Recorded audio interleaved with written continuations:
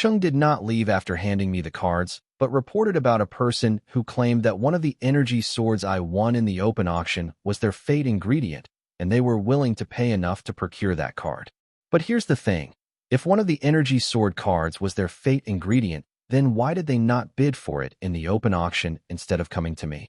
If they were willing to pay enough price for their fate ingredient, then why did they not just outbid my bid in the open auction? Why come to me now? This whole thing seems suspicious, and I don't know what to make of it. As much as I wanted 8 energy swords for my Gigamite form, I did not want to be the one to come between a card apprentice and their fate ingredient as long as they compensated me appropriately for my troubles. And the timing of this incident could not have been worse. Still, I kept an open mind thinking there must be a story behind this, and ordered Chung. Ask them. If what they say is true, they should try and find me in the Sky Blossom City at my card boutique in the next 2 days. You can give them my address if they still stick around. Yes, Master Wyatt. Saying that, Chung excused himself and exited the hall. Do you think the circle is behind this? Agatha's voice sounded in my head. To do what exactly? Don't they know a semi-demigod bodyguard is hiding in my shadow? You are overthinking it. I said so to Agatha, but I couldn't help but wonder if the circle was really behind this. Really? Now, who is the dumb one? If I can hide in your shadow, then the circle's semi-demigods too should have 1 or 2 tricks under their sleeves. Wyatt, one cannot be too cautious about stuff like these. It is for the good that you did not meet whoever it was, Agatha said. She spoke from her decade of experience as the bodyguard of her princess. You are right. But what about Anna? Can't she sense the unknown card apprentices, semi-demigods, and demigods once they enter the southern region? I asked, remembering how Anna mentioned an array that informed her of Een Widow's arrival. You mean the array formation covering the southern region? There are many card apprentices out there with ways to deceive it. The demon worshippers are one such example. Agatha explained, showing that she has taken her job of protecting the boy very seriously. What was I expecting? FCK, this fantasy world. Having learned that Anna could not monitor every high-level card apprentice that entered the southern region unless they showed themselves, I was genuinely dejected, as I thought within the southern region under Anna's grace I was untouchable, but it seems I was under the wrong impression. What is that supposed to mean? Agatha asked, hearing my cuss. Nothing, I said, not knowing how to explain fantasy to a person in a fantasy world. Master Wyatt, they left saying that they will meet you in the Sky Blossom City within 2 days and urged you to keep the energy sword cards safe. Chung returned, having dealt with the person who claimed that one of the 8 energy swords I own was their fate in the ingredient. Good, I said, and after thinking for a while I added, Chung, I will send you a list of mortal materials and their properties. I need you to find appropriate card ingredients of rare grade matching the properties of the mortal materials. You do that? Yes, Master Wyatt. Please leave this matter to me to handle. You won't be disappointed. Chung, as my calamity daughter gem, immediately agreed to my request without even considering the amount of work it meant for him and his staff. Good. I nodded, sharing the list of mortal materials and their properties with Cheng's grimoire. Receiving the list, Chung left to arrange for the mission I had assigned to him. Was that about the invention you spoke of for the medical field? Agatha seemed to be very keen about this stuff. She sniffed that I was speaking about the product that I was planning to invent for the medical field. Yes, why do you ask? My tone became skeptical as I relayed these words to Agatha. Great. I am here to help too. Agatha offered help, hearing that I sought Cheng's help with the product I was planning to invent for the medical field. Okay. What do you know about the rare grade ingredients and their properties? How many of them can you name without using the grimoire network? I asked Agatha, trying to show her that she can only be helpful in this situation by keeping out of it. Point taken, but if you ever need an extra hand for that project, I am available. Though rejected, Agatha took it like a champ and let me know that she was available if I needed any help with the product in the future. Now I felt bad for undermining her offer to help by quizzing her. Sure, I will keep it in mind. Maybe you can help me with acquiring the rare grade card ingredients after Chung has managed to find card ingredients matching the properties of the mortal materials I listed to him. Are you up for that? I decided to leave the acquiring of the rare grade ingredients to Agatha, because if I involved Anna in this, then I will have to involve the Southern royal family in it, who would have no qualms about taking over the entire project. To avoid all that, I decided to keep this project known to a select few whom I could trust. I know my semi-demigod slave was still in a rebellious phase, but I don't think she will do anything to jeopardize her dream to have a stable source of extra income. This alley should make a good place to introduce ourselves, the boy said to the unknown stalkers as they revealed themselves now that he had chosen a perfect location for them to get to work. Boy, hand over the summon armament card, one of the stalkers wearing a black face mask demanded. Summon armament card? I don't have it. The boy replied truthfully, not because he was afraid of the unknown stalkers, but because he did not have it. Boy, don't think you can lie your way out of this. We know that you placed the winning bid for the summon armament card. The black face masked stalker seemed to be well informed about his target. No, I did not. You guys are mistaking my identity for someone else. The boy claimed that he did not bid for the summon armament card despite the stalkers being positive that he did. You dash. Just as the stalker with the black face mask was about to call out the boy for lying, he was interrupted by an old man in a well-fitted black tux. Everything about the old man reeked that he was a butler from a big family. Boy, you have nobody but yourself to blame for your present situation. I was kind enough to warn you not to bid for the card, but you had to bid for something that my family's young master was interested in. You should have listened. The old man loosened his customer-made cufflinks imprinted with his family crust, and pulling up his sleeves he added, "This doesn't need to get messy. Just hand over the card, and I will give you painless death. Listen to me. You guys are mistaking me for someone else. I did not bid for the summon armament card." Even in face of threats, the boy stuck to his story. "You leave me no choice then," saying that the old man summoned a silver grimoire and chanted, "Field card torture dungeon." With the old man's chant, the unknown narrow alley morphed into a wide field much like an empty basement with hooks and chains dangling from the ceiling. With passing wind, the dangling chains ran into each other and made a metallic noise, like a wind chime. Wow! Looking at his surroundings morph, the boy exclaimed in excitement, as if it was his first time witnessing something as magical as this. "Hooks!" the old man chanted again, and with that, for hooks dangling from the ceiling extended, aiming for the boy's wrists and feet. Seeing the incoming hooks, the boy did not react, but curiously waited to see what they were up to, allowing the hooks to pierce through his wrists and feet. Blood rushed out, tainting the hooks and the boy's clothes while he moaned in pain. Soon the chains attached to the blood-stained hooks tightened, lifting the boy's body in the air as the hooks pulled his body in 4 different directions. "So is this pain?" The boy mumbled to himself as if this was his first time experiencing pain, and his actions seemed to convey the same, that he had never felt or experienced pain before. "Boy, it didn't have to come to this, but you forced my hand. But I will give you one last chance to redeem yourself from a painful death. Hand over the card." The old man seemed to not care about the boy and was focused on achieving his target, missing the obvious signs that there was something wrong with the boy. "This feeling, pain, I don't like it. I don't want to feel it ever again." Saying that, the boy tried pulling on the chains to struggle free, but it only increased the pain he felt, causing him to moan in pain. Seeing the boy struggle by pulling on the chains made the old man laugh out loud as he yelled, "Boy, struggling is of no use. This field card is special, and here the captive's power is dampened in exchange for their senses being heightened, as per my choosing. And guess what sense of yours did I increase? Pain." After explaining his field card, the old man continued to take pleasure in the boy's pain-filled moans, and then added, "For the current you, even a prick from a needle will hurt like a mortal wound. So, if I were you, I would stop the senseless struggle and start cooperating. How many times do I have to tell you that I am not the one who bid for the summon armament card? You got the wrong guy." The boy stopped struggling as, in face of the unbearable pain, he was not able to muster even the least bit of his strength and had lost the will to struggle and free himself from the hooks constraining him. "Boy, stop lying. I saw you bid for the card despite my warning. Did you feel like you could overlook my words just because the good-for-nothing Rami was backing you back then? Well, guess what? The so-called ban on my family by the Card Creation Guild of the Sun Blossom City is not enough to stop my young master from getting what he wants." The old man was impressed by the boy for sticking to his story, even when his sense of pain was increased by the same percentage his strength was decreased by, which meant the stronger the boy was, the greater the pain he was feeling at present.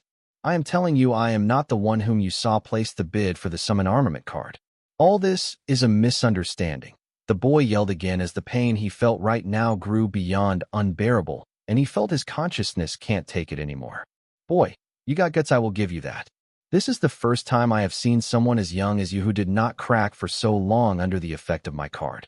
You should be proud. The old man applauded the boy's mental tenacity for not cracking under the pain, and then added, let us say, I believe you were not the one who bid for the summon armament card, then who did? Don't tell me it was your evil twin. He does the deeds, and you are stuck paying the price. No, he is not my evil twin, but my original. I am his clone. So if you want the summon armament card, go find him. The boy identified himself as a clone, and did not think twice before pinning all the blame on his creator, the original. Ha ha. Hearing the boy, the old man burst into manic laughter and abruptly went quiet. Then he glared at the boy and snapped. Do you take me for a fool? You want me to believe you are a clone? You know what? You are a damn good liar. I will give you that. Ah. The old man walked towards the boy and then poked into the wound on the boy's left wrist, forcing the boy to cry out in pain while his index finger dyed with the boy's blood. Wiping the blood-stained finger on the boy's cheek, the old man said, Guess what, boy? No matter how good you are at lying, this right here will never lie. Understanding what the old man was getting at, the boy yelled, Old fool, don't compare me with ordinary clones. I am a high-level sophisticated clone created using a mutated soul dash. While you are at it, why don't you explain to him the power system I developed based on mutated souls? Mental voice of the original sounded in the clone's head, interrupting him midway from revealing the secret of his creation. Boy, why did you stop? Pausing like a clone was too much even for you, a seasoned lair, to pull off. The old man made fun of the boy who claimed to be a clone. Original help, me. The clone mentally asked the boy for help. The first time I let you act like an independent consciousness, and you ended up asking for my help to deal with such trivial enemies. How disappointing. The original sighed, seeing the clone not amount to his expectation. Will you stop with that and help me? The pain is getting beyond bearable. The clone begged the original for his help. Sigh, just hand over the control to the slave hive AI program in your body. It will handle the rest. The original was disappointed that in face of the intolerable pain, his sentient clone had forgotten about its prowess. But considering that it was the clone's first day in the world, it had done well for itself. With proper training and enough experience, it will become a powerful entity not to be indeterminate ever again. Boy, what happened? Did the pain finally get to you? Are you willing to cooperate? Seeing the boy turn quiet for quite a while, the old man felt that the pain had finally cracked the boys while unaware of the mental dialogue between the clone and its original. Hive AI, combat mode activated. Command, eliminate all threats. Initiating combat mode. Command, eliminate all threats. Assessing threat. 7 hostiles discovered. Calculating course of action. 143 favorable scenarios calculated. Running simulation on 143 favorable scenarios. Efficient scenario selected based on host's preference. Priority target, Joe Pelt. Eliminating 7 hostiles. As the series of prompts sounded in the clone's head, its eyes turned blank as if it were sleeping with its eyes open. Seeing the eyes of the boy hung in the air by 4 hooks and chains turned blank, the old man panicked. Fear could be seen in his eyes. He was afraid that he broke the target before he could complete the task of retrieving the summon armament card given to him by his family's young master. The old man seemed to be more worried about the wrath of his young master than the life he supposedly destroyed, as he knew how badly his master wanted this card and what would happen to him if he were unable to retrieve it. Hence the fear in his eyes. As for the boy, he did not give a rat's ass. If possible, he wanted to redo the whole thing, but this time he would remember to retrieve the summon armament card before killing him. But if he knew what was going to transpire the very next second, he would not be worried about what his young master would do to him for failing to retrieve the card, but worry about how to escape from this unknown alley with his life, because he had messed with the wrong clone. As the old man was thinking of numerous ways how to save his ass when he gives his young master the bad news regarding the failure of the mission, suddenly a golden grimoire appeared next to the boy, and the boy mechanically chanted, Field Negator. With the boy's chant, the surrounding torture dungeon field card of the old man shattered like glass, returning the unknown alley to normal. With the torture dungeon field gone, the hooks and chains restraining the boy disappeared, and the boy landed on his feet. Then his blank eyes glanced at the old man as the holes on his wrists and feet closed in seconds, leaving behind blood traces as a reminder of the wounds that were there. Before the old man could process and react to the sudden appearance of the golden grimoire next to the boy, he was hit with another shock. His field card was canceled, more like destroyed. By the time he could process the changes surrounding him, the boy's wounds had healed, and except for the blood stains, he was back to normal, just like the unknown alleyway. All this transpired in a matter of seconds, leaving not enough time for the old man to process it. Baffled, he yelled, "What the FCK?" In response to the baffled old man's yell, the boy just stayed silent and suddenly rushed at the old man, aiming for his heart. Under imminent danger, the passive defense of the old man was triggered, and a yellow translucent hexagonal barrier, 6 feet wide, appeared in front of the old man. The appearance of the yellow translucent barrier did not deter the boy. He kept charging toward the old man. Soon the balled fist of the boy slammed onto the barrier, protecting the old man, shattering it into bits and pieces. As a result, he triggered a passive effect of the shield, knockback, which did not affect the boy but the old man, sending the old man flying out of the alleyway. Having escaped the imminent danger, the old man finally came to his senses and yelled at the masked card apprentices that had stalked the boy into the alleyway under his orders. "You fools! What are you waiting for? Subdue him." The half-dozen stalkers heard the orders of the old man loud and clear, but having witnessed what just happened and the golden grimoire hovering next to the boy, they knew even together they were not the match for the boy, so they decided to ignore the direct orders from old man, rushed out of the alleyway, and ran in different directions, merging with the crowd on the street. Seeing this, both the boy and the old man were at the loss for words, especially the Hive AI, as the number of threats suddenly decreased to 1 from 7. Thankfully, it did anticipate the old man's hired goon escaping when overwhelmed by their opponent, so it had already selected the next best course of action depending on its host's preference, focusing on eliminating the priority target. These third-rate city scums, seeing his hired goons ignore his orders and escape, the old man cussed. The old man was very dissatisfied with his hired goons' cowardice, but right now he could do nothing about it as his death was rushing towards him in the form of the boy he had enjoyed torturing earlier. Seeing the incoming fist of the boy aim at his head, the old man screamed in utter fear, but the fist he was dreading never came. Instead, he heard a loud sound and felt a blow of wind on his face. As the boy's fist was about to land on the old man's head and burst it open like a watermelon, a black shadow came out of nowhere and took the boy's punch head-on. A loud wind brushed past the old man's face as the aftermath of the shadow and the boy's fist clashing with each other.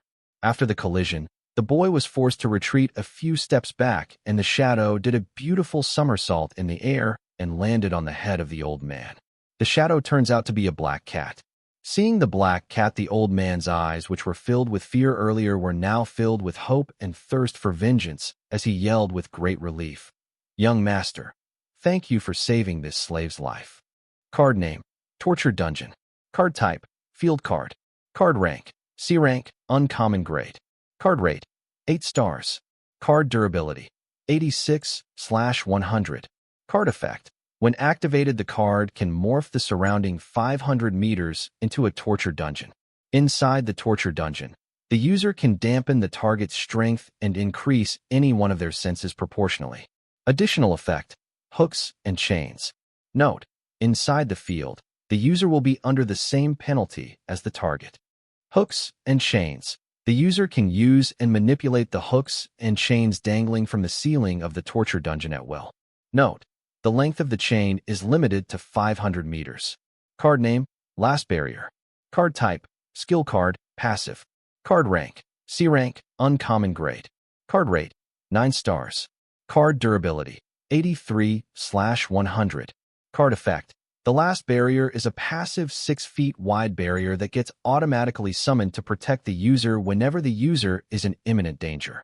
Additional effect: knockback. Note: if the user cannot feel the imminent danger, then the card will not activate. Knockback: when the Last Barrier is attacked, the aggressor is knocked back several feet if the barrier can withstand the attack of the aggressor. If the barrier is unable to withstand the attack of the aggressor, then the user is knocked back several feet. Note: Every time the last barrier fails to withstand the attack of the aggressor, it will lose 1 durability. I was getting impatient thinking about what is taking you so long and decided to check on you. Looking at your sorry state, it seems I did the right thing by tracking you down. A young man walked out of the shadows. Seeing him, the black cat jumped off the old man's head and landed on the young man's shoulder. Young master, please punish this slave. I wasn't able to complete your task. The old man was not the least bit dissatisfied by the young man's words, and instead he begged for the young man's forgiveness with his clever yet humble tongue. Save it. I will handle you later, and besides, I don't blame you. After all, your opponent had a golden grimoire. As a silver grimoire holder, you can never be his match, even if you are in the Grandmaster realm. I don't blame you, but your punishment is due. After all, somebody has to take the responsibility for this botched-up task, right?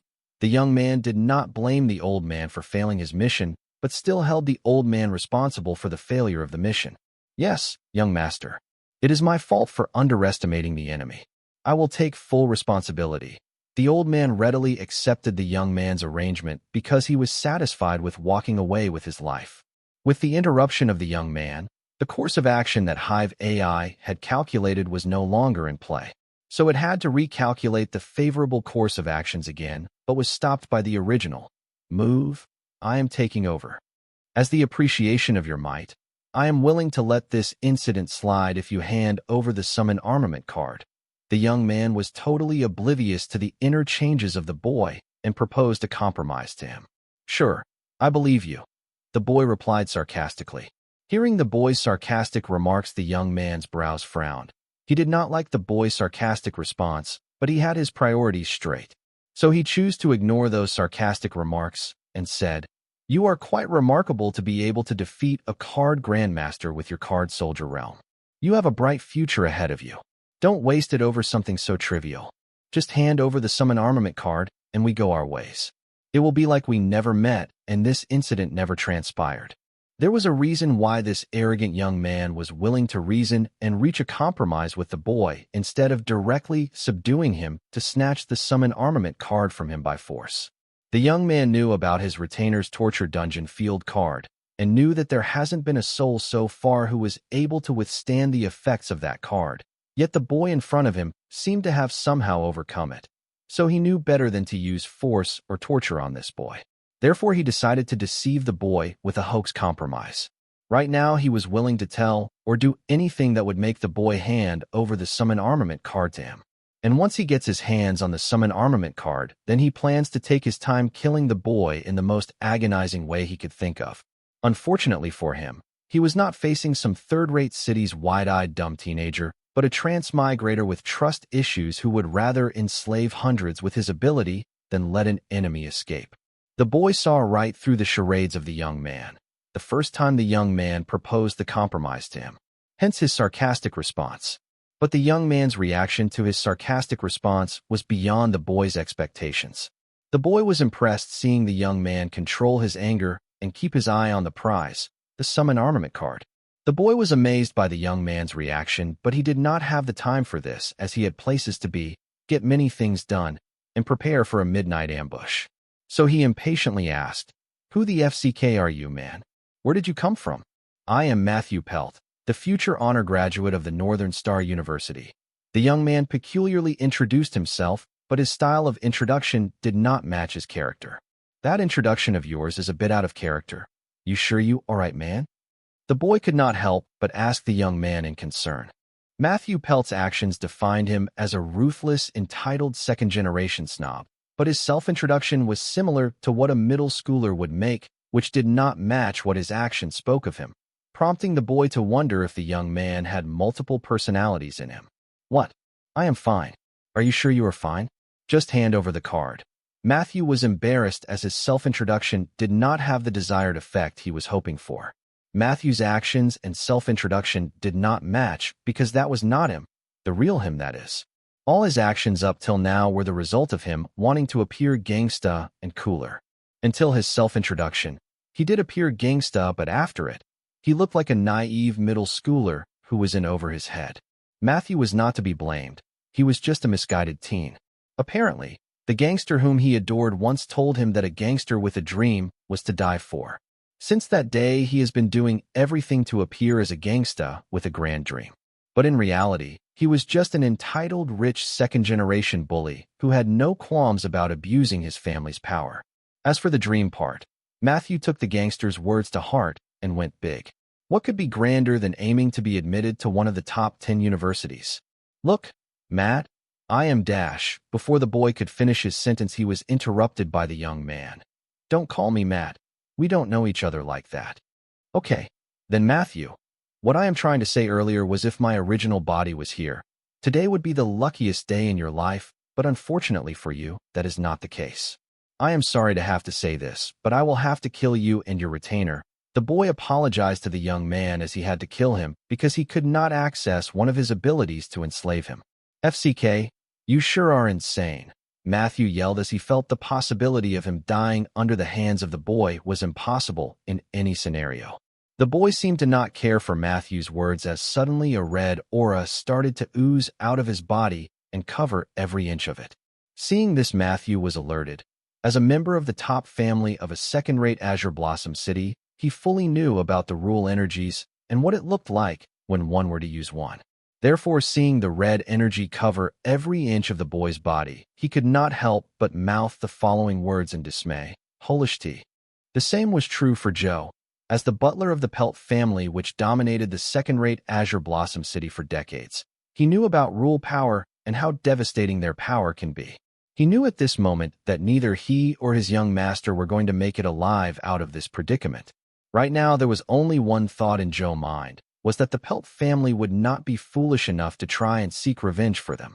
The Pelt family did mistreat Joe and his family as their possession, but in the end, his and his family's well-being lies with the well-being of the Pelt family. Therefore, despite all the grievance in his heart for his masters, he genuinely wished well for the Pelt family. The reason why Joe did not want the Pelt family to seek revenge for the death of his young master was that he believed, even with the combined strength of the Azure family, they would not be able to harm the boy. This was because he knew that no teenager would be able to forge an ego gem and master rule power unless he had a powerful force backing him. For a force to be able to help their young ones cultivate ego gems in their teenage years, that force had to be very powerful.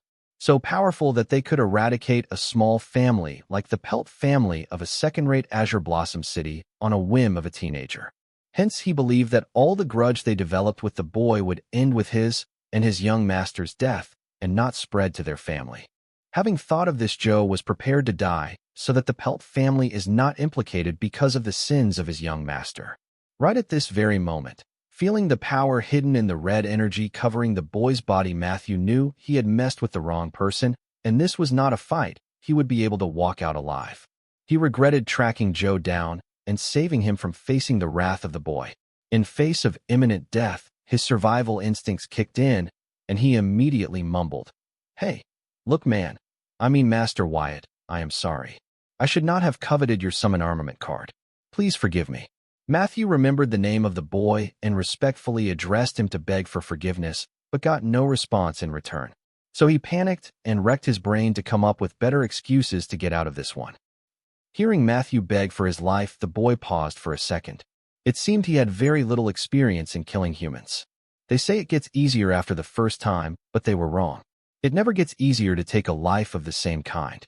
Maybe it would have been easier for the boy to kill the culprits and be done with it if they were not apologizing and begging for their life. Master Wyatt, you and I do not have any grievances. This does not have to be this way. You don't have to kill me over a little mistake. I was wrong. Please, forgive me. Matthew continued to apologize and beg for his life.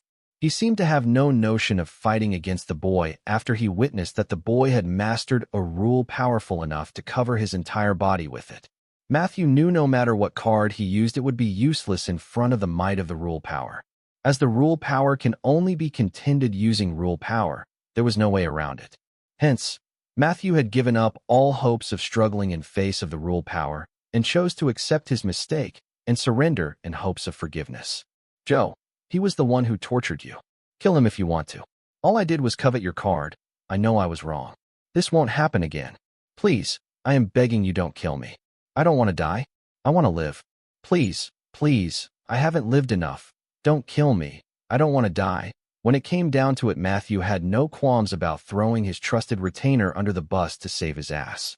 When throwing all the blame on Joe did not work, Matthew broke down into tears and started whimpering while chanting that he did not want to die. Hearing the young master for whom he worked day and night without rest throw him down the bus without a second thought, Joe was not surprised. He knew this day would come the very day he started working for Matthew. Interestingly, Joe hoped that the boy would only hold a grudge against him and not Matthew, so that the boy's grudge would be complete by killing him and he would let Matthew go. Joe knew this was very unlikely because no murderer would leave behind a witness, and not to mention all this started with Matthew, who coveted the boy's card. So Joe could not think of any scenario where the boy would let Matthew walk out of here alive. Yet, he still hoped that the boy would let Matthew walk and resolve his grudge by killing him, because if Matthew were to die along with him, there was a chance that Matthew's grieving parents would make things difficult for his grieving family and the Pelt family. For the sake of his family, Joe had no other option but to beg the boy to kill him and let Matthew live. Whether it works or not, only God knows. But at his deathbed, Joe would not shy away to try everything in his power to help his family. "Master Wyatt, my young master does not have any fault for what happened to you. He had assigned me to procure the card. But I was too greedy, and to save some money and pocket it, I decided to use the Pelt family name to intimidate you. When things didn't work out, I planned to ambush you and snatch the summon armament card from you. I am the one to blame for this. Please let my young master go. He did nothing wrong." Joe pleaded guilty and took all the blame. He wanted Matthew to walk out of here alive, even if it meant he would be losing his life. He was willing to take this bullet for his family. He had no hope that this selfless sacrifice of his would move Matthew in some way such that Matthew would reward his family, yet he still went through this, because all he cared about was that his family not would be implicated because of this incident if Matthew returned alive. Matthew looked at Joe in surprise when he heard him plead guilty and take all the blame. He did not understand why Joe did this, nor did he try to understand. He took Joe's selfless sacrifice for granted. Matthew felt that Joe's purpose was to sacrifice himself for him. Matthew and the other members of the Pelt family felt that Joe and other members of the Branch family were just tools to make their day-to-day life easy. The Branch family's contribution to the main family was taken for granted. It was not a new news. Yes, what he said. I just asked him to bid for the summon armament card. I never knew he would end up harming innocents for his greed. Believe me, I did not know. This is not my fault. It is all his fault. This lying son of a BTCH did this. He deserves to die, not me. It did not take long for Matthew to collaborate with Joe's story. Matthew looked like if it were to save his life, he would not hesitate to give up on his father and mother. Hearing the butler and the young man change their story, the boy just stared at them, and after a long pause he said, "Which one of you has an origin card?" "Master Wyatt, I don't have an origin card." Joe answered the boy immediately because he had learned that in a hostage situation it is best to answer the captor respectfully. "Guess, I don't have much use for you." Saying that, the boy vanished from his position, and soon a hand could be seen sticking out of Joe's cheek, holding his heart. The hand belonged to the boy.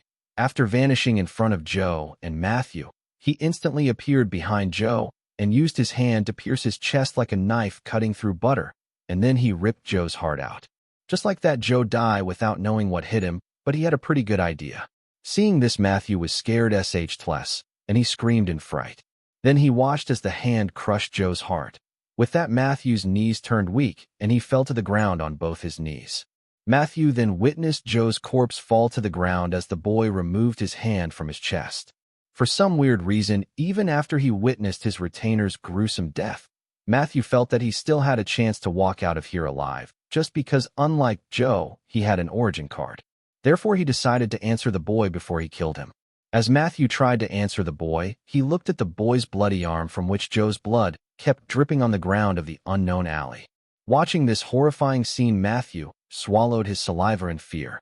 He felt like he was watching a grim reaper at work. As for his summons, the black cat that was sitting on his shoulder this whole time cowered in fear, sensing the rule power emitted by the boy instead of stepping up to defend its master.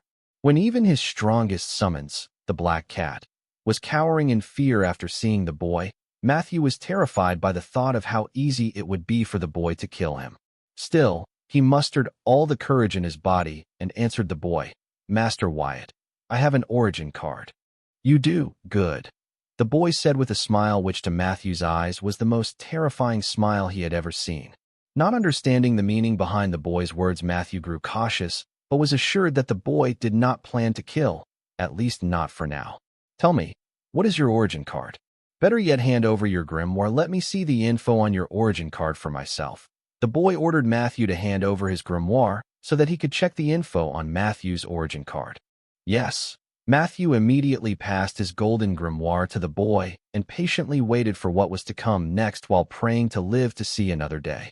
Summon possession, interesting origin card.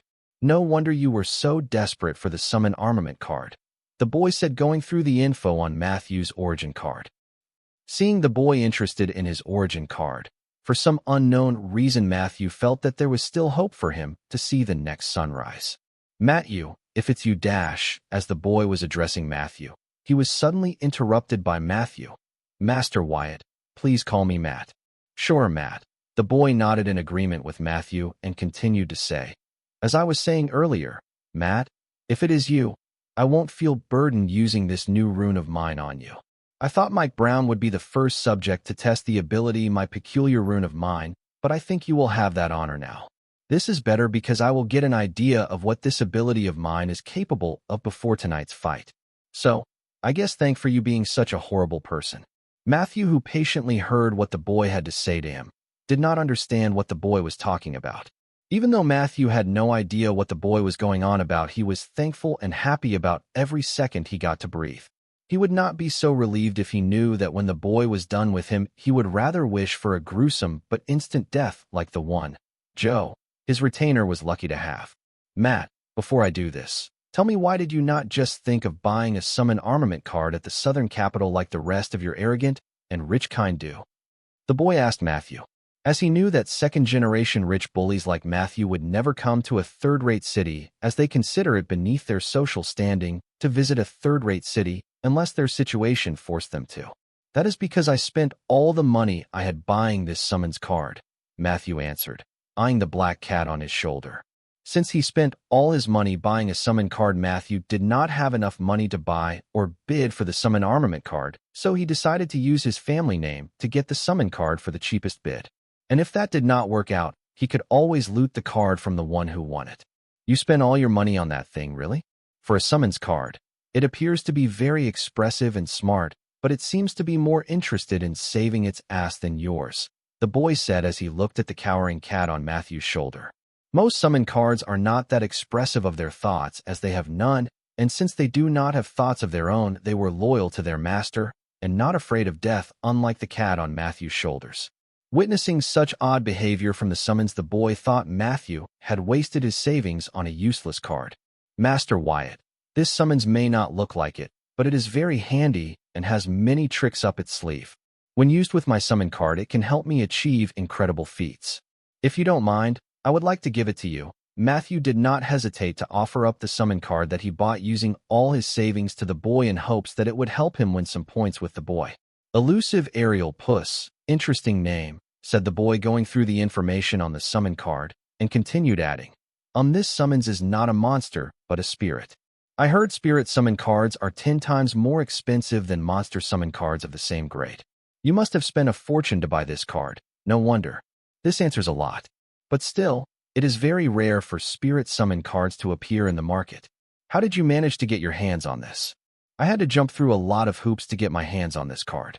Since it seems to have fate with you, Master Wyatt, I hope you accept it. Spirit summons cards rarely appear in the market, and when they do appear, they get sold at a moment's notice.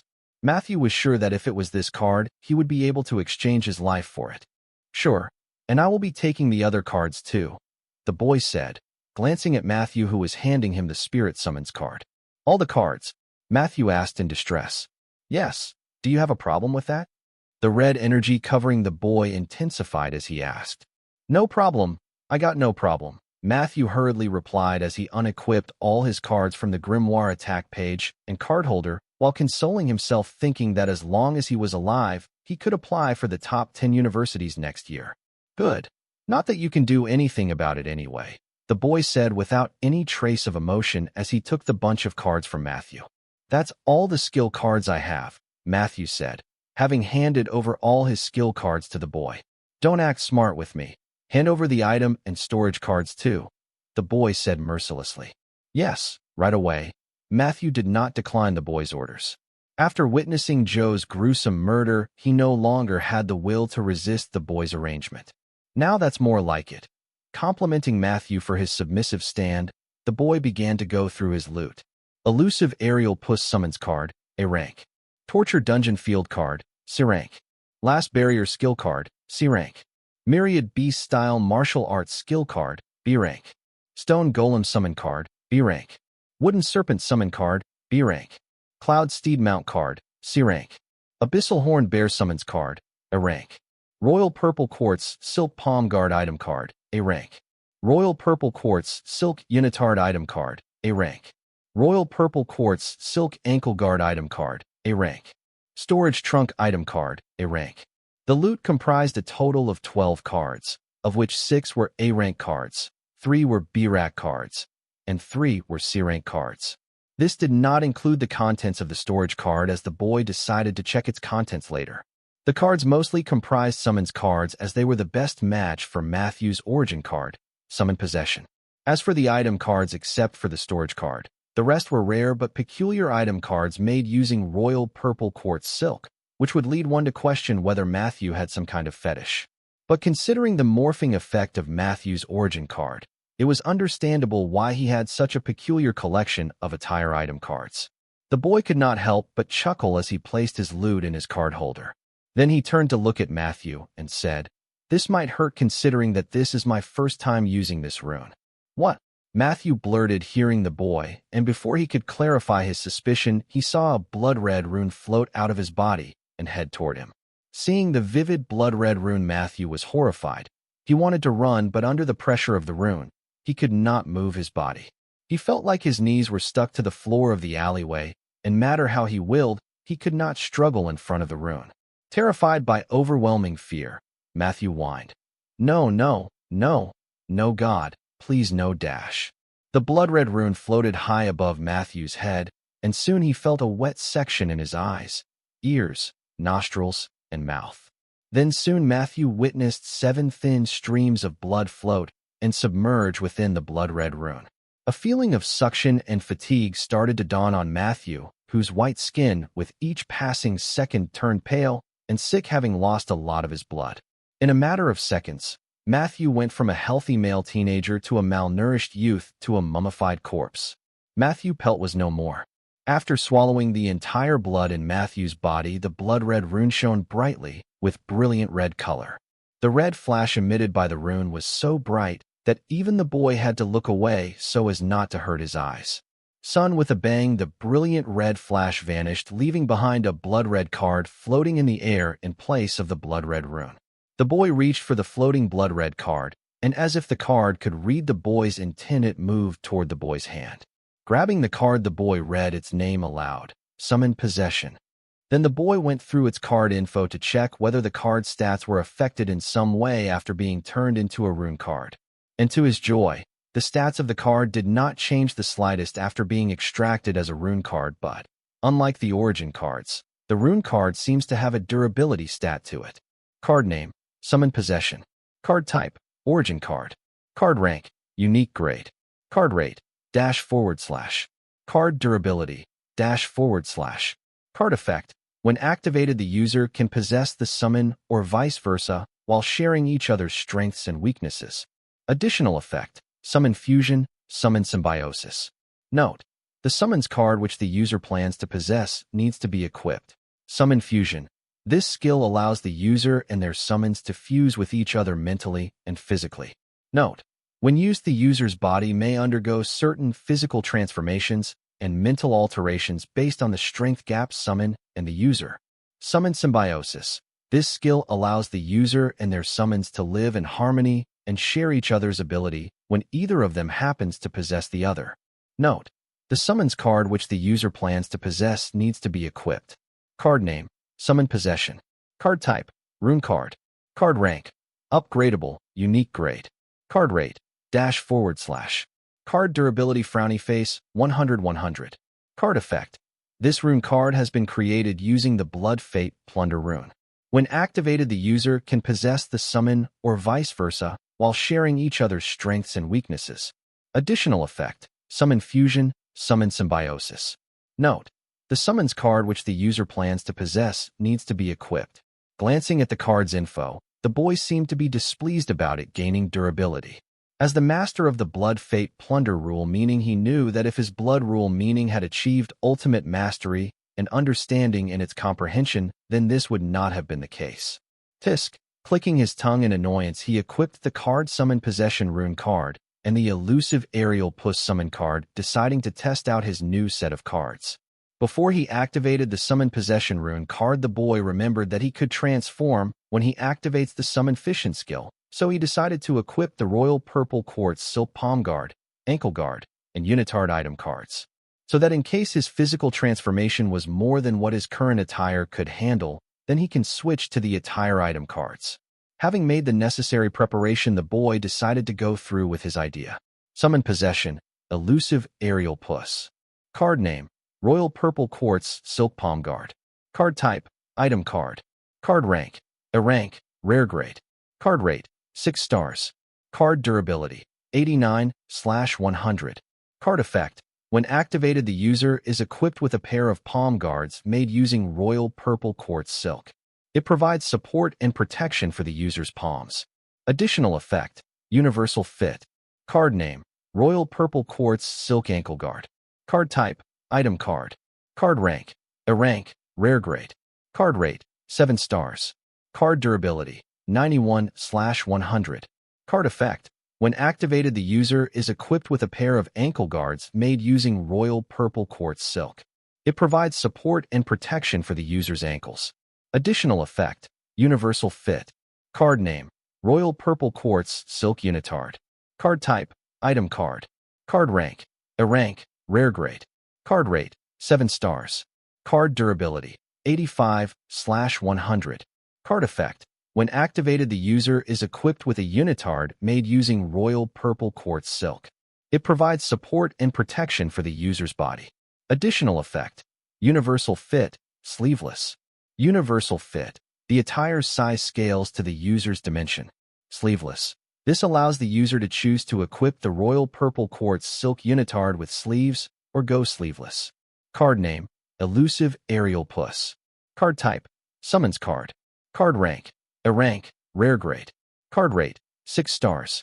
Card durability: 81/100. Card effect: when activated, the user can summon an A-rank elusive aerial puss. Elusive aerial puss is a wild spirit blessed by the wind.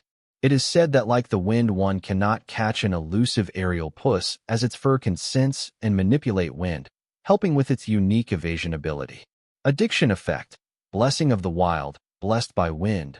Wind control: Wind Runner, Wind Shadow, Wind Claws. For clones: Elusive Spirit Blessing. Blessing of the Wild. This blessing allows the user to grant its allies plus 50 favorability to wild spirits. Blessed by wind. This ability increases the user's all wind-related damage and defense by 100%. Wind control. This ability allows the elusive aerial puss to control the wind to its will. Windrunner. This ability allows the user to step, walk, or run on wind. Wind shadow. This ability allows the user to form an exo-armor made up of wind. Wind claws. The user can conjure claws made up of wind. For clones, the user can make clones of oneself using their body fur. Elusive Spirit's Blessing. The user can bless its allies, granting them plus 25 evasion. Summon Possession, Elusive Aerial Puss. With this chant, a bright light burst out of the boy. And then when the light disappeared, the boy was over to be seen. He was replaced, or rather transformed, into a humanoid creature resembling the boy, with black feline fur covering his arms, back, legs, and thighs except for the chest, neck, face, and the palm of his hands and feet. This creature was none other than the boy. He seemed to have grown feline fur all over his body, along with a long feline tail at its tailbone. The facial expressions of the boy after the fusion remained the same, but they were much sharper. His eye pupils had also transformed and were elliptically shaped, just like a cat's pupils. His teeth seemed to have grown sharper along with his nails on both his hands and feet. The most noticeable changes the boy had undergone after using the sole possession card other than the fur, tail, and pupils were his ears and hair. His ears appeared to be more like cat ears than human ears, and his hair reached his waist. It had not only grown long, but had also grown thick like a lion's mane. And physically, he had grown bulkier and taller. Overall, there wasn't much change to the boy's appearance except for him growing feline fur, tail, long hair, cat ears and pupils, and physically growing a little taller and bulkier. Anybody who knew the boy would easily be able to recognize the boy despite the changes. Having transformed into a half-man, half-cat creature, the boy felt this wild power with him.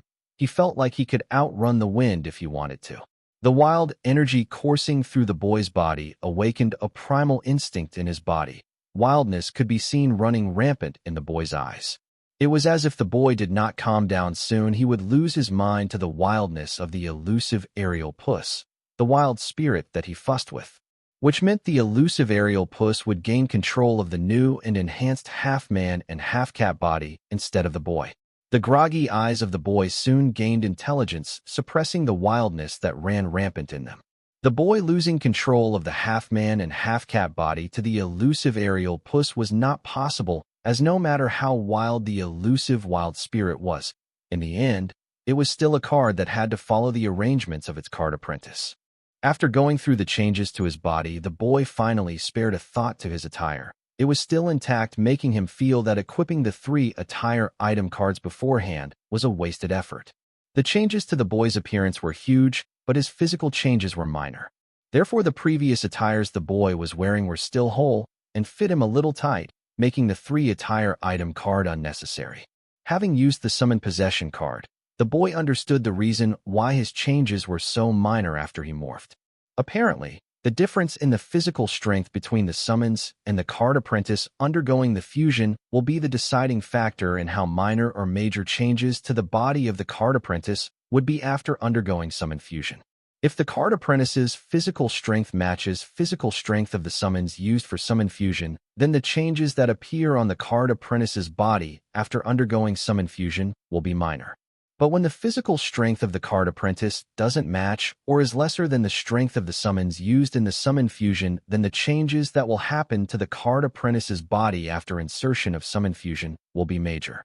The same was true for mental strength. If the mental strength of the card apprentice was greater than that of the summons used in the summon fusion, then the card apprentice will be in total control, with no mental hindrance from the summons after undergoing summon fusion. But in case the card apprentice's mental strength was not greater than the summons used in the summon fusion, then even though the card apprentice will be controlled by default after insertion summon fusion, but the card apprentice will face major mental hindrance from the summons, and their emotion will be all over the place enough to kill people over small things.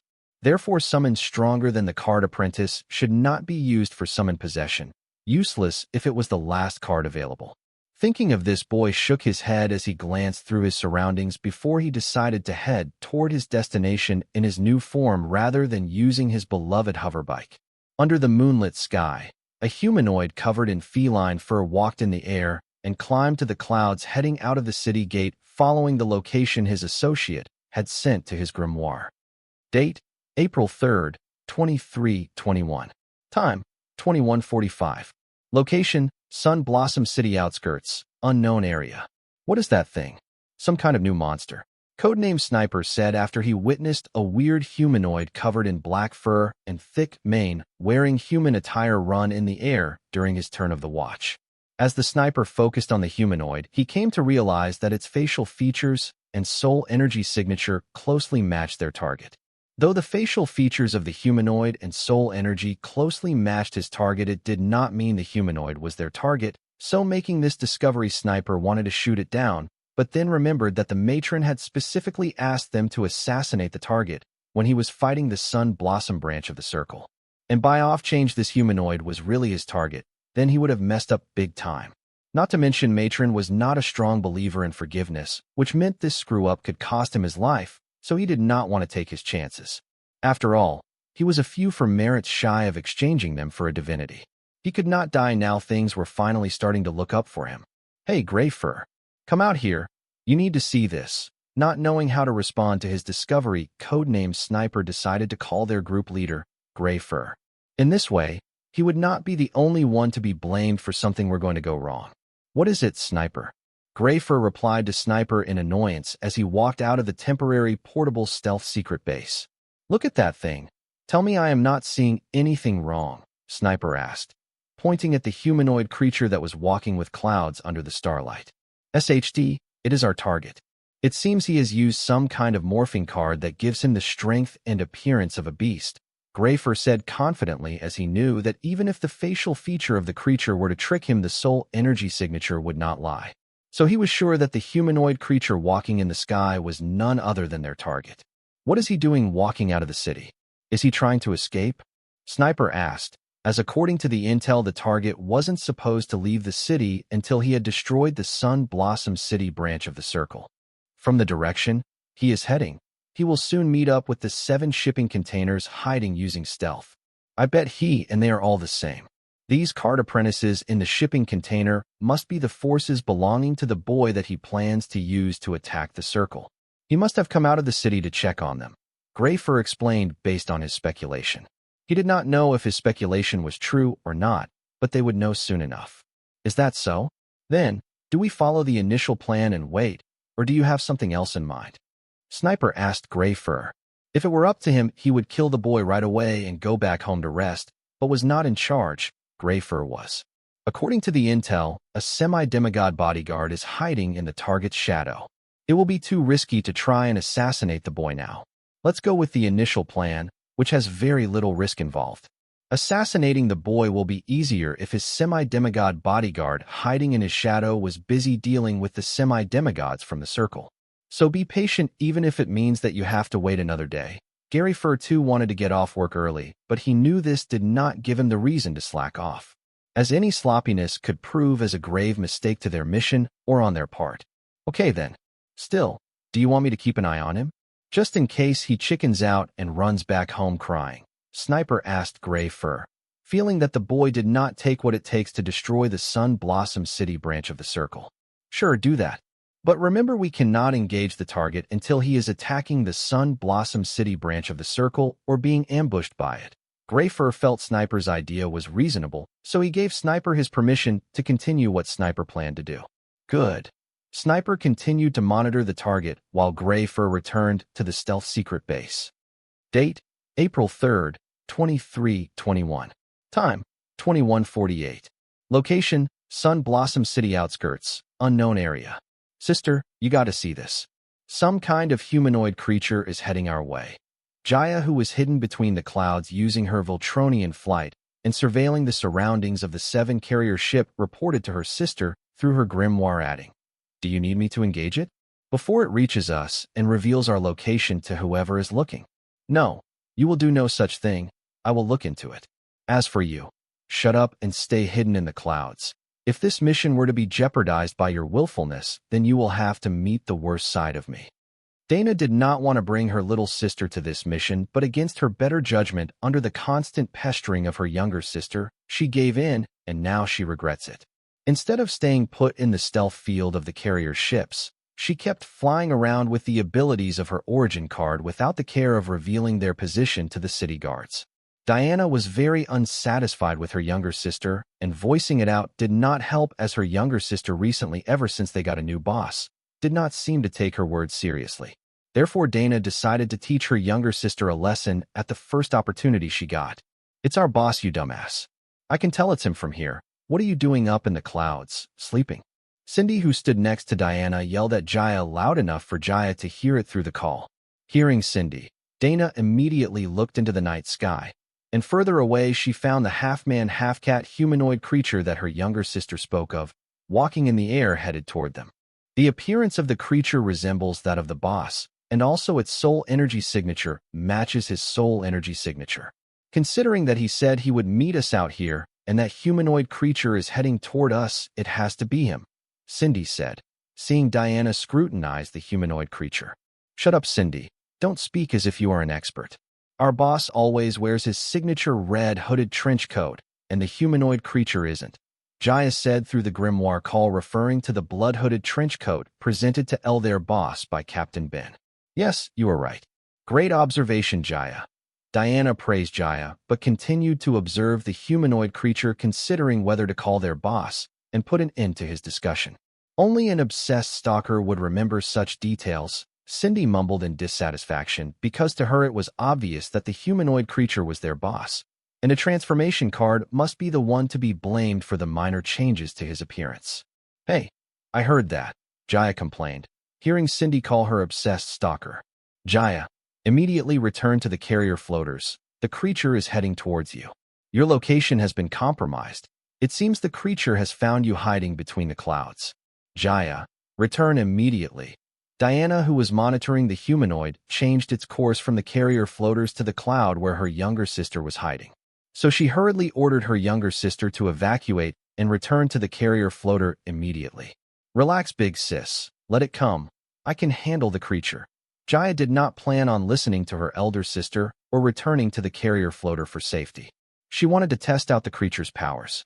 Ever since Jaya had become aware of her ethereal spirit, her Voltronian physique had undergone drastic changes, especially her physical strength.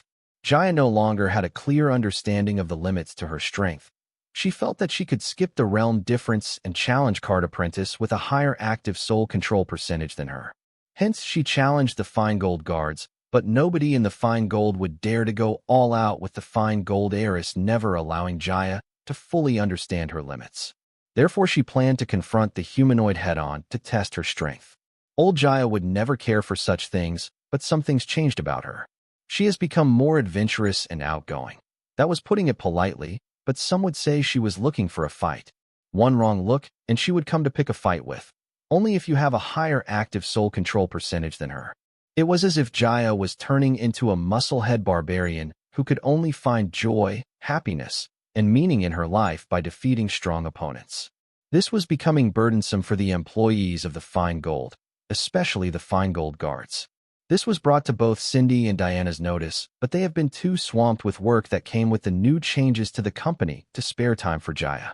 Jaya, stop whatever you are thinking to do and return to the base immediately. That's an order. Seeing her younger sister blatantly ignore her orders, Diana repeated herself more sternly. Watch me whoop that creature's ass, sister. Yelling that, Jaya came out from her hiding between the clouds and dashed toward the humanoid creature. Jaya, Keith came back right now. Diana yelled at the grimoire call, but before she could finish, Jaya hung up on her. Concerned, Diana turned to look at Cindy and ordered, get me a hover car or a bike, hurry. Don't overreact. If you use a hover car or a bike, the city guards will take notice of it, and besides, Wyatt can handle Jaya. Cindy trusted her gut and advised Diana not to overreact as the situation did not call for it. If they fight, the city guards will notice. This is bad. Diana was now blaming herself for getting soft when it came to her younger sister. That is given. I bet you now regret bringing that brat with us, Cindy said, oil to the fire. Stop it. I know you love her more than me, Diana said. She knew Cindy was the only other person to love Jaya as she did. Yes, Cindy complained about Jaya, all the time, but she was the one who was present during Jaya's childhood. According to Diana, Cindy did not hate Jaya, she was just disappointed that Jaya grew up to be a spoiled little princess. You couldn't be more wrong. I hate both of you sisters. If not for you two, my life would be easier, Cindy lashed out, hearing Diana call out her true feelings about the two Fine Gold sisters. Her words literally translated to, I love you two sisters, and if not for you two sisters, my life would be lonely. Sure, I love you too. Now, come up with an excuse for that girl's actions. She is going to give away our location to Sun Blossom City guards who may alert the circle. Boss is going to be so pissed about this when he learns about this. Diana was used to Cindy's way of expressing her love. The reason she had calmed down was mostly because of Cindy. Diana knew if Jaya was in danger, Cindy would be the first to her rescue. So seeing Cindy so calm about this humanoid creature fiasco, Diana decided to wait and cover her younger sister's ass when their boss blamed them for her actions. See, that right there is how you two make my life harder than it has to be. I refuse to be dragged into your mess. This is your fault. You two sisters answer to the boss. Don't drag me into this. I was in no way responsible or part of this. I finally see a hope to amount to something bigger in my life. I am not willing to risk for you two sisters. Cindy argued, making clear to Diana where she stood on this matter. I hear you. It's about time Jaya starts taking responsibility for her actions. We should stop covering for her and let her be an adult for once and deal with the consequences of her actions. So, we agree that we blame it all on Jaya. That works for me too. Hearing the last part of Cindy's words, Diana realized that she had to make a hard choice. Her baby sister or the new opportunities that came with her boss. As things were headed, she could only choose one of them. Cover for Jaya, lose her boss's trust, or throw her younger sister under the bus and choose her career. Hearing each other's argument, both Diana and Cindy eyed and nodded at each other, coming to a tactical understanding. They both mentally agreed that they were doing this for Jaya's sake, to help her grow into a responsible adult, and not because they did not want to risk pissing off their new boss and losing what can only be described as a once-in-a-lifetime opportunity. Both Cindy and Diana did not want to lose their standing in their new boss's eyes and jeopardize their shot at joining the world's top 1%. They felt Jaya was old enough to take responsibility for her actions. It was about time they both stopped covering for her. Diana, you do know that. It will still track back to you, right? After all, it was you who brought Jaya on this mission, Cindy reminded Diana. Oh, I know that. I have thought of a befitting punishment to punish Jaya with as a consequence of her action. Don't worry, the punishment is severe enough to satisfy our boss's anger, Diana answered on the spot. Sure, but does the punishment fit the crime? Cindy asked in concern, hearing Diana claim that she was going to punish Jaya severely just to please their boss. There it is. You do care about that little brat, Diana said, catching Cindy display her feelings. Right now, amid this fiasco. Really, Diana, grow up. Cindy was pissed about being caught in the act by Diana, no less. If it was Jaya, it would be okay, because sometimes she can't help but feel Jaya did not know how much she cared for her. Relax, don't worry. We have taught Jaya better than that. She will make sure that it doesn't track back to us, Diana announced confidently. What do you mean by us? You were the one who allowed her to get on board, Cindy said, hearing Diana make her part of the crime. I know I am the one who allowed her to get on board, but you stood there, right next to me. You don't see me blaming you, Diana argued. Thankfully, none of their staff were present during this conversation, otherwise they would be dumbfounded to hear their majestic boss say something childish. My God, you are impossible. I hate the fact that I will somehow end up as a part of your mess and be okay with it. Despite their work relationship, Diana and Jaya were the only two close to being family for orphan Cindy. Despite being an orphan, nobody knew more than Cindy about her obligation to her family. Oh, look, Jaya is going to make contact with the creature. I bet 10 low-soul jades that she will kick that creature's butt. Diana, who was monitoring her younger sister and the humanoid creature, gave Cindy a heads up as they two neared each other. I will take that bet. Don't get me wrong, Jaya is strong, but not stronger than boss. I watched the city tournament video, and our boss displayed physical prowess that rivals a peak card lord. Jaya's physical strength is strong, but not enough to overpower the boss. Cindy still strongly believed that the creature was her boss. We will see. Diana did not argue Cindy's claim that the humanoid creature was their boss, because she believed it to be somehow related to their boss. Having entered a bet with Cindy, Diana no longer bothered to keep calling Jaya, hoping that she would not ignore her call, and following her orders, she will return to the base. Under the night sky, Jaya approached the humanoid creature full of battle spirit and uncensored intent to fight. Jaya was filled with anticipation, hoping that this humanoid creature would be able to put up a worthy fight for her to display her complete physical prowess. Excited, Jaya sped through the night sky at her highest speed toward the creature. Lost in her hunger for a good fight, Jaya seemed to have forgotten the fact that she was on a mission, and right now what she was about to do could potentially jeopardize the entire operation. 10 meters away from the humanoid creature running on the wind, Jaya balled her fist, ready to punch the creature with all her might. She did not care if her strength would kill her opponent in one shot.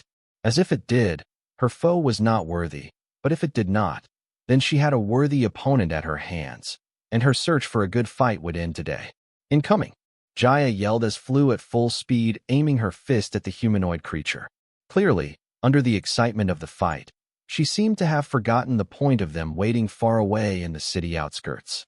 Seeing Jaya attacking him, the boy hoping to greet Jaya was shocked. He did not believe Jaya would do something so stupid as attacking her new boss, but remembering that his body had morphed, the boy had an idea about Jaya's action. Still, he thought that her actions were too blatant and could reveal his entire force's position to the enemies, who could now bring the fight to them having learned their location, instead of just waiting for him to make his move. The location could be considered the most integral part of any war. A good general can make use of their surroundings to their advantage. Human history has many instances where brave leaders have made of use their surroundings to win a losing war. The same goes for the battle between the Circle and me. Depending upon the circumstances, the Circle felt that their home base was the safest location and decided to defend passively from their Sun Blossom City branch headquarters. The only reason why Mike Brown chose to make his last stand at the Circle's Sun Blossom City branch headquarters was that he knew the enemy was coming when the enemy was coming, but he did not know from where the enemy was coming. Knowing that there was going to be an enemy attack, and when the enemy was going to attack, did not leave many options for Mike Brown. His options were to passively defend, hold the ground, and ward off the enemy attack, retreat to safety and go into hiding, or surrender and leave life to the enemy's mercy. There are two reasons why Mike's options were limited to these three choices. First was that the Circle was a foreign organization in the southern region operating on diplomacy.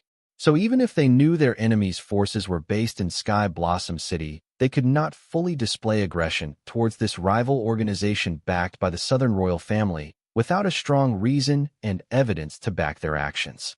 The second was that they did not know where the enemy was coming from. Had they known where the enemy planned to invade the Sun Blossom City and attack them, then they could bring the fight to the enemy. They could have the city lord declare the enemy organization's force as invaders and make use of the city's forces to fight the enemy in advance before they even infiltrated the Sun Blossom City to attack their headquarters. Even better, they could have the city lord make use of the city array to trap and massacre the enemy. In this instance, knowing where the enemy was going to attack them gave the Circle a chance to catch the enemy in the act and gather enough circumstantial evidence to launch a preemptive attack on the enemy and aggressively attack them instead of passively defending against the enemy. As for the consequences that would come with such extreme actions, they would defend themselves using circumstantial evidence, saying anybody in their situation would have done the same, and blame the Southern royal family for making the Circle feel unwelcome and threatened enough to resort to extreme measures in the southern region.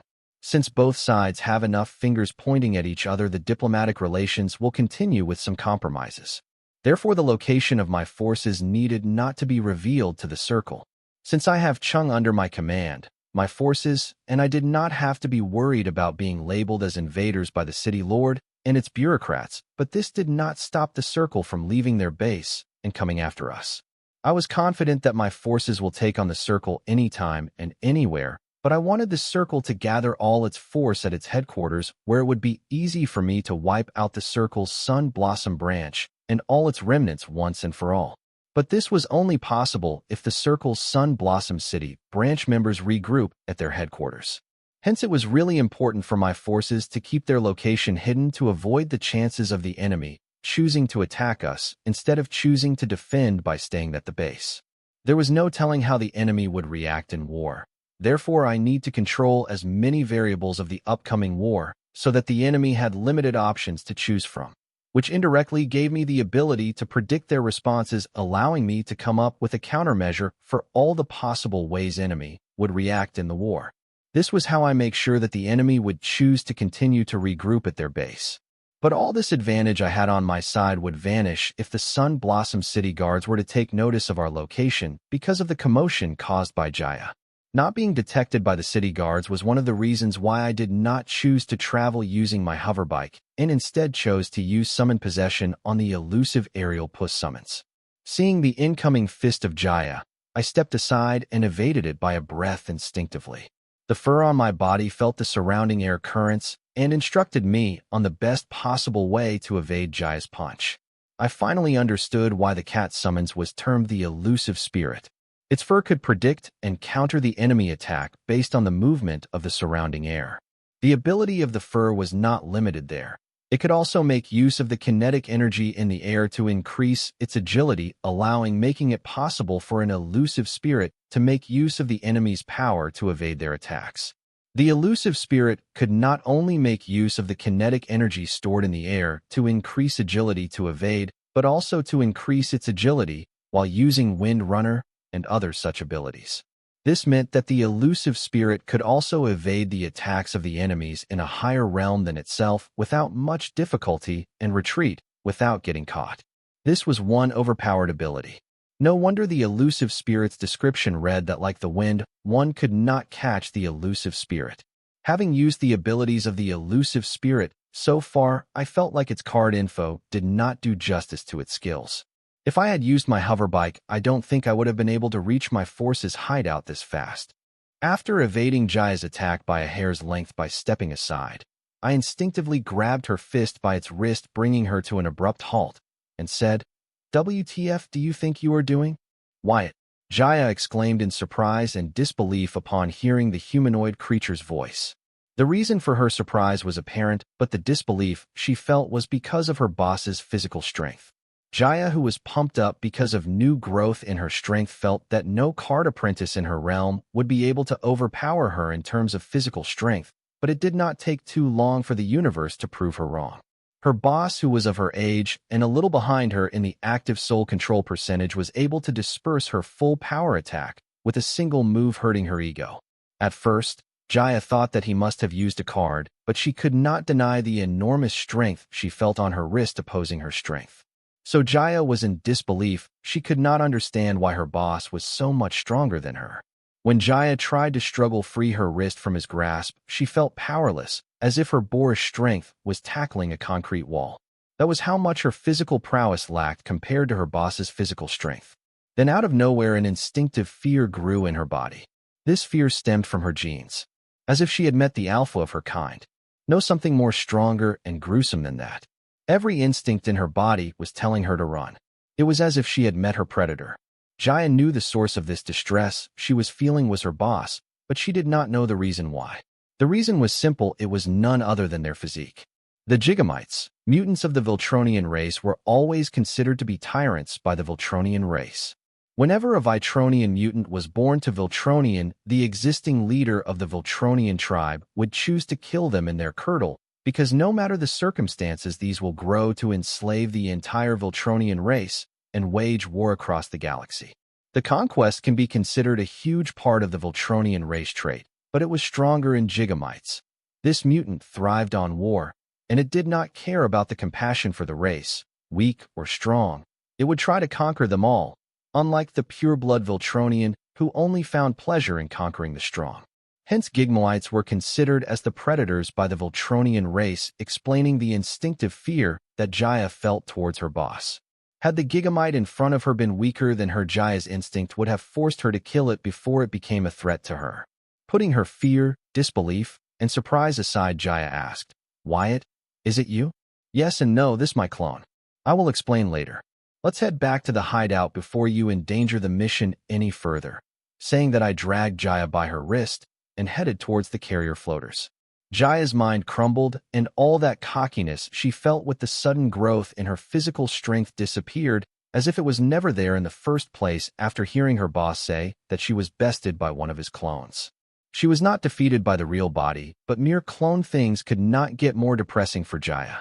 As a result of the fact that her physical strength wasn't even able to put up resistance against her boss's clone's physical strength, the disbelief in Jaya's eyes grew stronger. Apart from her disbelief, Jaya started to question her entire reality, as currently her feelings for her boss were messed up. Her heart seemed to yearn for a romantic relationship with him, but her brain, for some unknown reason, felt distressed toward him. She really could not put a finger on where she was when it came to her boss. Does she like him, or does she fear him? Which was it? As a Viltronian woman, she was attracted to strong men, so her body was favoring her heart, but it also got alerted when she was near him. Jaya's feelings towards her boss were not this complicated before. Ever since she had found her ethereal spirit, her power was growing exponentially, which also seemed to affect her mentality too. It was as if she was undergoing super adolescence. Jaya had an inkling that all this was tied to her origin. But her origin was no less mysterious to her than what she was undergoing, so it was a dead end. So she decided that she will wait until one of the two feelings she felt toward her boss overcame the other to act on them. but she hoped that her romantic feeling for her boss overpowers her fear for him. Below on the deck of a floater carrier, Cindy stretched her hand in front of Diana and said, "You owe me 10 soul jades. Pay up." It seems the humanoid creature is the boss himself, but I don't understand why has he morphed his appearance into a monster? Is it some kind of disguise? Having concluded that the humanoid creature was their boss by its response to Jaya's aggression. I don't know, but that girl is really lucky. If not for the boss, she would have ended up jeopardizing the mission. But I hope your punishment for her insubordination is enough to please the boss. Cindy reminded Diana not to go soft on Jaya as the disaster was averted, because she felt it would possibly leave their boss dissatisfied with them. Don't worry, I have thought of a punishment fitting Jaya's crime, and you, in particular, are going to love it. Do you want to hear it? Diana had a sadistic smile on her face thinking of the punishment for Jaya's crime. Welcome aboard, boss. Diana and Cindy greeted me as Jaya and I landed on the deck of the carrier floater next to them. Not responding to Diana and Cindy's greeting, I moved my stern glance from them to Jaya and said, "Explain to me your train of thought when you acted me out of the blue." Jaya was in a daze. Her thoughts were in a total mess concerning the recent discovery she had made regarding the physical strength that she was so proud about. Therefore, it took her a little time to organize her thoughts and answer her boss. "Boss, I am sorry, but I thought that you were a humanoid monster aiming for the floater carriers, so I decided to dash." Damn it, Jaya. Let's say I was a humanoid monster. What were you thinking by engaging it so openly in the regulated airspace? Did thought of leaking our location to the never your mind? Hearing Jaya's obvious excuse, I furiously interrupted her, asking if she had lost her mind to act the way she did. "I'm sorry, boss. I wasn't thinking straight." Seeing her boss get furious hearing her excuse, she understood her boss did not want to hear her excuse and only wanted her to understand what mistake she made. But Jaya, who decided to engage the humanoid creature to test her physical strength limit, did not understand what the big deal was. She felt that with her strength, if it were someone else, then she could have easily bested them. She wasn't thinking straight. What about you two? Were you guys two not thinking straight? Hearing Jaya accepts her mistake and apologizes for it, I turned and yelled at Diana and Cindy for why they just stood there and let Jaya do as she pleased. "Boss, it was my mistake. I disobeyed CEO Diana's orders and decided to engage the hostile out in the open." Jaya immediately took all the blame, seeing her elder sister take the heat for her mistake. "You are telling me despite Diana's orders you went with your plan, risking the intermission? Are freaking out of your mind?" I yelled at Jaya in the wake of the new information. Knowing that Jaya disobeyed the direct orders and almost jeopardized the mission made it unable for me to forgive her with stern yelling. At first, I thought Jaya did not know any better. Turns out she did know better, but went ahead and did what she had in the plan anyway. Now that was not something that I could look past. "Boss, I'm really sorry." Jaya found that apologizing would keep the thing from blowing up. "What happened, Jaya? You were so responsible and reasonable when we meet to discuss the slime fairy cards. I thought you had changed for the better. But it seems not. You are as impulsive and rash as the day we met." "I am disappointed," I said, shaking my head in disappointment. After the meeting on the slime fairy card, I believe Jaya could be more than a case study of how the Voltronian core would react to Ego Gem, but it seems I was underestimating Jaya's vanity. Hearing her boss's words, Jaya, who was still deciding whether she feared her boss or liked her boss, came to a conclusion at that instant that the answer was the latter. Because if she feared her boss, she would not feel bad for letting him down. She felt so sad that she was without words to explain herself. It is not like she could say that her newfound strength had gotten to her head and made her do stupid things. That would only make things worse. "If I may, boss," Diana spoke up as her boss furiously yelled at her younger sister. Especially after hearing the last part. Knowing that their boss was her younger sister's first crush, she could not let this continue any further. "What is it? If you plan to defend her, then don't bother speaking," I warned Diana sternly. "Boss, I would not dare to defend Jaya's action. Her action has put our mission at risk. If not for you, our location would have already been leaked to the circle by now. Even though nothing happened, her action could have led to the downfall of the entire mission, which is unforgivable. She will be punished for her actions with a punishment fitting her crime," Diana said, glancing at her little sister, and then continuing to add, "Boss, though Jaya is at fault here, I would like to take the responsibility for her insubordination. I am in the wrong for not disciplining my troops." "Yes, You both are at fault here, but let's postpone the punishment until after we finish the mission. And for now, let's keep our eye on the prize. Understood. Diana said all the right things, so I did not have the mind to continue on this as for now, I wanted all of them to be focused on the mission at hand. It would be best if they believed I would go easy on them if they performed excellently during the mission. Yes, boss, Diana responded while Jaya nodded. So, where's the Southern Emperor's storage card? I asked Diana to hand over the storage card that Anna had sent for me. After all, the broken runes in them were a crucial part of the Plan B. Here, boss. Diana summoned her grimoire and handed me the storage card. Then soon all my Calamity Daughter gems that be spread across different carrier floaters came to greet me. They did not need to do this, but this was what the social convection dictated. They had to keep their appearance in front of the forces that were following them. It would look bad to the grunts if they did not come forward to greet their big bad boss. This was all to keep the morale of my forces.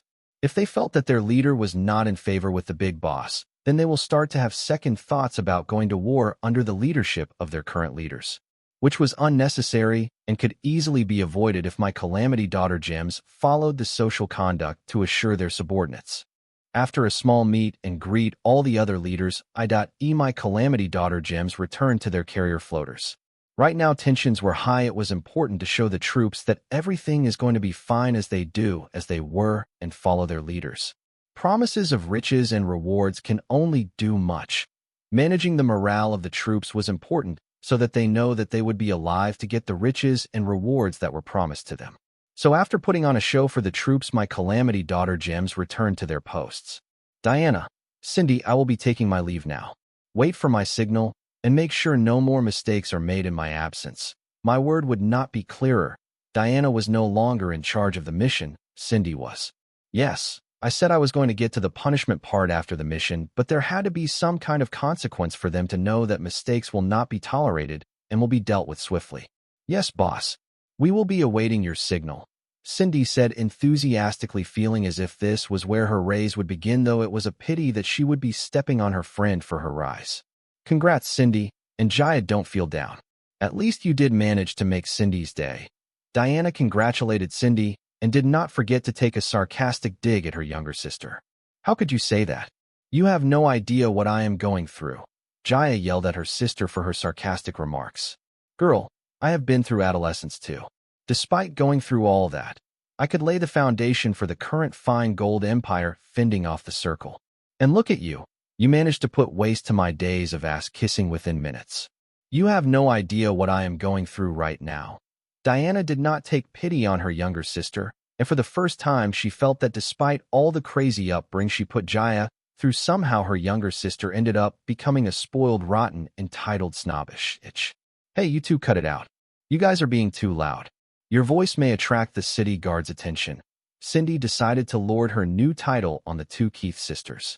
I get what you are doing, but can you be more realistic? We are about several miles from the city wall. Even if we were to scream, they will not be able to hear me, Diana said, seeing the authority of the title already get to Cindy's head. Correct me if I am wrong, but isn't that the whole point of this? Cindy pointed out that being unreasonable and unrealistic was one of the fun ways to abuse authority.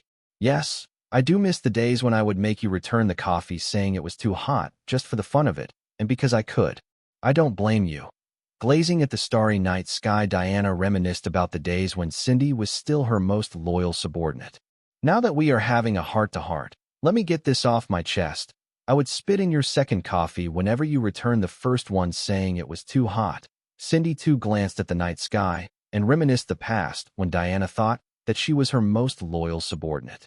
You itch, Diana cussed while continuing to gaze at the starry night sky. Yes, itch, Cindy cussed while mesmerized by the twinkling night sky. Cindy, tell me you weren't lying when you threatened to spit in my food. Jaya, who heard the frankness of her sister, and Cindy suddenly asked. If it makes you feel better, yes, I was lying. And I never used your toothbrush to clean the toilet. Cindy's eyes never left the twinkling stars in the night sky as she responded to Jaya. I should have known better when my new toothbrushes got worn out within a day of use, said Jaya. Then, mimicking her sister and Cindy's line of sight, she decided to come clean about the stuff that weighed her heart. The reason why your diet sodas are so sweat, because I have been injecting unicorn monster goat's piss to it. I should have known better, as there is no way a diet soda could be so sweet. And when I felt a hint of sugarcane juice with every sip of the diet soda. Cindy continued to look at the night sky, remembering that unicorn monster goats were popular for being one of the few herbivorous monsters and were considered to be very aggressive towards other races. Then she suddenly added, "No wonder I craved diet soda whenever I visited the unicorn monster goat dungeon. Now, I feel thirsty whenever I smell unicorn monster goat. There were too many tell signs. How did I miss them?" Don't blame yourself. Studies show that unicorn monster goat piss is addictive. Jaya comforted Cindy while trying to count the number of stars in the night sky. Which deviant had the free time to conduct studies on unicorn monster goat urine? Cindy asked. I did. Jaya responded, not bothered by Cindy labeling her as deviant, as she was not the one who drank or got addicted to unicorn monster goat urine. You. Itch, Cindy cussed. Yes, itch, Jaya responded to Cindy in Cindy's own words. Is that why you insisted on spending a fortune to get the unicorn monster goat summons card? Diana asked Jaya. Yes, Jaya replied, feeling that the stars in the sky were beautiful, particularly tonight. I remember calling you dumb baby. You making a big fuss about it, then storming out and returning with the unicorn monster goat summons card. You went through all this trouble because I called you dumb baby. Yes, I did. Hey, Gray Fur. The target is heading back to the city after meeting those ants in floater carriers. This is the last chance. Give the green single. When I am done, we can go home early. Sniper updated Gray Fur on their target's movement. That is not the target. It must be a high-level clone of some kind. Killing it will only alert the enemy. So don't go doing something stupid and stand down. Gray Fur ordered Sniper. Wait, that thing is a clone of the target. Earlier, didn't we agree that it was the target? What is going on here? Will someone explain it to me? Sniper asked in confusion. He couldn't believe a mere card soldier was being so much trouble for him, a mighty card emperor. Sniper, really? Come on, bro. Don't you remember the intel? It clearly stated that a semi-demigod was hiding in the target's shadow. Codename Flower Thief spoke, asking Sniper if he forget the intel that was passed to them. What does that have to do with this? Sniper asked the Flower Thief impatiently. As one of the senior-most members of the team, Sniper found it embarrassing that he was being briefed by the new rookie. As for the Flower Thief, he was adjusting himself well in the group, as everyone was good to him. Even the brute Sniper did not dare to be excessive when it comes to him. Sometimes he even felt that he had more say in this team than Gray Fur, their team leader.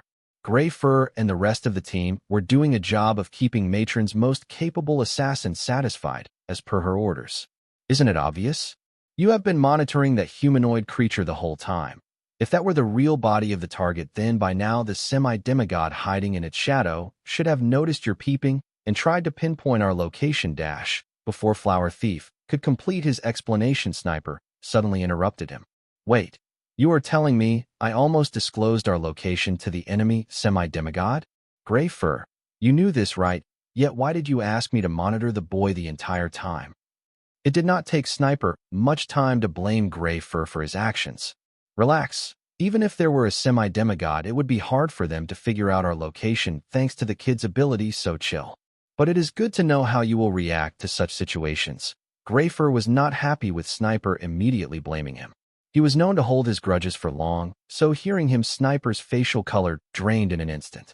Gray Fur did not become the team leader of the team made by a bunch of rogue card emperors just using his mouth. He had the strength to back it up. Otherwise, brutes like Codename Sniper would never follow his orders. So, despite Gray Fur and the Flower Thief laying it all out there, Sniper did not understand why they claimed the humanoid creature as the clone of the target, but not the real target himself. What don't you get? Despite you monitoring the target for so long, there was no response from the said semi-demigod hiding in the target's shadow, which could only mean that there was no semi-demigod hiding in the target's shadow. Why would that be? There was no way, despite knowing that there was a threat to his life, the target would travel outside the city skirts without any protection at night, unless it was just a decoy. Meaning the semi-demigod was out there guarding the real target, and the one we were monitoring was just a decoy. The Flower Thief explained to Sniper in one breath. FCK. So the card soldier played us like a bunch of idiots. How dare he? Sniper was pissed, realizing that the creature that he thought of as the real target all this time turned out to be a clone of the target. Feeling tricked, Sniper was pissed, and glaring at the clone of the target that was returning to the city, he said, "I'm going to kill this thing. What did I just tell you? You killing the clone will only alert the target. He will suspect that his plan to attack the circle's sun blossom branch was exposed, and then he may retreat without going through with this plan to attack the circle," Greyfur explained in annoyance. But seeing Sniper's face, which seemed to still have clouds of doubt, he added, "We need the target to wage war with the circle. Only then we can assassinate him, so that the circle will be blamed for the target's death. This way the non-existing relationship between the Southern royal family and the circle will worsen. So, you cannot do anything that would spook the target into chickening out of the attack you planned on the circle's sun blossom branch. So stay put and don't attack unless I ask you to." Matron planned to make use of this opportunity to not only kill the orphan of her late best friend, but also stir up bad blood between the circle and the Southern royal family. Though Matron's plan was sinister, she forgot to take one variable into account, i.e. the strings that she pulled to get her way were not as invisible as she would like them to be. The news of her and her organization had been exposed to the Southern royal family. She did not know that the Southern royal family knew about her and her organization more than she would like them to know. Therefore, even if her men were successful in pulling off what she had planned, she would not get the reaction she was expecting from the Southern royal family toward the circle. Knowing what the future held for them, the Southern royal family was now more cautious than ever and would fall prey to tricks. "So, what are you doing?" Agatha asked me from my shadow. "Can't you see?" I replied while making a few changes to the cards I bought in the silent auction. "All I can see is you are staring at your grimoire," Agatha replied. "I am busy customizing the cards I just bought from the silent auction," I answered. "Wyatt, I gotta say, sometimes I envy you. While I was your age, I struggled to get a decent card, and here you are customizing the cards that you won at a silent auction without care of losing them in case the card creation fails." Agatha reminisced and said, "This brings back memories about the first card I that owned. It was 6 months after I became card apprentice. I had to work 3 jobs to gather enough money for an F-rank leg enhancement card. I was so happy that day." Agatha was not envious of the boy, but seeing his life, she could not help but think, what if? What if she was as talented as him? Would her childhood have been better? Would she not go sleep hungry in a cardboard box inside a dried-up clogged ditch? Agatha could not help but wonder if her life experience would have been different if she was as talented as the boy. Everyone has things they would like to change in their past, and Agatha was no different.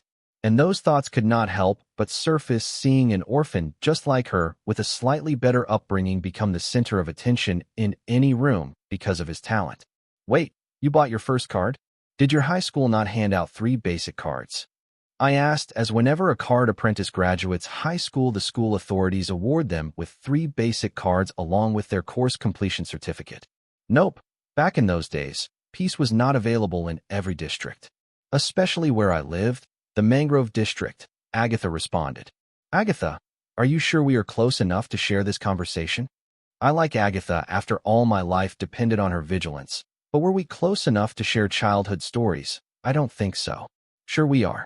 Since so we are going to enter a business venture together, this much is okay." Agatha took the hint that I wasn't interested in hearing her past and said some words to save face. "Yes, you are right. Since you have already shared something, it is my turn. When my parents died, I was helpless, broke, gave up trying, attempted suicide, and failed, but it scared me straight into the man I am today." I shared a little about the young Wyatt with Agatha because I felt my remark earlier was too rude, and I did not want Agatha to hold this against me. I mean, that woman shared some sensitive personal information about herself with me, and me telling her that I don't care about that to her face was cold. Now that was something people would hold against somebody, and I did not want to be that somebody for Agatha, so I joined in on her sharing and shared a little true but false information about myself. About the suicide attempt, I did not read about it in your file, but that explains the sudden change in your behavior. It is as if you are a new man. Interesting. I never knew that the fear of death could bring so much change in a person's day-to-day life, Agatha blurted. Having lived on the street, Agatha had her share of brushes with death. They did manage to affect her so much that she had become an entirely different person, but none turned her into a genius born once in a million years. "Wait, what file? Do you have a file about me? We just met a few days ago. Who gave you the data about me? Did you have someone investigate me?" I was not surprised that ABA and Agatha did a little background check on me before coming to recruit me into ABA's mercenary group. But I acted as if I just found it because it was a good conversation ender. File? Sorry, I misspoke. Cough. Cough. I will leave you alone with your card customization. Saying that, Agatha went silent.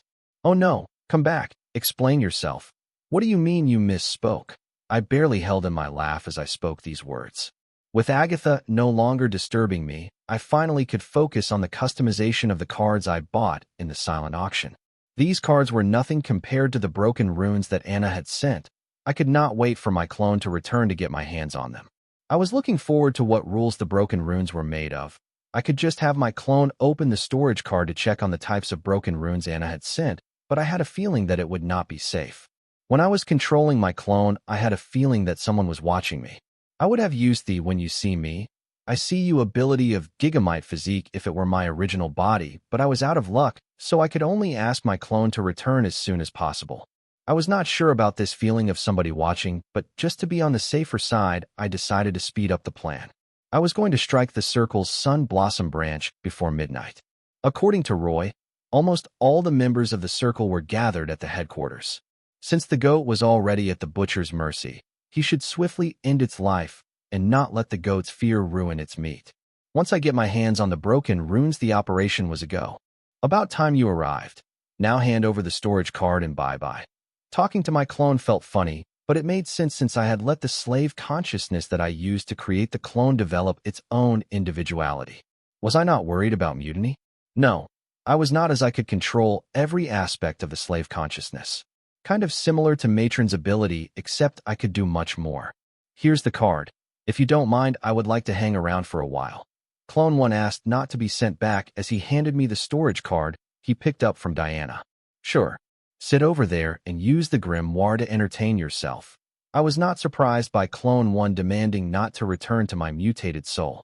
After all, individuality thrives on freedom, which the slave consciousness cannot find in my mutated soul, as I would mute it so that I do not hear voices in my head.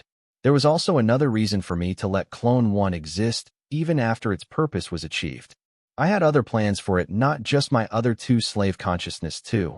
I need them to play decoy when I attack the circle's Sun Blossom branch. I know my Gigamite form makes up my peak strength, but with the new broken runes, Summon Possession card, and Elusive Spirit card, I had something new planned. If that did not work out, I could always switch to my Gigamite form with a thought. Clones cannot contract grimoire. How is it able to summon a grimoire? Agatha, who had gone silent earlier, suddenly spoke out, seeing my clone summon a grimoire while I too was using a grimoire.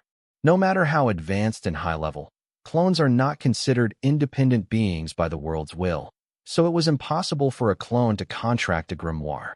The clones can share their original's grimoire, but they cannot contract a new grimoire for themselves. Therefore, Agatha was surprised when she saw my clone, and I used the two grimoires at the same time. Welcome back, so we speak when you want something. Is that how this works?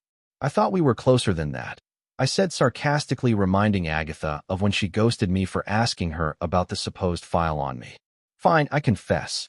I did a background check on you when that person conditioned the princess that she would only join the princess's mercenary group if you were in it. I was doing my job as princess's bodyguard. Nothing personal, so get over yourself. Agatha confessed, but also justified her actions by saying that it was part of her job. Not that I cared, but I had to keep up the act. Agatha, don't you think you were getting too casual when you talked to me? I said, hearing Agatha ask me to get over myself. Yeah, what happened? I thought we were close enough for that. Agatha felt that as the semi-demigod, she should be the one warning the boy about him getting too casual with her. She was not his maid, she was a freaking semi-demigod, damn it. Enough with that. I think we should set some ground rules. No. You know what, the relationship between us is professional and nothing more than that. We agreed on mutual assistance. You keep me alive through this night. In exchange, I help you build your steady supply of income. Let's just stick to that. I declared, feeling that keeping things professional between Agatha and me would be the best despite all that time I wasted on developing a relationship between us, hoping that she would abandon me when the ship begins to sink and only have a life jacket to one person. So, how is your clone able to use a grimoire? Agatha asked. Did you not hear anything I just said?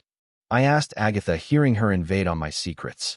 A semi-demigod level bodyguard in exchange for my privacy no longer felt like a good deal. I wonder how Asong deals with it with about 11 semi-demigods constantly following her around. I heard you loud and clear, but the only reason I am asking is the only card apprentices whose clones can use a separate grimoire are the demon worshippers by refining a live person into their clone. I don't want to jump to conclusions, but I hope you have a good explanation. This me being professional. Agatha explained why she insisted on investigating my secret despite me making it clear to her to be more professional. As if you would let it slide earlier, I scoffed. You don't know me. Maybe I would have. But it is too late for you to beg for things to return to the way they were between us. You have burned that bridge. Agatha seemed to be hurt by my words earlier, making it difficult to figure her out. As a semi-demigod who lived for more than centuries, you would think that she would have her feeling together and would not get hurt over a few practical words. Why are you so sure that I used a live person to create that clone? You have no evidence to jump to conclusions that I am a demon worshipper, but you seem to have already concluded that I am a demon worshipper. Wait, do you want me to be a demon worshipper? Just because I said some words that hurt your feelings. I said what came to my mind hearing Agatha's words as it was. Yes, I am jumping to conclusions, but for your information, I am so based on the facts. The fact is that the only clones that can have their own grimoire are ones refined using a live person. Even a demigod cannot create a clone that contracts its own grimoire. So yes, I have every reason to believe that you are a demon worshipper. Agatha seemed to really believe that I was a demon worshipper or at least a card apprentice adept at their practices of card creation. I don't blame her. Clone One's capability had given her strong reasons to believe that. But what surprised me was that Agatha claimed that she would overlook me using demonic practice because of our friendship. Now that I found it hard to digest. Not the fact that Agatha was willing to overlook the usage of demon practice, because I bet in her long life as a card apprentice, she might have been curious and tested out demonic practice sometimes. What I did not believe was that she would do that for me. The world was all about manipulation. Everything they do was because they expect a certain reaction from others in their life. From getting a job to marrying, everything was one elaborate manipulation disguised by words. I got to do this to get that. If you can't see it, my going into detail about it would only make me sound crazy. So, Agatha would only be doing something so significant for me only to get what she wants. Maybe she will not use it to blackmail me, but she certainly does hope that this action of hers makes me think more favorably about her. If this was not a form of manipulation, then what was? Manipulation can be used to define very human actions, but we only use it to define actions that make us uncomfortable. Well, you can relax. I did not use an alive person to create this clone. I do not indulge in demonic practice. Knowing that Agatha had concluded that I indulged in demonic practice, I did not waste time arguing and decided to explain myself. Said every card apprentice, demonic apprentice who participated in demonic practice ever. Buddy, you are going to need a better defense than that. Agatha did not believe me and asked me to show evidence to prove otherwise. Just look at the front cover of the grimoire my clone is using, the QR code. It is the same as my grimoire's QR code, meaning the grimoire I and my clone are using is one and the same. Isn't that evidence enough? I said in my defense. The front cover of every grimoire has a unique round QR code. No two grimoires can have the same QR code, as this QR code represented the unique soul pathway signature of the card apprentice. So the grimoire my clone was using and the grimoire I am using to have the same QR code signified that one was the copy of the other, which allowed both my clone and me to share a single grimoire at the same time. Just like the one I created for Deborah's Skeleton Centaur Knight origin card. What do you mean? That is not possible. Are you using some kind of disguise card to trick me? That is not going to work. Agatha was suspicious about what I said because this was her first time witnessing something like this. As far as she knew, for two grimoires to have identical QR codes was not possible. No, Agatha, I am not using any card to disguise the grimoire QR codes to look identical. This is one of my early inventions. So it is not a surprise that you have not heard about it, but I plan to publish a paper on this once I get time. Please keep your mind open about this. Whenever something new which was considered impossible before was invented, the first thing the human mind does was call it heresy, unable to comprehend it, but time has a way of making people come around. I don't get it. Thankfully, Agatha did not choose to close her mind to what she did not understand and try to understand it. which made my work simpler. Let me help you. How do I put it? The grimoire you see by my clone side is a copy of my original grimoire. As a copy, its capabilities are limited. Other than helping me share the cards in my grimoire and access the grimoire network under my ID, it was basically useless. I did not know how to explain what a copy grimoire is to Agatha, but I had to start somewhere. Depending upon what she understood, I could continue to improvise. Tell me if I understood it correctly. A copy grimoire is a grimoire that mirrors the cards in the original grimoire. So it basically allows you and your clone to access the capabilities of the original grimoire at the same time. Agatha narrated what she understood about the copy grimoire. And hearing her, I was impressed. Correct, I said, feeling that I had underestimated Agatha's intellect. You call it copy grimoire, but many know it as grimoire mirroring. You are not the first to come up with this theory. This theory has been out there for ages. Some believe that some demigods and secret families have achieved this, but there has been no concrete evidence pointing toward that. So I find it hard to believe that you were able to achieve that. Agatha was still suspicious, but I understood why Agatha was open to the idea of copy grimoire and was able to understand it without me having to repeat myself. Considering the long history of the card apprentices, it was not a surprise that someone had come up with this theory before me. And I was not narcissistic enough to believe that I was the first one to achieve this. The possibility of the card apprentices having already achieved grimoire mirroring somewhere out there was high. But the question was, why was this knowledge kept hidden? Agatha was a semi-demigod with high standing in that society. As a retainer to demigod Windsor, something like this should be accessible to her. This made me reconsider holding off on the idea of writing a paper about copy grimoire and question myself for having used it in Deborah Khan's origin card creation. Well, it doesn't matter if you believe me or not, the evidence is right in front of you. Unless you are blind, you cannot deny it. Having made my defense, I had nothing more to explain to Agatha, and honestly, I did not have time for it. Okay, let's say I believe that you have achieved grimoire mirroring. What does a gal have to do to get her hands on this stuff? Hearing that I would not entertain her anymore trying to defend myself, Agatha came around the idea that maybe I could have achieved grimoire mirroring and wanted one for herself. Now that was funny, wasn't it? If nothing else, you exhibit a thick skin that one could only develop with age. And speaking of copy grimoire, you can forget it. I may even commercialize it and sell it to the whole world, but never give it to you. Now that I had something Agatha wanted, I decided to make her work for it. Why? Agatha asked and acted as if the entire demonic practice ordeal never happened. Just because I can. She might have thick skin. I similarly was very petty. Do you have to be so petty about it? I was looking out for you, you know. Agatha had already proved that she was shameless, so these words were no surprise to me, but it surprised me that she did not say them sooner. Sure you were. And I too am doing this for your good. You don't have to thank me, I said sarcastically, reminding Agatha that two can play that game. Fine. I am sorry I blamed you for using demonic practice without proper evidence. Agatha apologized half-heartedly to me, which was a big deal considering the gap between overrealms. A semi-demigod apologizing to a card soldier, now that was the fairy tale of the world. Not enough? I demanded a sincere apology from Agatha, but did not promise her that I would forgive her for her actions. Not happening. Just tell me, what is it going to cost me? Agatha had her limits. Being ABA's nanny did lower them, but they were still there. For Agatha to be so tame and reasonable, I had ABA and Anna to thank. It is surprising to see how now you are not having trouble believing that I have achieved grimoire mirroring. I taunted Agatha, knowing that she could take a few more of these. Being tolerant of her client was a part of her job description, so I was not worried about Agatha getting handsy all of the sudden. Go on, get it all out of our system before we talk about serious business. Agatha knew this was not over by a long shot. After all, she almost labeled the boy as a demonic card apprentice. You bet I will, but not now. We can talk after we complete the mission we are here for. I did not plan to waste any more time on this childish argument with Agatha. I had other fish to fry. Seriously, you are going to make me wait a whole day for a simple yes? Agatha complained, seeing me not plan to give her a concrete answer. Since you already know what my answer is going to be, what are you worried about?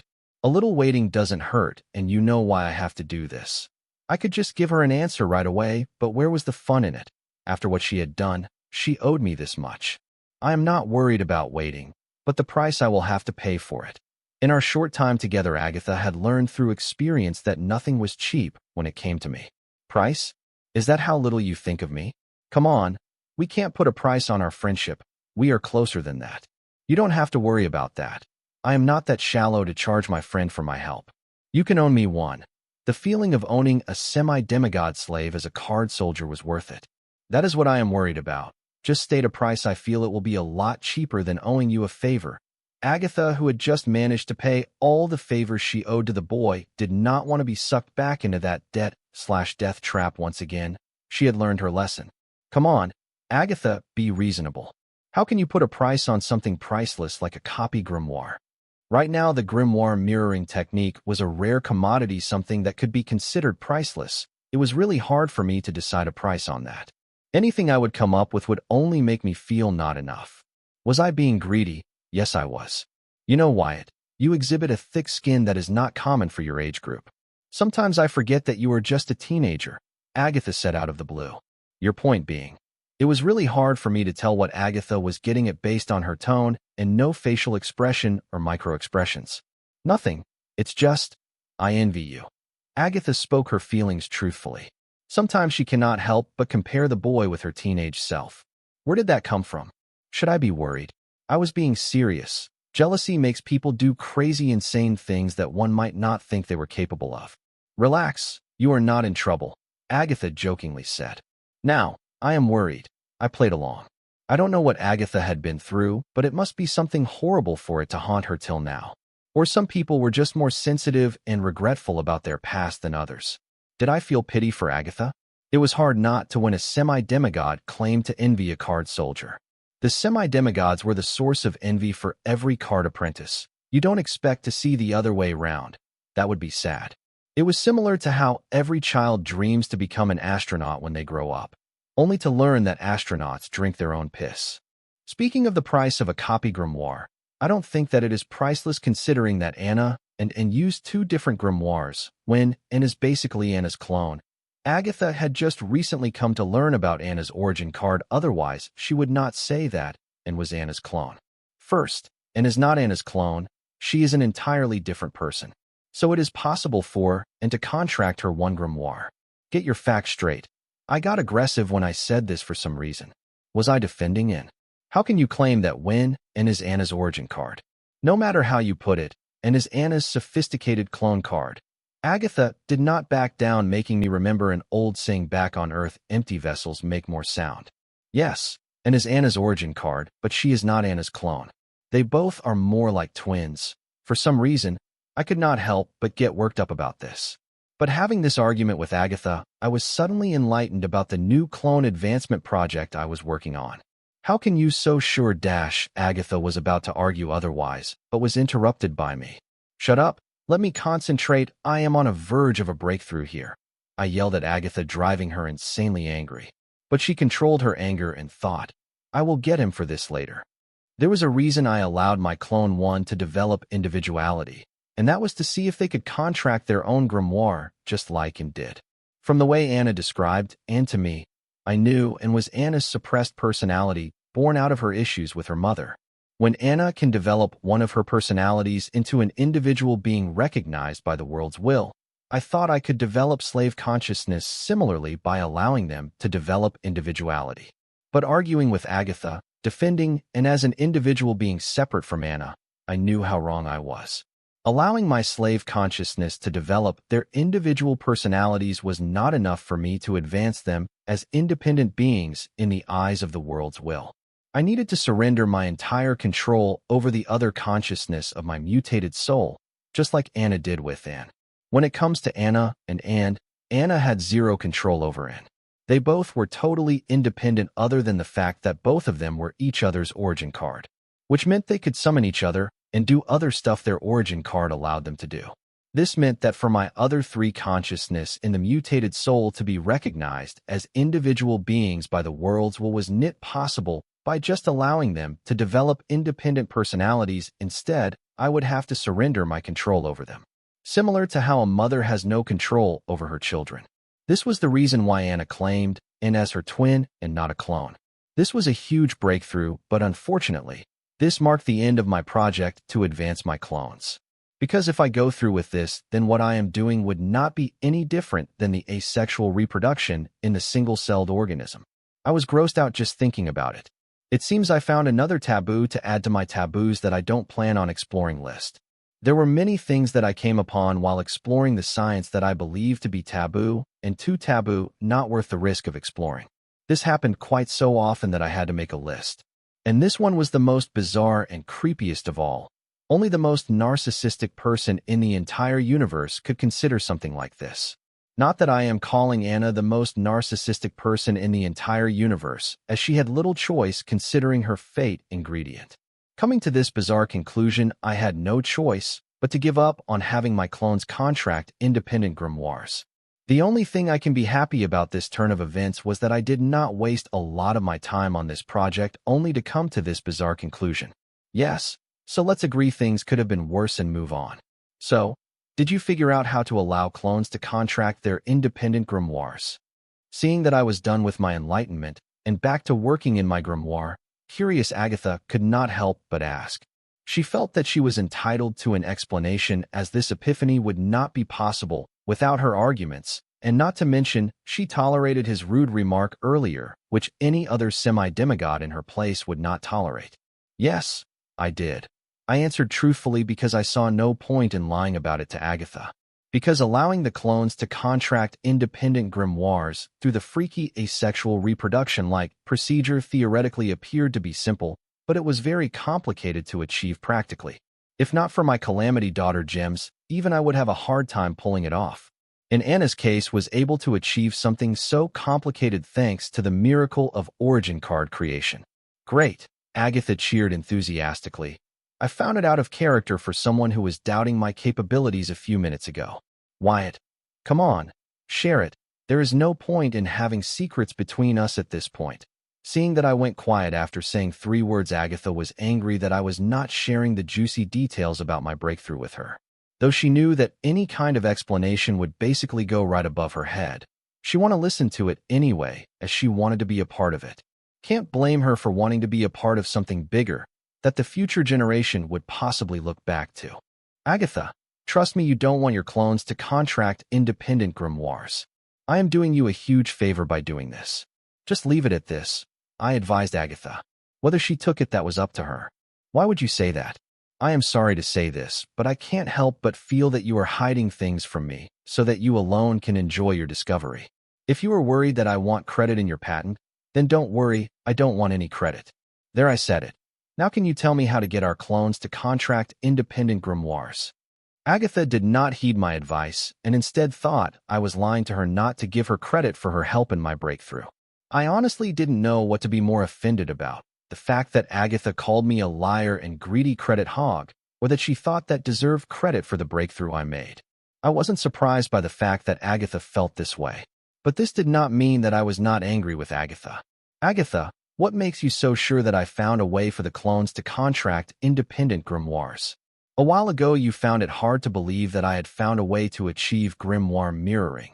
I could be lying about the whole thing, you know, I said. Now I am 100% sure that you found a way for the clones to contract independent grimoires. Is it about giving me credit for my help? I already said I don't want any credit. Just tell me how to get the clones to contract independent grimoires. I deserve to know. Agatha kept insisting that he had credits in my research and that she had the right to know my discovery. Oh yeah. Then tell me, what did you contribute for you to thinking that you deserve an explanation regarding my research from me? Memory is a little foggy about it. Hearing Agatha repeatedly claims that she had a right to know about my research because she contributed to it, I snapped back at her, asking her to remind me what exactly her contribution was. So it is about me asking for credit for my contribution to your research. As I told you earlier, you have nothing to worry about. I will not sue you for credit. The research is entirely yours as long as you tell me how one can get their clone to contract an independent grimoire. Agatha took my aggression as proof of her unwarranted claims about contributing to my research. Agatha, you really going to be this shameless about this? Are you sure you are a semi-demigod? It's times like this I have trouble believing you are semi-demigod. I was really astonished by Agatha's shamelessness. She not only made false claims about making contributions to my research, but also dared to use it to blackmail me. No self-respecting semi-demigod would do that to the one they promised to protect and serve. Wyatt, why do you have to be so stubborn about this? Just tell me how my clones can contract original grimoires, and I will put this to bed. Agatha acted rogue. The more she spoke, the more I couldn't help but get irritated at her. Okay, how about this? You tell me what contribution you made to my research, then I will tell you how your clones can contract original grimoires, I said, planning to get Agatha to confess. You are still hung up on that. Fine, I will say it. I did not contribute to your research. It was all you. Is this enough for you to tell me how I can get my clone to contract independent grimoire, or do you want me to write it down for you? Agatha wasn't even trying to hide the fact that she was not being sincere and was insinuating that she was only saying this because I was forcing her to say so. Really? You were going to play like that? Fine, have it your way. I had enough of Agatha jerking me around, so I added. The way to get your clone to contract an independent grimoire is by apologizing to me 10,000 times. Genius, how will apologizing to you 10,000 times help me get my clone to contract independent grimoire? Agatha asked. This is how it works. You apologize to me 10,000 times, and then I will generously tell you the next step involved for you to get your clone to contract independent grimoire. I answered smugly and turned my attention to help my slave consciousness with the customization of the new cards I bought in the silent auction. Wyatt, you are that immature? You can't even take a small joke. Did my little jokes hurt your feelings? Seeing that her jokes have backfired, Agatha decided to resolve to taunt, which was not the best opening to be used against a person who was confident himself. I ignored Agatha's taunts and buried my head in my grimoire to supervise my slave consciousness before I opened the storage card that Anna had sent for me. Wyatt, come on, I was just joking around. I didn't mean any harm or insult. You know that, right? Being given the silent treatment, Agatha thought to change her tactics from taunting to pleading. My slave consciousnesses were doing a great job with the customization of the new cards, but two of them were pulling the workload of 4 people. The workload was not huge, but considering that they were pressed by time, the amount of work to be done for the available time was a lot. Therefore, I could not help but turn my head to clone one who was enjoying his independence by exploring the grimoire network. Feeling my gaze, it raised its head to look at me, and understanding my intent, it shuddered. The sight was to pity for, but I did not give a SHD and ordered it to get work. I did concede that it could carry out the work from outside using its copy grimoire. Wyatt, come on, don't be like this. Do you really want me to apologize to you 10,000 times? Agatha constantly kept bugging me for giving her the silent treatment, which was proving to be hard for me to follow through with her constantly bugging me with her mental voice. If it was her physical voice, I could have asked Hive AI to close my hearing sense, but the same option was not available for my mind. So I had no choice but to listen to her annoying mental voice continue to irritate me. Frustrated, I finally put an end to the silent treatment. Enough. Hearing my yell, Agatha finally went quiet and patiently waited for me to give her what she wanted.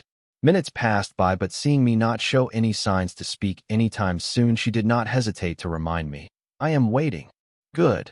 I commented and continued to divide the workload between the 3 slave consciousness. Any time now.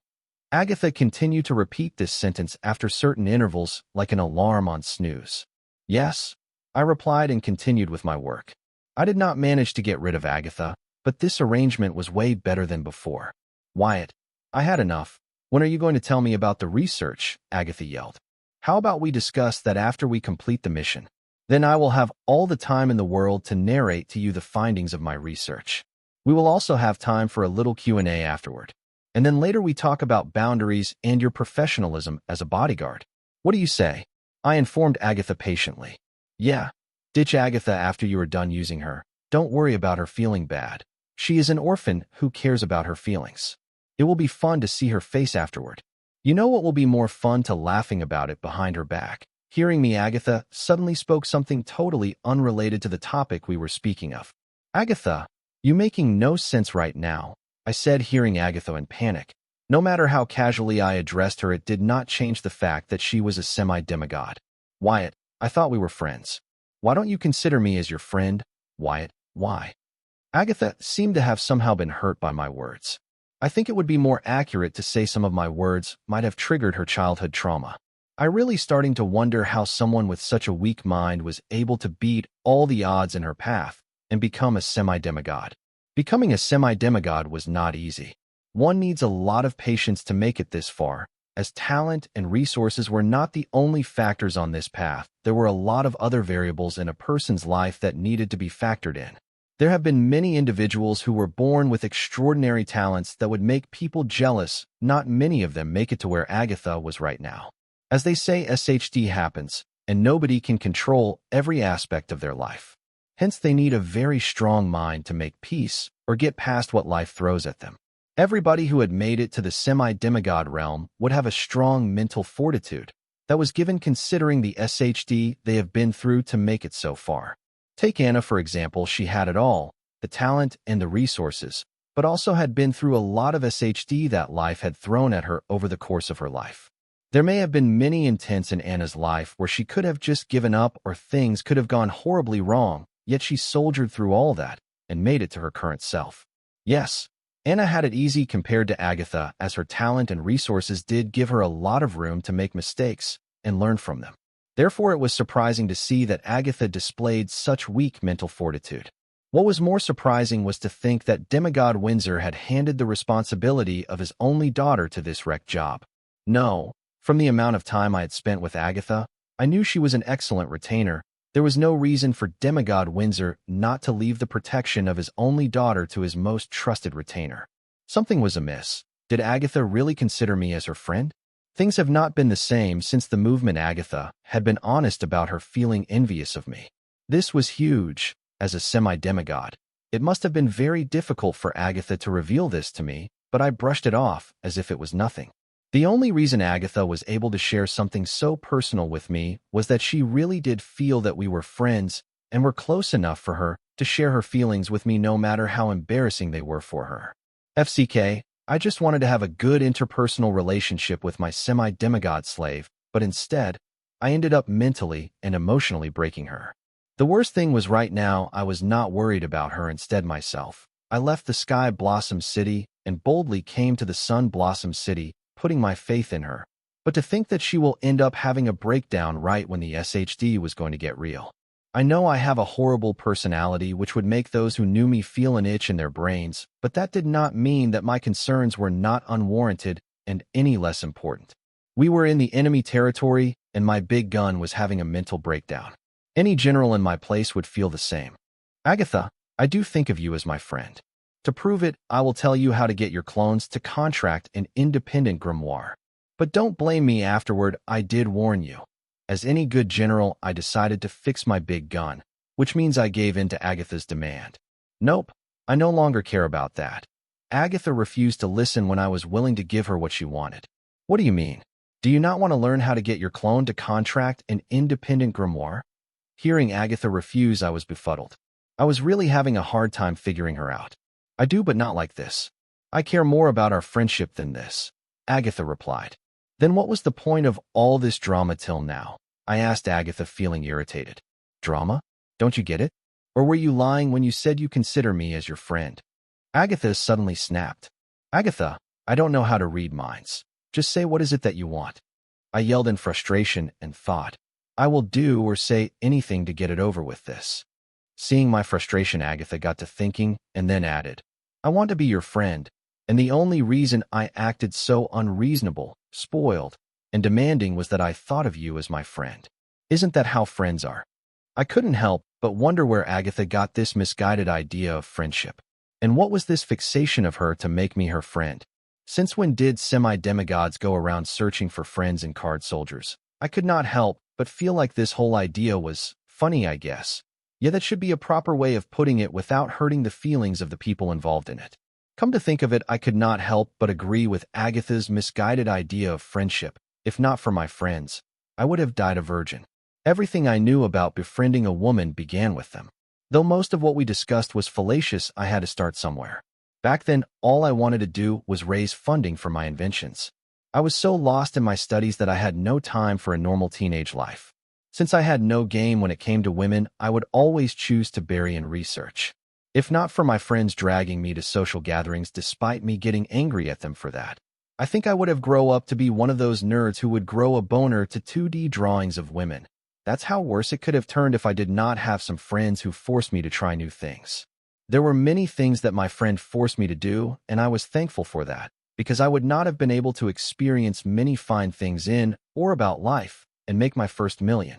Unfortunately, I lost touch with the old gang when I became rich and famous. I don't know which one of us dropped the ball, but we did drop the ball and things were never the same.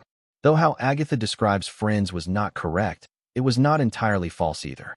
The reason I liked to hang out with my friends back then was that with them around, I never had to worry about being bored. If they had not talked me into doing so many things that I would have never considered, I would have missed out on a lot. When interpreted this way, I do feel that Agatha was just being a friend who doesn't know about boundaries and timings. Agatha, you are right.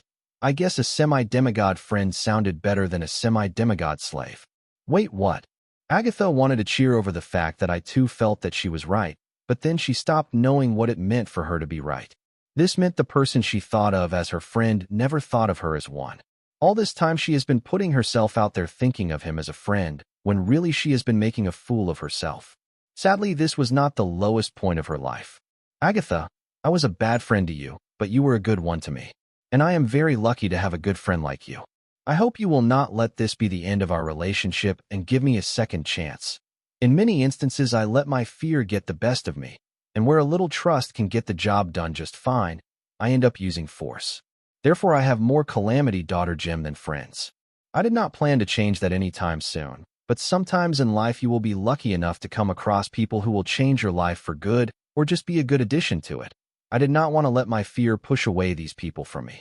I am afraid to say it, but I feel that Agatha was one of those people. What are you saying, Wyatt? I was just doing my job as your bodyguard for the night. Don't mistake it for something else. Forget what I said earlier, I was just messing with you. Haha, got you. Agatha said awkwardly, and then added, You must be feeling so stupid right now. I am semi-demigod. I don't need friends. I have plenty of them. Agatha, come on. Things don't have to end like this between us. I know it was bold of me to ask Agatha to look past what happened earlier, but we had to start somewhere. Wyatt, can we just drop this discussion at this? Agatha said in a stern voice. Fine, I was a bad friend to you, but I am trying here, aren't I? What do you want me to do? I thought if I was honest with Agatha, she would give me another chance to be her friend just like in the TV shows back on the Earth, but I did not expect such a turn of events. I got no response from Agatha. Considering that she was hiding in my shadow, I did not even know how to approach her. Agatha, silent treatment, really? Sitting in an empty, luxurious hall by myself talking to my shadow, I wondered if I needed Agatha this much in my life. Once again getting no response from Agatha, I decided to approach it from another angle. Agatha, is all this drama because you want credit for my work? I am right, aren't I? Hiding in the boy's shadow, Agatha could hear him loud and clear. She was so embarrassed about the previous event that she did not want to show her face to the boy. And her thought wandered wondering why was it that every time she considered someone as her friend, she ends up making a fool of herself. These were the people who have been through some of the tragic life experiences that she had been through. She thought they would understand her more than anybody else out there, but these people ended up hurting her the most. Why was that? Was she meant to be alone? Just when Agatha was losing herself to her childhood traumas and depressing thoughts, she heard the boy enunciate that she was only after his research. Hearing this, she was enraged and yelled, How can you say such a thing? Well, weren't you the one who kept saying that you made a contribution to my work and deserved to know about it? I questioned Agatha, while elated over the fact that my plan worked. Why you? I only said that to get you to tell me how to get my clone to contract an independent grimoire. Agatha blurted in anger. Uh-huh. You agree that you did all this to get me to reveal how to get your clone to contract an independent grimoire, I said, blaming Agatha. No, that is not it. You are twisting the fact. Agatha argued, and could not help but feel that she was being trapped. I knew it, you were after my work all alone. It was funny hearing Agatha argue and explain herself. Now I knew why Agatha kept using this on me earlier. FCK you jerk. Agatha cussed, seeing that the more she tried to defend herself, the more she fell into the boy's trap. Agatha, give me second chance. Tell me what I can do to make it up to you. Now that I had gotten Agatha talking, it was time I made things clear. Otherwise, there would not be a point to this. Having cussed in a long while, Agatha felt she was back in her childhood on the streets with her small but warm gang. She forgot the embarrassment from earlier and decided to be the bigger person, but she could not make it too easy for the boy. "You crazy. I am not desperate." Hearing Agatha's unreasonable condition for her to give me a second chance, I directly consider giving up on Agatha's friendship. "What's the problem? Didn't you already say you were a bad friend? All you have to do is say it another 9,999 times."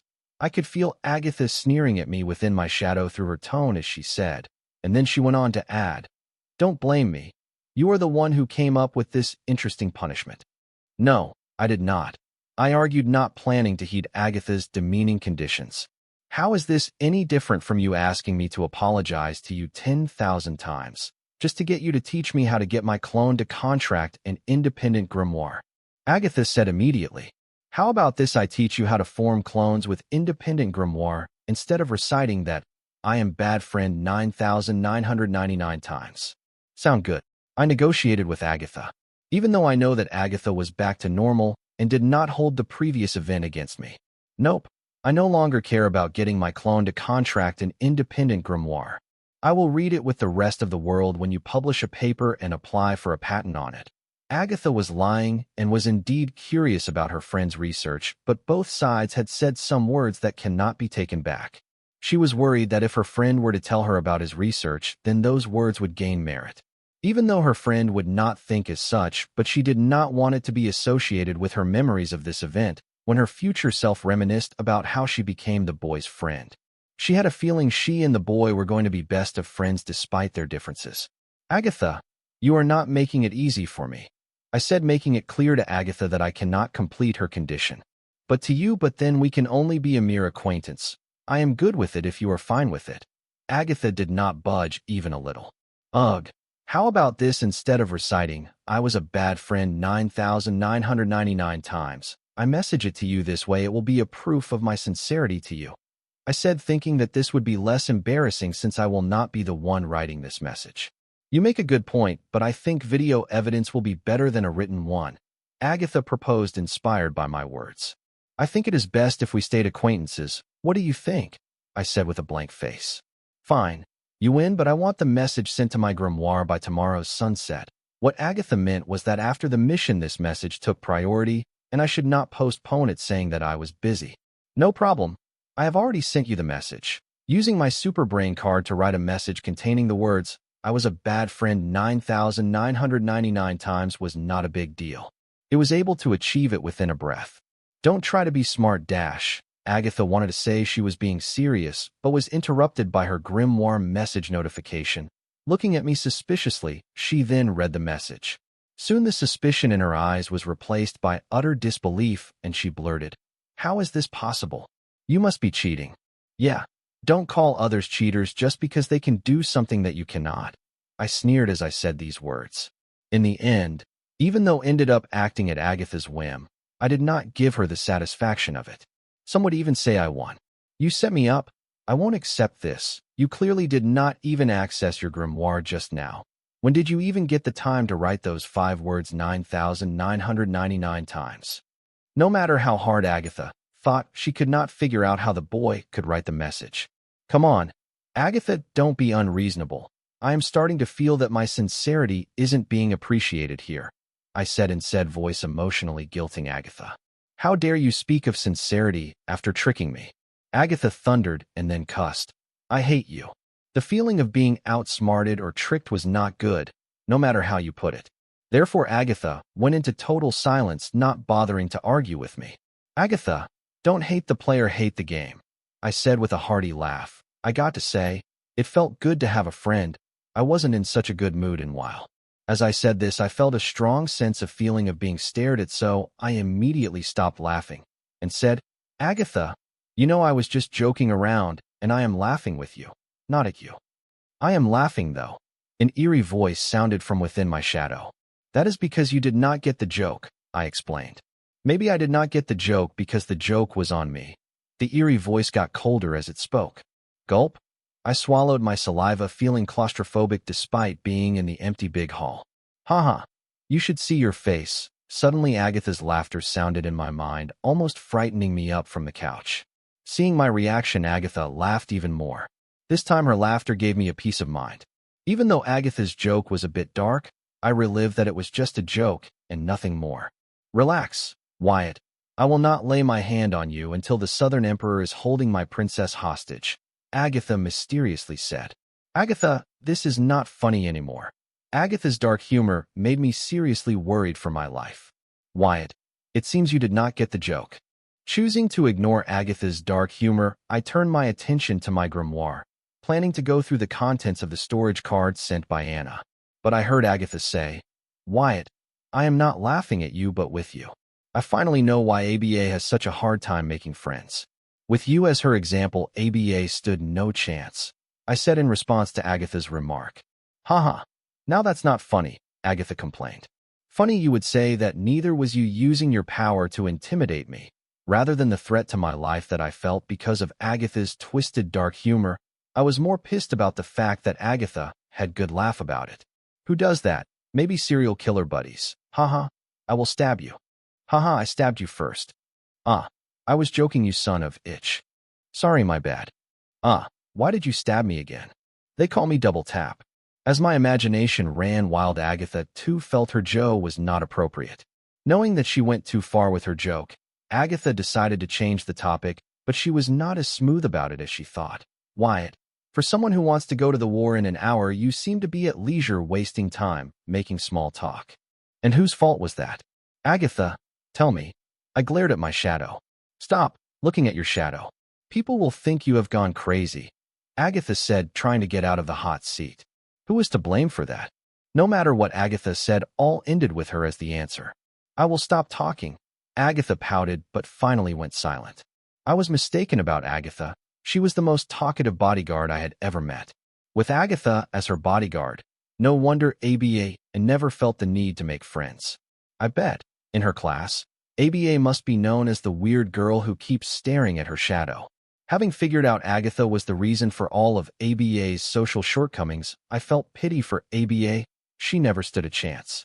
Thankfully, according to the clown mask's future vision, Ah-sung was able to rectify Agatha's mistake when it came to ABA's personality. Hopefully, Ah-sung will be able to do the same in this timeline, which was highly unlikely because Ah-sung did not need an heir anymore as she was no longer dying. With Agatha no longer disturbing me, I could finally focus on the preparation for the upcoming war. I began by accessing Anna's storage card. It would have been funny if Anna had sent a legend or higher grade storage card for getting my current realm. I would be panicking as of now, but I cannot disagree with the fact that it would have been funny. Fortunately, did not forget and used an A-rank storage card to send me the items I asked for. Opening the storage trunk, I was disappointed as I found 2 cards neatly placed adjacent to each other in it. From the look of it, they looked like A-rank cards. I was expecting broken runes, not 2 rare grade cards, hence my disappointment. Upon closer look at the cards, my disappointment vanished, remembering that broken runes dissipate in the surrounding atmosphere without a proper container to hold them. Before I could pick up the cards to read their info, I heard Agatha say, "Look at you. Your sugar mama sent you expensive gifts. Must be good.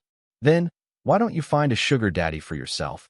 Then we can compete who gets the best gifts." I was not the least bit ashamed saying this, as I thought of having capable dotting sugar mama as a part of my ability.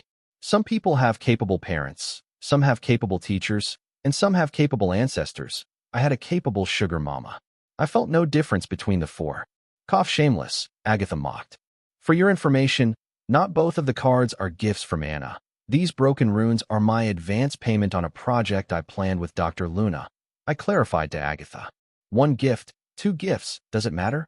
Agatha said, "Tell that to the women in a harem."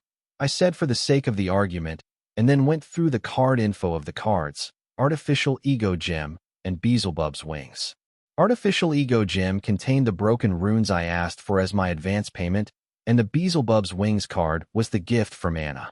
This showed how much she favored me. Having read its effects, I was quite moved by Anna's gift. This card could save my life in case my plans fail and Agatha can't come to my rescue. Card name: Artificial Ego Gem. Card type: Item card. Card rank: A rank, rare grade. Card rate: 9 stars. Card durability: 92/100. Card effect: This artificial ego gem was created by extracting the dissipating ego gem of a dead card lord. Unlike the original ego gem, the artificial ego gem cannot connect with the world's will, but it can be used to store and use broken runes.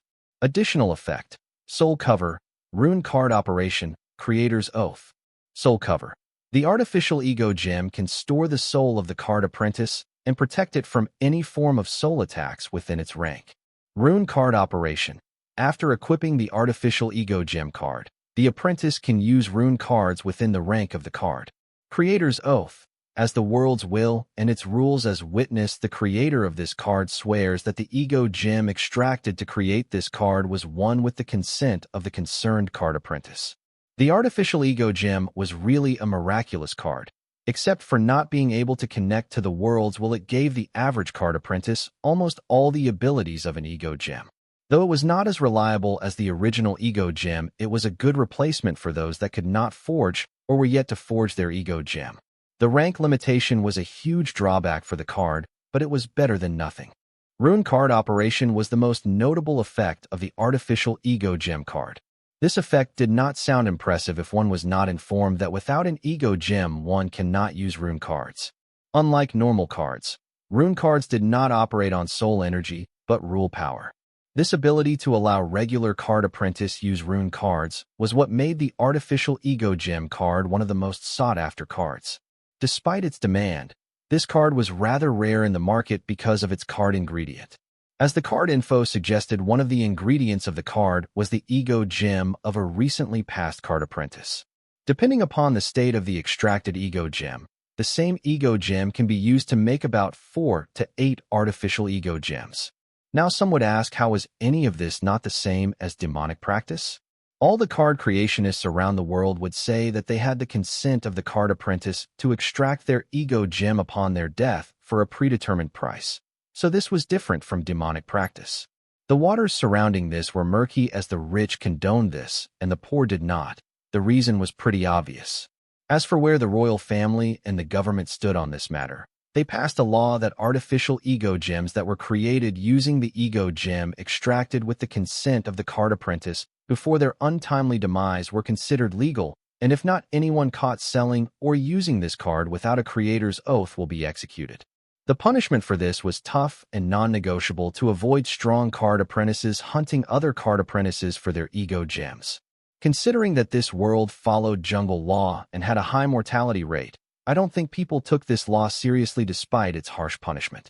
The reason I was so fascinated by this card and not its contents was that I planned to use my Calamity Daughter gem to create artificially ego gems for my trusted subordinates with the most merit toward my cause. But there were a few problems. I still had to figure out a way to use my Calamity Daughter gem to create artificially ego gems and how to bypass the creator's oath. The latter problem should be easy once I actually manage to create the card. With artificial ego gem cards, my forces will easily be able to dominate the Blossom District even after I leave for higher studies. That project was for another day. Right now, I equipped the card to count the number of broken runes sent by Anna. Peeking into the artificial ego gem, I was ecstatic as Anna did not let me down. There were a total of 37 ego gems, but they all seemed to have elemental rules with repeating meanings. I did not blame Anna for just sending me generic broken runes. I bet it was Lorenzo's idea. Broken runes with special rules and meanings cost more than regular rules and meanings that every card apprentice with a low synchronization rate comprehends. The most commonly comprehend rules were the element rules as they were spread, thought the world. I know it said that all rules and meanings were strong, but element rules with common meanings could easily be suppressed by other rules with rare meanings hands down. The skills of the card apprentices using the rules did matter, but good rules with rare meanings gave the concerned card apprentice an edge over others. Damn you, Lorenzo.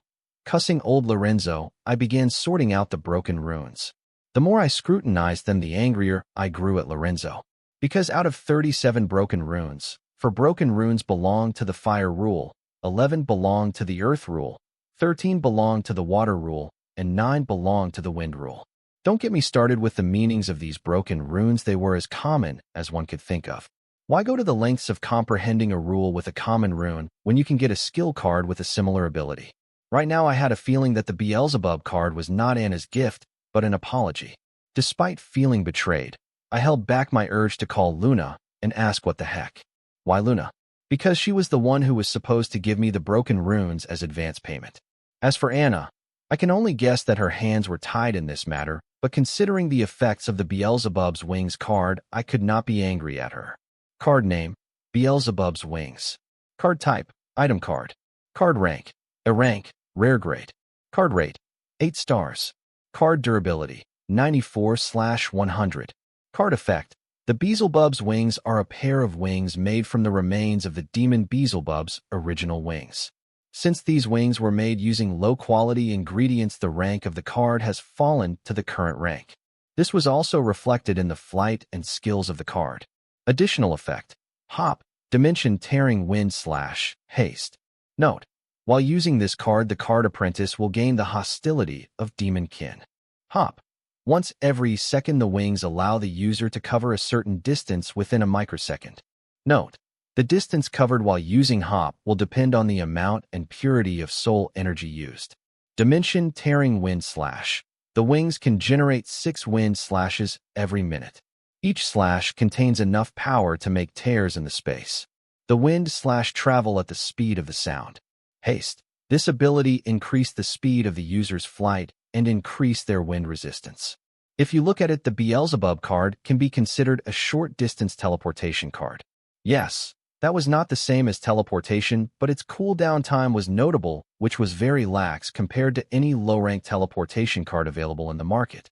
With my almost inexhaustible soul energy and its low refresh rate, this card would be a good cheat. With the Beelzebub's Wings card, my survivability increased by several folds. The hop skill of the card allowed me to escape when cornered or ambushed, and the dimension-tearing wind/card made for a perfect assassin move. I could easily catch my enemy off guard with it. Considering its lethality, I bet even Card Overlord would have a hard time defending against it. The funny thing was that all the cards I purchased tonight did not even come close to this card in terms of prowess. If I were to consider the cards that Matthew generously gifted to me, that was another story. Beelzebub's Wings card was good, but it did not come close to the Summon Possession and Elusive Aerial Puss cards. Putting aside the Beelzebub's Wings card, I moved my attention to creating Ego Elemental's summon cards using the broken runes. There was no way I could equip 37 Ego Elementals to summon cards. I planned to give most of them to my Calamity Daughter gems so they can dominate the battlegrounds. Faced with nearly 37 Ego Elementals, there was no way the Circle's members could make a comeback. They would be slaughtered if it ever comes to the fight. Because if my first plan works, there will be no enemies for us to kill. The 4 Fire Rule broken runes were all of the Flare meaning, a common meaning that increases the luminosity of the Fire Rule. In layman's terms, they make the fire brighter. No matter how silly it sounded, it still was a rule and would be invincible for regular card apprentices to overcome. But this totally justified my anger toward Lorenzo and Luna. Out of the 13 Water Rule broken runes, 6 were of freeze meaning, 3 were of viscosity meaning, and 4 were of wave meaning. As for the Elven Earth Rule broken runes, like the Fire Rule broken runes, they too were all made of single rule harden, which apparently increases the defense. Lastly, the 9 Wind Rule broken runes, 5 were of haste meaning, and 4 were of sensory meaning. The sensory meaning allowed the user to sense everything touched by the wind within the limits of their mental strength. As for haste, it increased wind resistance for the user along with increasing the overall speed. I should know better than to say this, but all of these broken runes were made of crappy meanings. Ordinary skill cards could replace their application, but in a card duel, the rule power did have an advantage over soul energy, so I had that to be grateful for and had to make do with what I had. Done with complaining, I place a broken rune in the card creation page and feed it to a Calamity Daughter gem, then transferred its soul pathway to a common core and morphed it into an Ego Elemental summoning card. I did this to avoid Agatha's curious eyes. Ordinarily, when creating an Ego Elemental, I did not require the Grimoire, but this time, since I am under constant surveillance, I had to use the Grimoire card creation as a go-between. And I also made use of Common Core to turn the cards into a card because I planned to give 2 of them to Diana and Cindy, who had not forged their Ego Gem yet. Ego Elementals were like runes; they could be stored in an Ego Gem. and since they had been refined, they did not have the same disadvantages as the broken runes when stored in an ego gem. Out of 37 broken runes, I turned 35 of them into ego elemental summoning cards. I kept 2 wind rule broken runes of haste and sensory, meaning each separate, as I had planned to use them to upgrade the elusive aerial push summons card. Though this summons card was powerful in its current state, it was nothing when compared to the ego elementals. It made use of soul energy, and the ego elemental made use of rule power. So no matter how awesome the elusive spirit skills were, they would not hold a candle when faced with a wind rule ego elemental. Therefore, I thought it would be best if it were upgraded. Since I could refine the spirits of the broken runes with the help of the Calamity Daughter runes, I was not afraid of them negatively influencing the elusive aerial spirit. First, I placed the elusive wind spirit in the Grimoire's card creation page, and he morphed it back into a core containing a space trap array that held the elusive aerial push spirit. To gain access to the elusive wind spirit, I would have to open the space trap array that is holding it. But once I open the array formation, the spirit trapped within it will try to run for its freedom. Previously, I did not face such a problem because none of my card ingredients had intelligence and consciousness, but this one did, and I needed to be smart about it. So first I conjured a Calamity Daughter gem and made a small opening in the space trap array. I waited for the elusive spirit to make a run for it. Just when it was halfway out, I closed the array on it. With the back of the body trapped in the array, the elusive wind spirit was stuck. It struggled to break free from the array's constraint, and in time, it would be successful, but before that could happen, I sewed the Calamity Daughter gem in it, turning it docile. Now that it had joined the ranks of my Calamity Daughter gem monster army, I loosened the space trap array once again. This time, the elusive wind spirit did not try to escape. Instead, it peacefully returns to the space trap array. Then I gave it the 2 wind rule broken runes, which the elusive aerial puss stored in its very own Calamity Daughter gem. Now, like my stone trolls, the elusive aerial puss too could comprehend rules depending on its talent. But for now, she will have to make do with the 2 broken runes. Yes, I just found out that elusive aerial puss was a she. Patching up the space trap array, I morphed the core back into a card. While I was doing this, I had tasked the Hive AI to analyze the space trap array, since I planned to use it to turn my stone trolls and other monsters into summons cards. That could be a very profitable business and a way to reward my forces for their contribution to the upcoming war. Not everyone in my force was like my Calamity Daughter gems. They were willing to risk their life and fight my battle because they had something to gain from it. And if I did not make that something worthwhile, then their morale for the next war would not be as enthusiastic as the current one. This did not mean that I was going to give everyone a summons card. Only those with the most contribution as driving for the rest of the forces to more actively participate in the next war. After upgrading, the elusive wind spirit did not evolve into a demon as the transcendent blood slime spirit did, but like the stone trolls, it also gained the Voltronian physique and the other skills of the Calamity Daughter gem. Now that I had upgraded the elusive aerial puss summons card, and the Hive AI was done coping the space trap array. Next up were the energy sword cards. When it came to these cards, there was a dilemma. Earlier, Chung had informed me that one of these 8 energy sword cards was a card apprentice's fated ingredient. I hate the idea of coming between a card apprentice and their fated ingredient, but I needed these cards for the upcoming battle. They would make good weapons for me to use when I transform into Gigamite. I could leave these cards as it is, but that was not possible as there weren't as many item card slots to use all 8 energy sword cards at once. Therefore, I not only plan to modify these energy sword cards, but also add them into one card.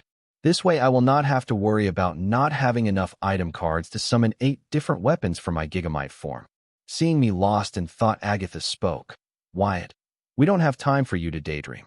Wait, since it is night, should I be calling it dreaming? Agatha's blabber awakened me from my train of thoughts. This was an ethical dilemma, so I decided to use her counsel on this one. So I said, Agatha, what happens to a fate ingredient when someone else other than the fated card apprentice use it? Is it about the energy sword cards? Hearing my question on fated ingredients, Agatha immediately knew what was troubling me.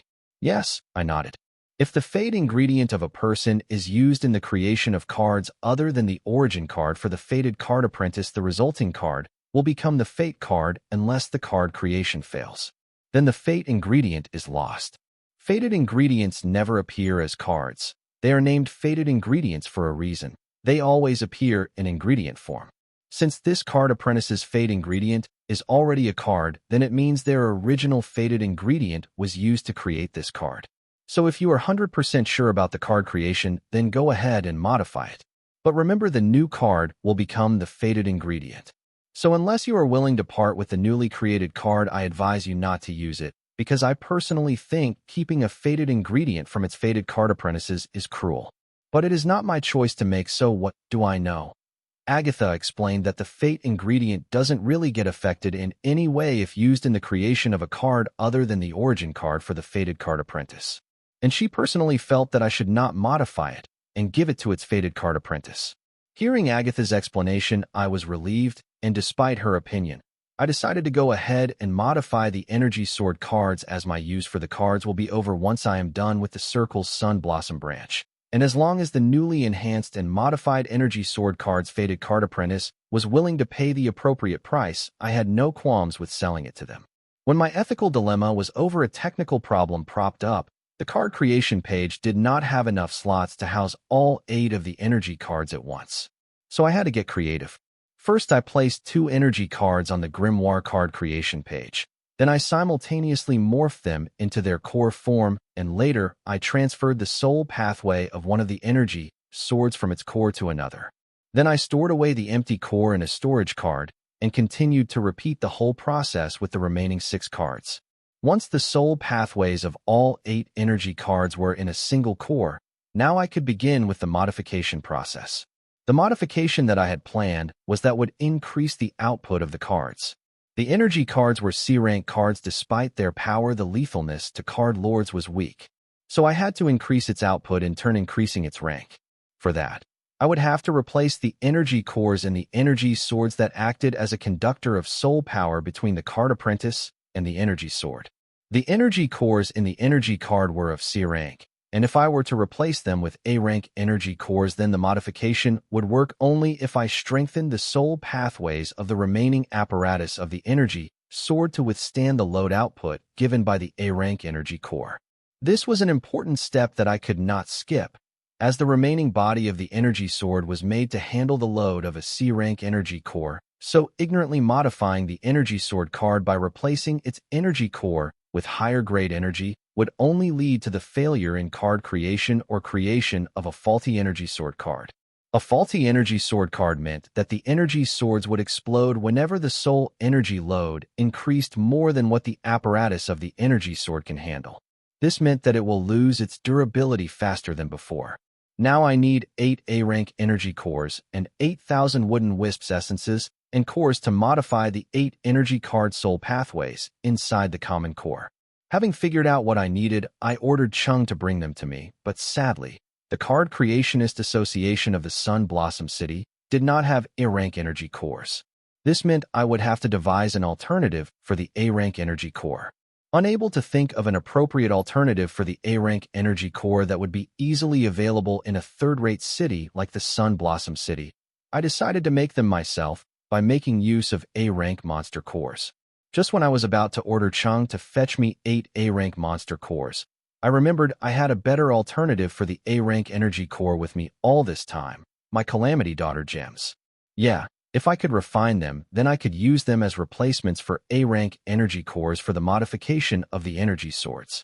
The Calamity Daughter gems were not a replacement for A-rank energy core, they were better than them. As the Calamity Daughter gems were modified versions of Ego gems, and Ego gems were inherently better than monster cores which were used to create the energy cores. Not only did the Calamity Daughter gems make better replacements as conductors of soul energy between the card apprentice and energy sword, but they also had other advantages that could easily turn the energy sword card I was planning to create the strongest sword card in A-rank cards I had seen so far. Why would I make such a bold claim? It was because the advantage of using the Calamity Daughter gem as conductors of soul energy between the card apprentice and energy sword was that they could not only conduct soul energy, but rule power as well. That meant that I could wield an energy word made entirely of rule power that I had comprehended in my Ego gem. Be it wind rule, fire rule, or any other rule, If you own it, you could use it to create an energy sword. The more I thought about using my Calamity Daughter gem as a replacement for the energy cores that help conduct the soul energy between the energy sword and card apprentice, the more I grew excited about this idea. A sword purely made of soul energy was considered lethal, but a sword purely made of rule power was deadly. Getting excited over this idea was of no use because for me to use the Calamity Daughter gem as the replacement of the energy core in the energy sword handle, I would first have to figure out how to refine the Calamity Daughter gem as normal ego gem or artificial ego gem per se. The main reason I had to refine the Calamity Daughter gem as an artificial ego gem was because I planned to sell this card to its fake card apprentice afterward. I did not mind granting the Voltronian physique if the appropriate price was offered, but if the card apprentice used the card made using the Calamity Daughter gem as their origin card, then their will would be enslaved to me. For that not to happen, I will have to think of a way around it. So I only introduced Voltronian core for my clients and never used Calamity Daughter gem except for the exceptional ones. Therefore, this problem never arose. As I had previously mentioned, the project of refining a Calamity Daughter into an artificial ego gem was underway. And with the tireless effort of my 3 slave consciousnesses and Hive AI, we have been able to figure out a way to strip most of the abilities of the Calamity Daughter gem to modify them into regular artificial ego gems. This could be achieved by snipping the soul pathways of the Calamity Daughter gem that represented the unwanted abilities. Simple, right? Wrong.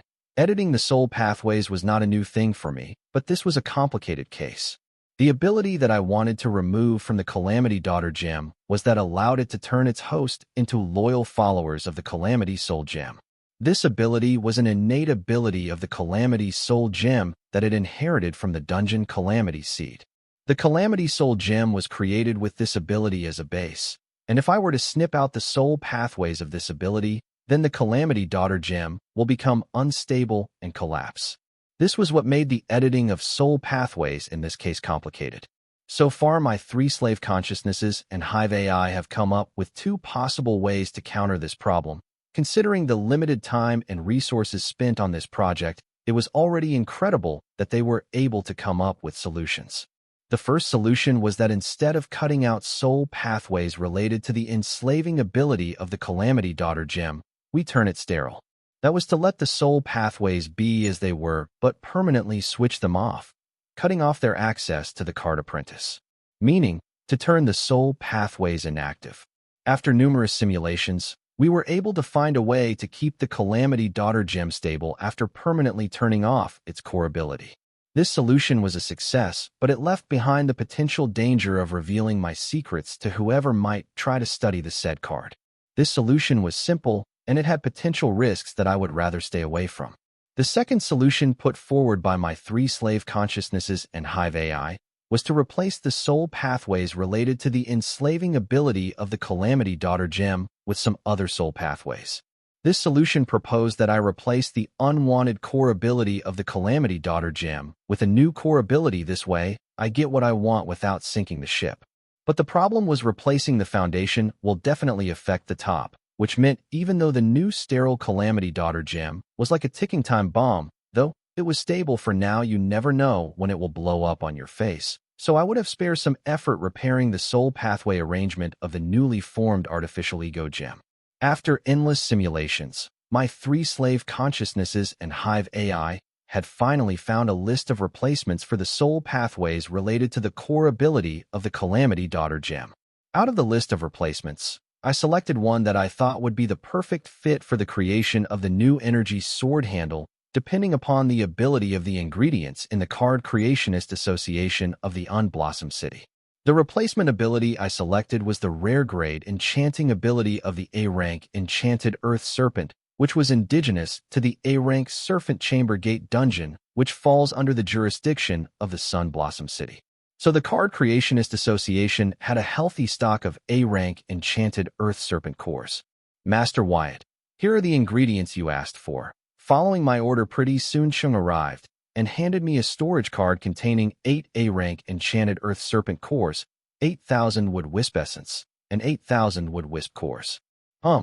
Taking the storage card, I gave Chung further instructions. Chung, according to the plan we discussed earlier, stealthily lead our forces from the outskirts to the Circle's Sun Blossom Branch headquarters. Yes, Master Wyatt.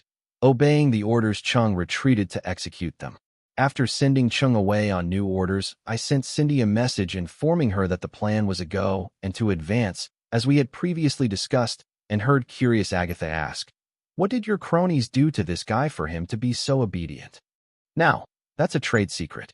I can't go around revealing it to the likes of everyone curious, I answered Agatha ambiguously. What trade secret?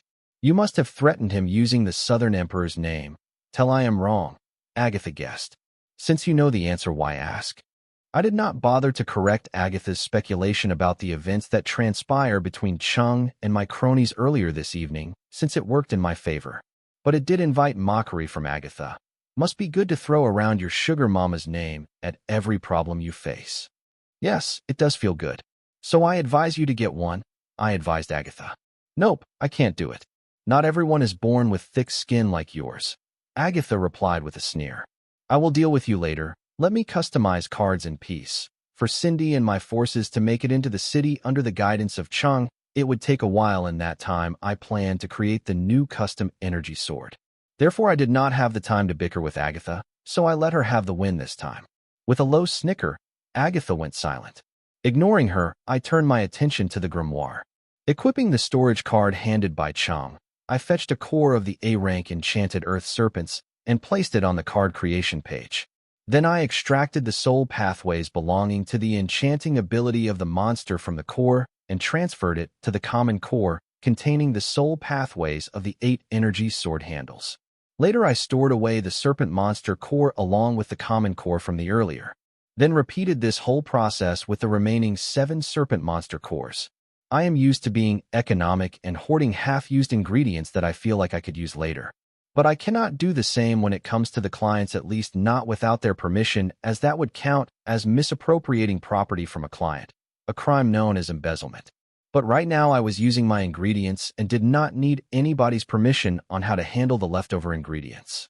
After transferring the 8 soul pathways of the enchanting ability into the common core, I then conjured 8 Calamity Daughter gems and transferred them into the common core. Afterward, I did not immediately use them to replace the soul pathways of the C-rank energy cores in each of the energy word handles.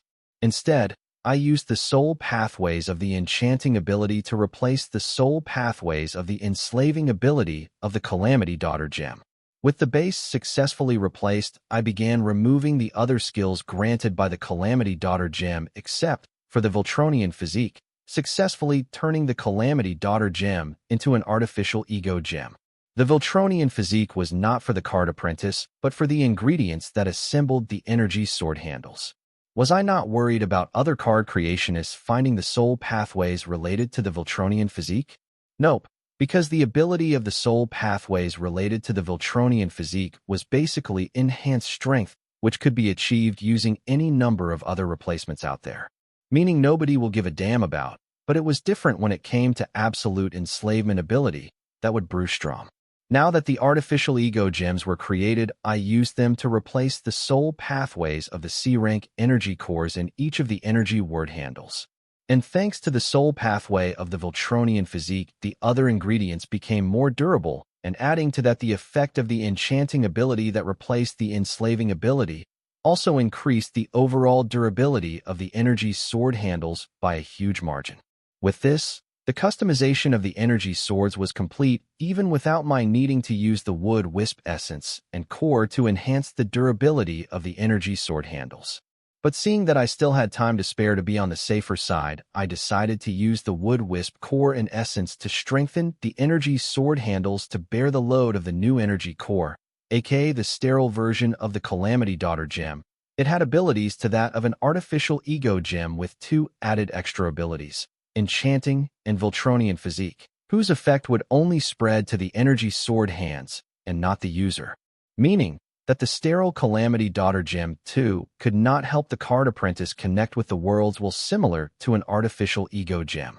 Without wasting any more time, I began transferring the soul pathways of the wood wisp essence and core to strengthen the soul pathways of the 8 new custom energy sword handles. With this, I had successfully modified all 8 of the energy word handles in the common core. Then I morphed the core into a card. Card customization complete. I immediately got off the couch, equipped the newly customized card in my grimoire, and summoned the 8 sword handles as I partially activated my Gigamite physique. With that, 3 pairs of floating hands appear on my back, and all 8 of my hands held a sword handle. Reminiscing about the plasma sabers used by the fictional characters back home right at this moment for the first time, I was genuinely happy that I transmigrated into this card world.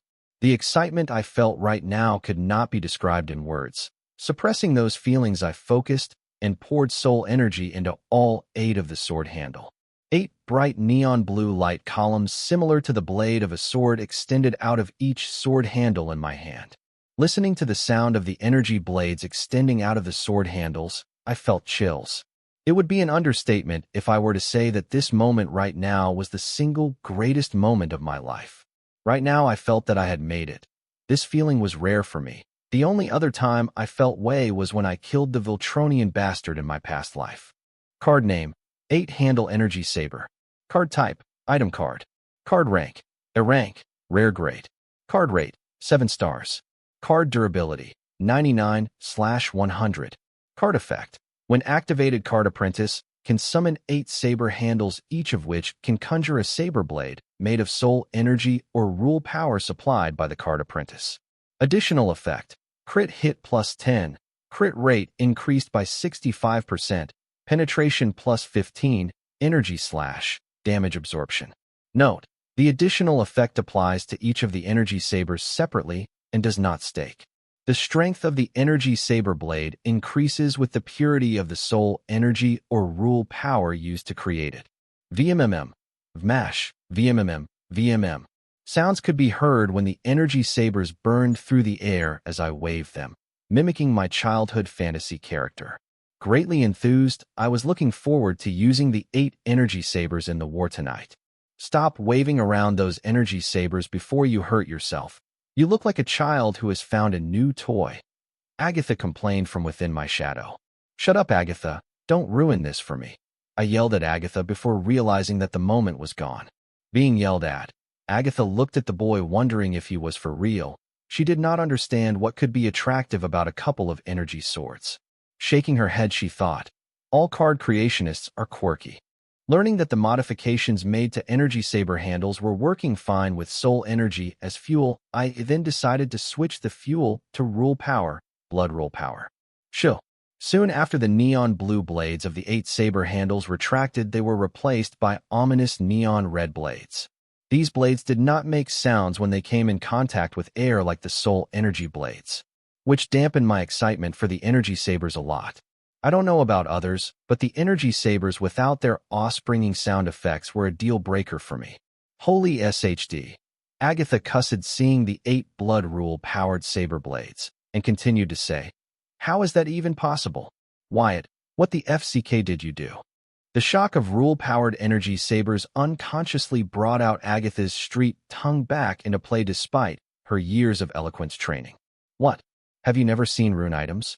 I answered Agatha with a question instead. Don't be smug. Of course, I know about rune items. I have been using them since before you were born. But how did you turn the energy swords into a rune item? You clearly don't have the ingredients to pull that off. Agatha did not lie. Rune items were common for high-ranking card apprentices. I made do with what I had. Don't sweat the small details. We have work to do and places to be.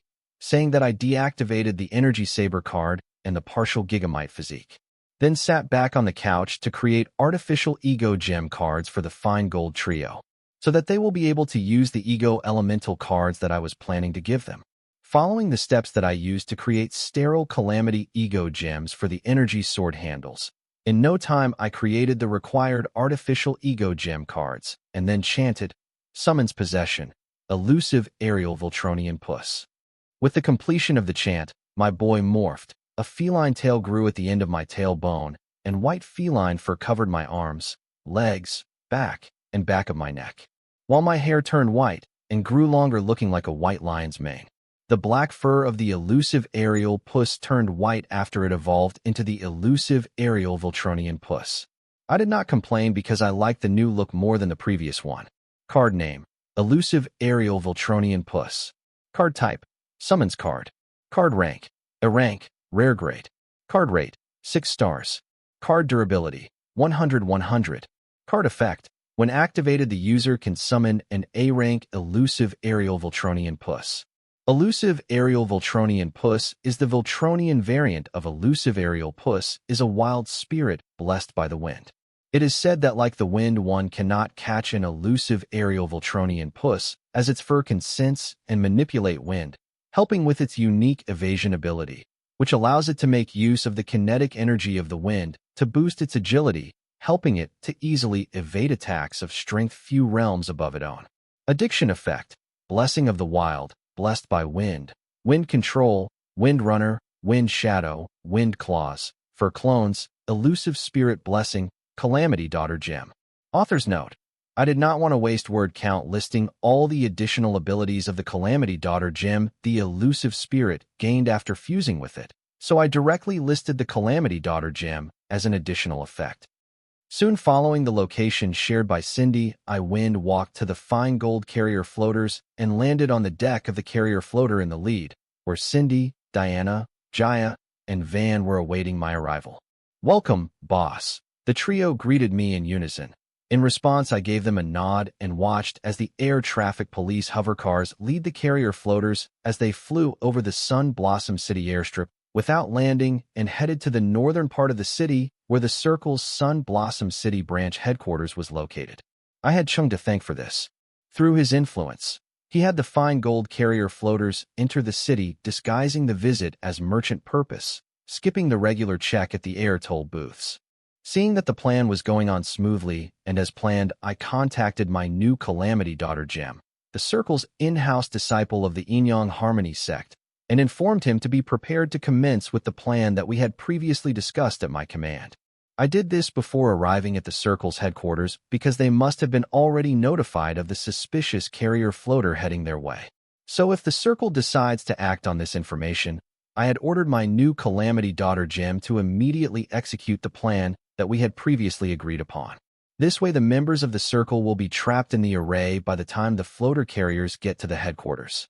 And hopefully, all of the members of the Circle's Sun Blossom branch will be present there. It would be great if I could end all of this tonight without having to search the entire city for the remnants of the Circle's Sun Blossom City branch. After relaying instructions to the Inyang Harmony sect disciple, I turned to look at the fine gold trio and Van, then said, I have made all the preparations to ensure that we get an easy and overwhelming win against the Circle. Still, many variables are unaccounted for, therefore, I have prepared these cards that will be helpful for you guys during the upcoming war. And in return, all I ask of you guys is to ensure that the casualty is to the minimum. I did not ask them to win the upcoming war because I believed we would win the war, but at what cost was the million-dollar question. Not being able to answer that question was what bothered me. Therefore, I tried everything that would possibly help me keep the casualties to the minimum, knowing that not waging the war was not an option. Soon I handed Cindy, Diana, and Jaya an artificial ego gem card, each along with an ego elemental card. The trio curiously took the cards that I handed to them, and their expressions could not be more vivid as they went through the card info of the 2 cards I had just gifted them. Awesome, Jaya yelled. As for Diana and Cindy, both tried hard to control their turbulent feelings, and then in unison, they thanked me. Thank you, boss. Shaking my head at their excitement. Keeping a few ego elementals for myself, I hand the remaining ego elemental cards to Van with instructions. Keep one for yourself and distribute the rest to the other leaders. Yes, boss. Van placed the ego elemental cards that I handed to him in his card holder and flew to other carrier floaters to distribute the remaining cards among his fellow comrades, the Calamity Daughter Gems. Sister, I got Earth Rule Ego Elemental. Which one did you get? Jaya asked Diana in excitement, as this was her first rune card. I got a Wind Ego Elemental. Dana responded to her over-enthused younger sister. She could not blame her sister because she too was equally excited about the cards and her boss. Today, for the first time, she felt that she made the right choice. Back when the Southern Emperor visited her on behalf of her boss, she was shocked, but not as this enthusiastic, because the Southern Emperor only cared for their boss, not her. But now these cards showed that their boss, who was valued by the Southern Emperor, valued them. Her new boss showed prospects and promises not just for himself, but everyone around him, and for that Dana respected him and agreed to follow his leadership, giving her all. But having founded and managed a big conglomerate like Fine Gold for decades, she knew those were not the only things she should be looking for in a boss. Prospects and promises were important, but dependable back to follow were equally important. She needs to know that she can trust her back to him for her to fight for his cause with undivided attention.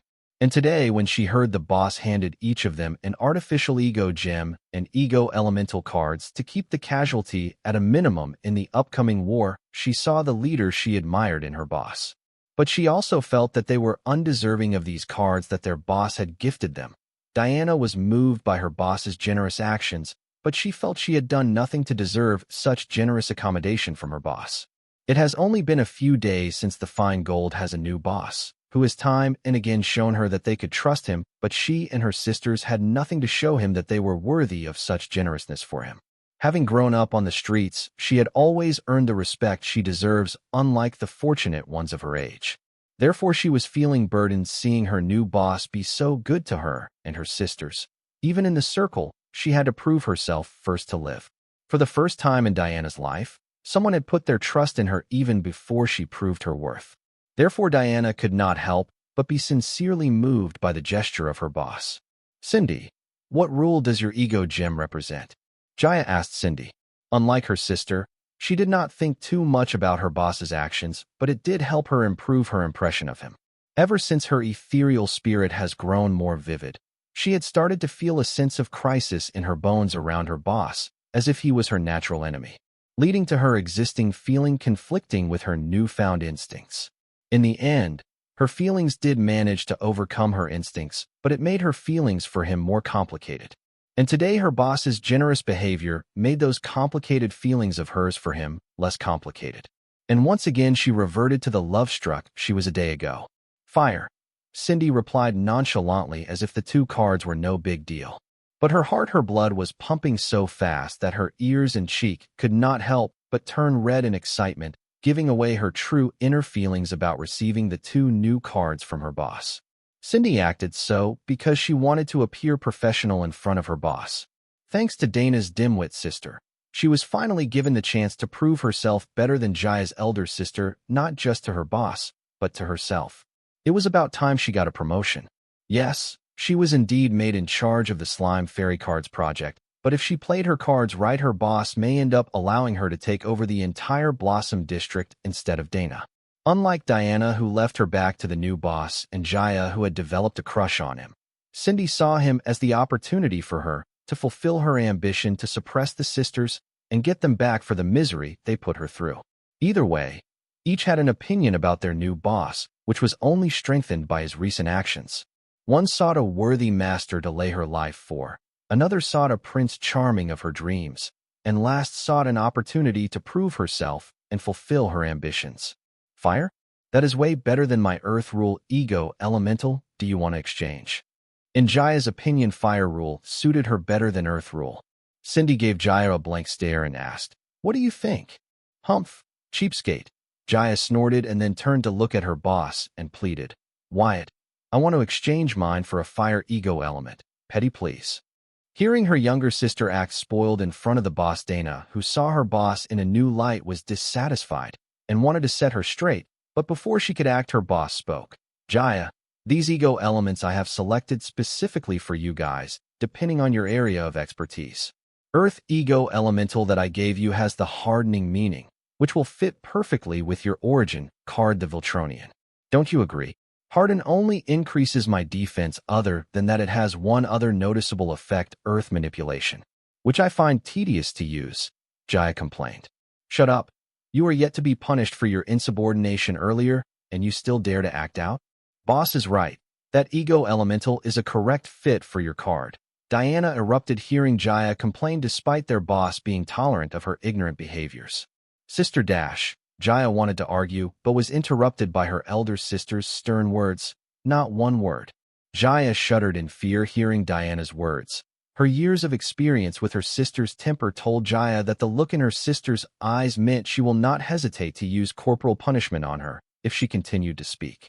Cindy too was surprised by Dana's sudden change of attitude towards Jaya's ignorance.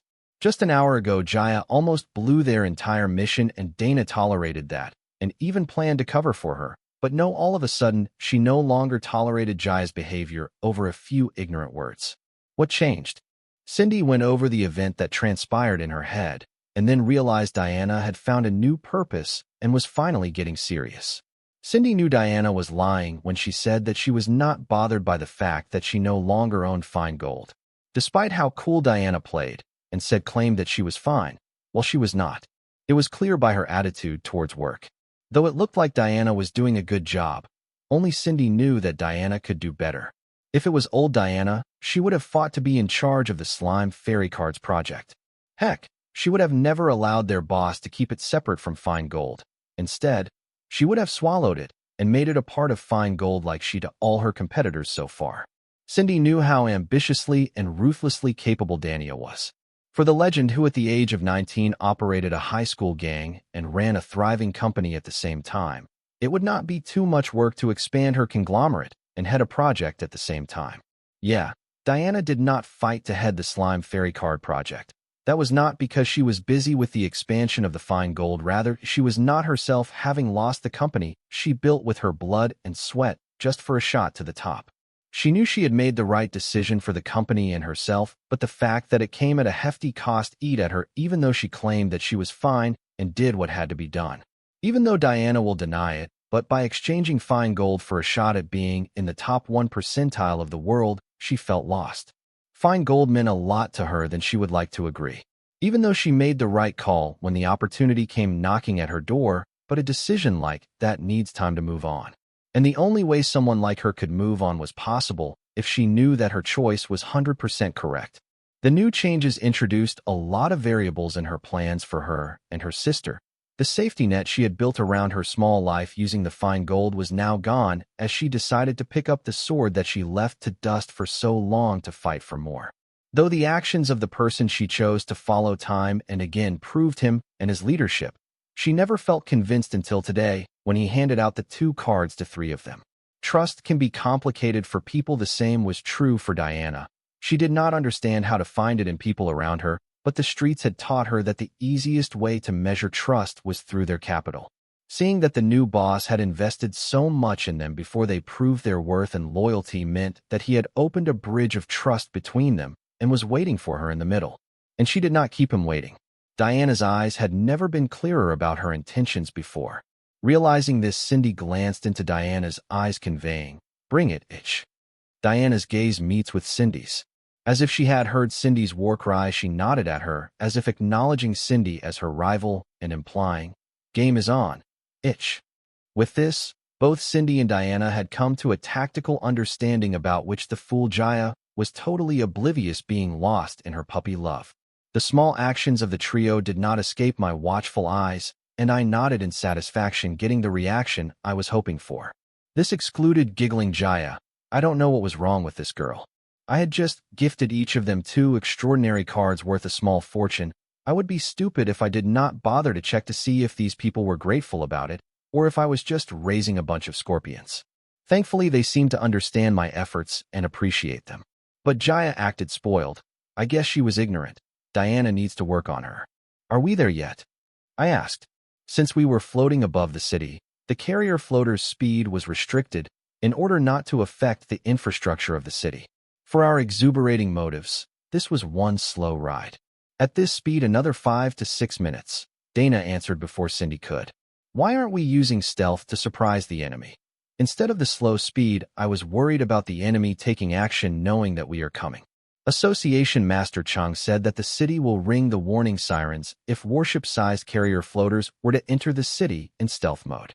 So he advised us that it would be in our best interest not to use stealth on our big vessels, which can easily be mistaken for a warship by the city array formation, prompting it to take predetermined actions planned against invasion. Therefore, he has arranged for these air traffic cops to lead us to our destination without having to worry about the city array attacking the carrier floaters after finding that we are not in the permitted area, i.e. the airstrip. Diana explained, which once again pissed Cindy. As the new head who replaced Diana on this mission, Cindy felt it was her duty to answer the boss's questions, but she was being outdone by Diana. This could not be more depressing for her. Having figured out her stuff, Diana brought her a game, increasing pressure on Cindy. I see. I was not familiar with the city's air traffic rules for big vehicles, but inside the city, there were indeed speed limits on all vehicles. We were going to attack a local force. Why do we care about the city's laws now? It was because we were here only to make an enemy out of the circle, not the entire city.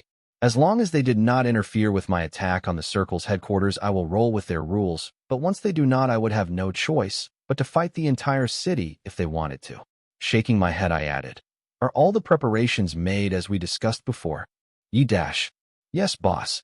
All preparation has been made accordingly. I personally saw to it and double-checked them. Diana was the first to respond again, but Cindy cut her off in the middle by hurriedly yelling out the response in a single breath so that Diana does not get a chance to break her off in the middle as she did to her. Good. If not, check it once again. We have a few minutes left to spare. I don't want half of my forces to die at the start of the war because their parachutes malfunctioned or something sillier. I ordered Cindy and Diana. Parachutes. Cindy said in puzzlement and looked at Diana to see if she knew what their boss meant. Don't worry, boss. We have enough card apprentices with hovercar cards on each carrier floater. They will get our forces to the ground. Diana immediately answered, feeling the boss's concerns were about how their forces would land. Cindy decided to give Diana this one, but did not plan to make it a habit of it. You must have practiced this already in the drill, right? How much was their response time? I asked because there were nearly 600 card apprentices on each of the carrier floaters. If they all were to be dropped to the battle one by one, then that would not be efficient and easier for the enemies to act against them. Boss, their response time is 2 minutes. Within that time, they will have completely surrounded the array formation and be ready to move in at your command. Diana replied, having personally attended the joint training between the Fine Gold Guards, Tiger Squadron, and TSR Guild. The fast deployment of the soldiers was the main goal of the joint training. Since all the forces will be mixed during the war, there will be confusion not knowing which chain of command to follow. In order to avoid this, all three forces needed to learn how to collaborate with each other as the situation demands them to. Excellent. What about the carrier floater shields? How dependable are they? Since we were arriving on a carrier floater at a minimum speed limit, we were easy targets for our enemies to shoot us down from their base. Hence, we needed powerful shields that were capable of handling whatever the enemy threw at them. We have two arrays on all the floaters, one for stealth and one is the shield for the carrier floater. Since we will not be using a stealth array, it can also be used as a secondary shield by carrier floaters in case the primary shield array is breached. But I would not trust the sheath array as a secondary shield array. I would not worry about that because I don't think that we will be needing them to act as one on this mission. Cindy answered as she was in charge of this. Let's hope it doesn't. If my plan went accordingly, all this preparation would be unnecessary, but if it did not, then we would be grateful that we did all these preparations. We are here, Jaya announced, standing at the edge of the deck as she looked down at the headquarters of the Circle's Sun Blossom Branch. As for the air traffic cops that guided us here, they were nowhere to be seen. They split the second we reached here without saying goodbye. Cindy. I signaled Cindy, asking her to commence with the plans. Carriers, fan out. Upon my signal, Cindy yelled, following which the 6 carrier floaters behind the carrier floater I was standing on moved to circle the Circle's headquarters. Within seconds, 7 carrier floaters surrounded the entire Circle's Sun Blossom City branch complex. Unfortunately, these were not warships. Otherwise, this scene would be more epic. But if the carrier floater were a warship, then we could not have made it past the city wall till here. Boss, if I may, Diana asked my permission to use her origin card. Go ahead. There was a reason why I gave you Wind Ego Elemental. I granted Diana permission for her to use her origin card. Summon origin card, Phantom Fleet. With Diana's chant, 15 huge-ass warships manned by phantom sailors were summoned. Then the warships moved to fill the gaps between the carrier floaters. I waited to see if there would be any response from the Circle's side, but it was totally quiet despite all this commotion. So I used my soul pupils to check what was going on, only to find that the Desolate Punisher array wasn't the only array covering the Circle's headquarters. There was this other array dome above the dome of Desolate Punisher array. Though I did not know what the first array above the Desolate Punisher array did. From what I could deduce with my expertise in array formation, This array happened to be shielding the inside world of the array from being spied on by the outside world by casting a pre-recorded mirage of sorts to those on both sides. The people inside will see a beautiful sky or sunset according to the time or their preference, and the people on the outside will see that headquarters was deserted and there was hardly any human activity in it. This way, this array not only stopped us from peeking inside, but also hid the desolate Punisher array under it. Master, you have arrived. My 3 Calamity Daughter gems inside the array contacted me. It seems the people on the inside were able to watch us surround them. I immediately asked back, what is happening in there? They are waiting for your forces to enter the array, Roy answered. Do they not know that we know that their headquarters is protected by a desolate Punisher array? I asked Roy, confused, as I thought that the circle having a desolate Punisher array was common knowledge to all. This could only mean that I had underestimated the intelligence given by Rami. That old bastard. He should have been keeping tabs and eyeing the circle ever since they moved to his city. After all, 2 tigers can't live in one mountain. Boss, though this branch of the circle recently got the desolate Punisher array, and people here are tight-lipped, I don't think Mike wouldn't have considered that the news about the headquarters being protected by desolate Punisher array had not reached his enemy's ears. Roy said that, but looking at his colleagues preparing to ambush the invaders with the help of desolate Punisher array, he could not help but doubt that maybe Circle was that foolish. I see. But why did you guys not tell me about the second array covering the Circle's headquarters? It was all right for Rami to not know of this tricky stealth array. Ji-Feng, who propped up the desolate array, should have known that there was another array covering his desolate array. I did not know, Roy answered. Hearing Roy reply that he never noticed that 2 arrays were covering the headquarters despite all the time he spent in the headquarters complex, I believed him because he was the dimmest of all my Calamity Daughter gems. Not you, Roy. Ji-Feng, answer me, I said sternly, wondering why Ji-Feng did not bring this matter up when we were discussing our plans to attack the Circle's Sun Blossom branch. To which Ji-Feng replied ignorantly, Boss, you never asked. I was without words. Ji-Feng was the Circle's Sun Blossom City branch's in-house Yin-Yang disciple and my latest Calamity Daughter gem, and apparently not the brightest or the free-willed of the bunch. Thanks to him, now I knew I was correct not to choose a Calamity Daughter gem to head my business operation in the Blossom District, and was relieved that I was able to hire the Fine Gold Trio for it. Even though the trio was still in training, I never had to worry about them destroying everything I had built here. Okay, you guys get to safety. Especially you, Ji-Feng, I said, shaking my head, understanding that it takes time for the Calamity Daughters to unwind after the absolute brainwashing of the gem's innate skill. And planning to commence my attack on the Circle's headquarters, I warned my Calamity Daughter gems behind the enemy lines to get to safety, as I did not want casualties due to friendly fire right at the beginning of the war. And considering the role Ji-Feng was going to play in my attack, his life would be in imminent danger. Therefore, I asked them to hide before I began my attack. Yes, boss, Roy and the others agreed before signing off. Diana, do your magic. Glancing at the fancy complex below, I asked her to launch the first strike.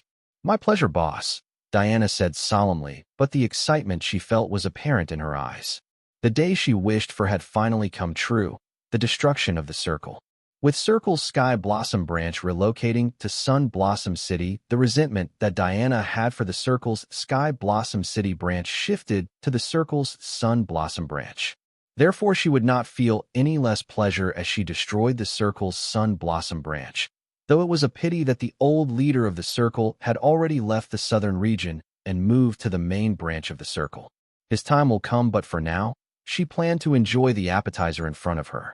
Rune summons Ego Elemental. Diana then summoned her Wind Rule Ego Elemental, and then moved to the edge of the carrier floater's deck. Looking down on the Circle's headquarters complex, her eyes suddenly became resolvent, and she yelled, Phantom Fleet, prepare your cannons. The cannons on the 15 Phantom warships turned to aim at the Circle's headquarters, then blasted cannonballs at the array covering the Circle's headquarters at Diana's order. Open fire. Boom. Boom. Before the cannonballs could make contact with the array dome, the mirage displayed on it changed and began to act as a mirror by reflecting our image to us.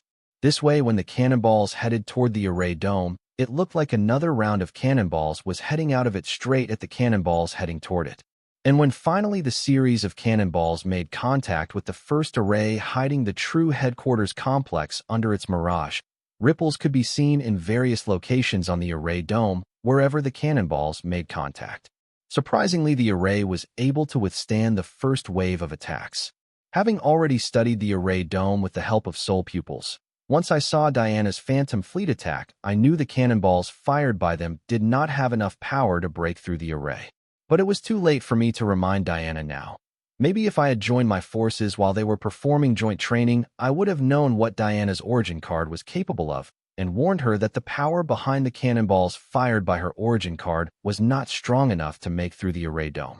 It's okay though, because Diana was a big girl, and she knew how to learn from her failure. Boss, just as I was wondering if Diana learned from her failed attempt, and if she could break the array with her next attack, I heard Ji Feng's voice through Hive AI, and asked, "What is it?" "Boss, the array is called Duo Mirror Array Formation. It will only break with strength higher than it, and constant waves of attack will not be able to leave a scratch on its surface. It can easily switch between stealth and defense." Hope this helps. Earlier, I did not bother to ask Ji Feng about the Duo Mirror Array covering his Desolate Punisher Array because I knew Diana could destroy it with little effort despite a little setback, but it was good to know that Ji Feng was not a lost cause like Roy. Seeing that the Duo Mirror Array formation did not break with her first attack, Diana frowned. This was not the result she was hoping for, and realized that she may require the Phantom Fleet to fire a few more rounds of cannonballs to take down the Duo Mirror Array. But she did not have the time for that, as she wanted to impress her boss by taking down the Duo Mirror Array dome with the first wave of cannonballs. Since now that was not possible, hopefully, she achieves her goal with the second wave of cannonballs. Open fire. Hopefully? Nah. She was going to make sure that her attack works this time around. As the 15 Phantom warships fired the second round of cannonballs aimed at the Duo Mirror Array dome, she yelled, "Wind Rule Ego Elemental use wind manipulation.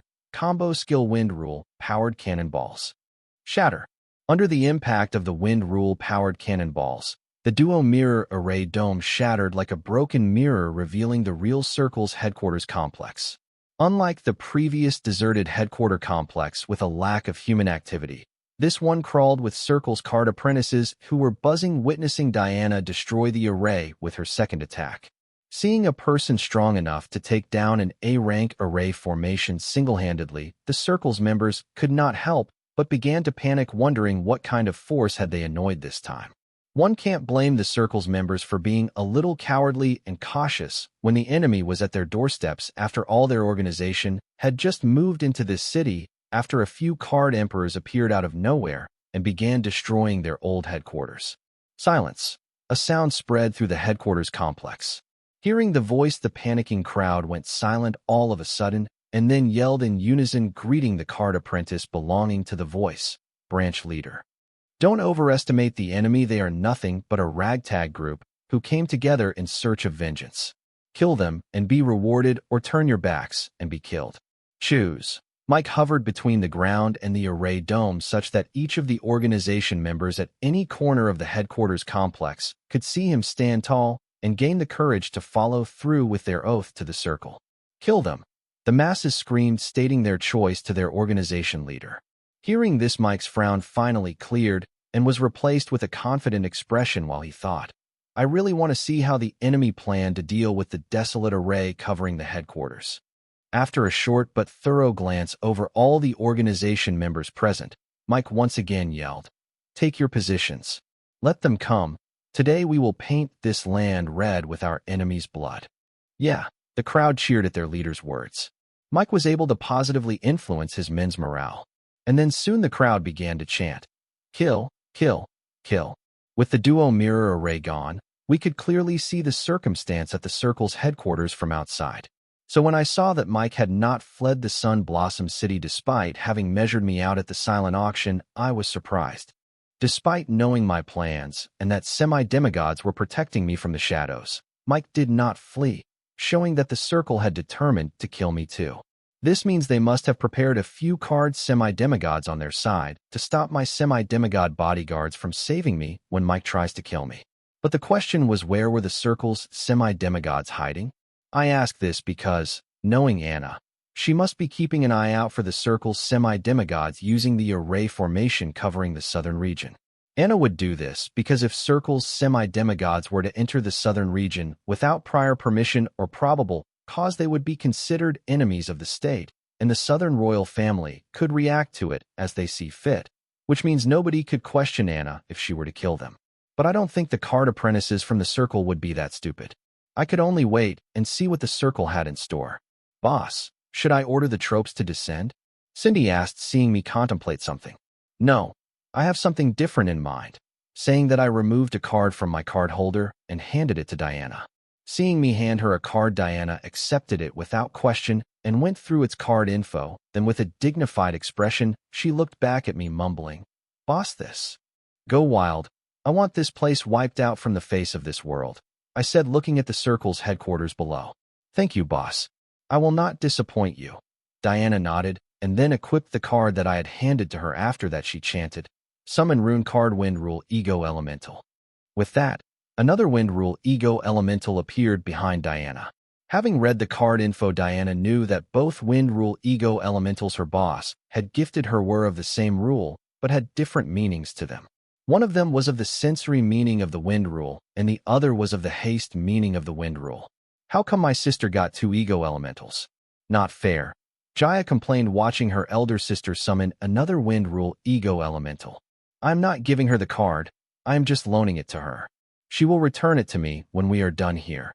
This was the reason why I did not give Diana the card earlier. I did not care about Jaya's feelings, but Cindy was the another case. I planned to have Cindy and Diana to keep each other in check. This would be best achieved if I don't appear partial. So, for Cindy to not get the wrong idea, I had to play it like this. This was where I missed the Calamity Daughter gems. I did not need to care for their feelings and opinion. If I was happy, they were happy, and their world revolved around me. Yes, boss. Learning that the second Ego Elemental was just a loaner and not a gift like the previous one, Diana's expression dulled, but she soon got over it, hearing, "Maybe if you guys earn enough merits, exchanging them for an Ego Elemental is not impossible," I said, looking at Diana, Cindy, and Jaya. "How much merit for a Fire Rule Ego Elemental?" Jaya immediately asked. "You don't need to worry about the merits. I will ask you when I feel like you have earned enough merits worth exchanging for a reward," I replied.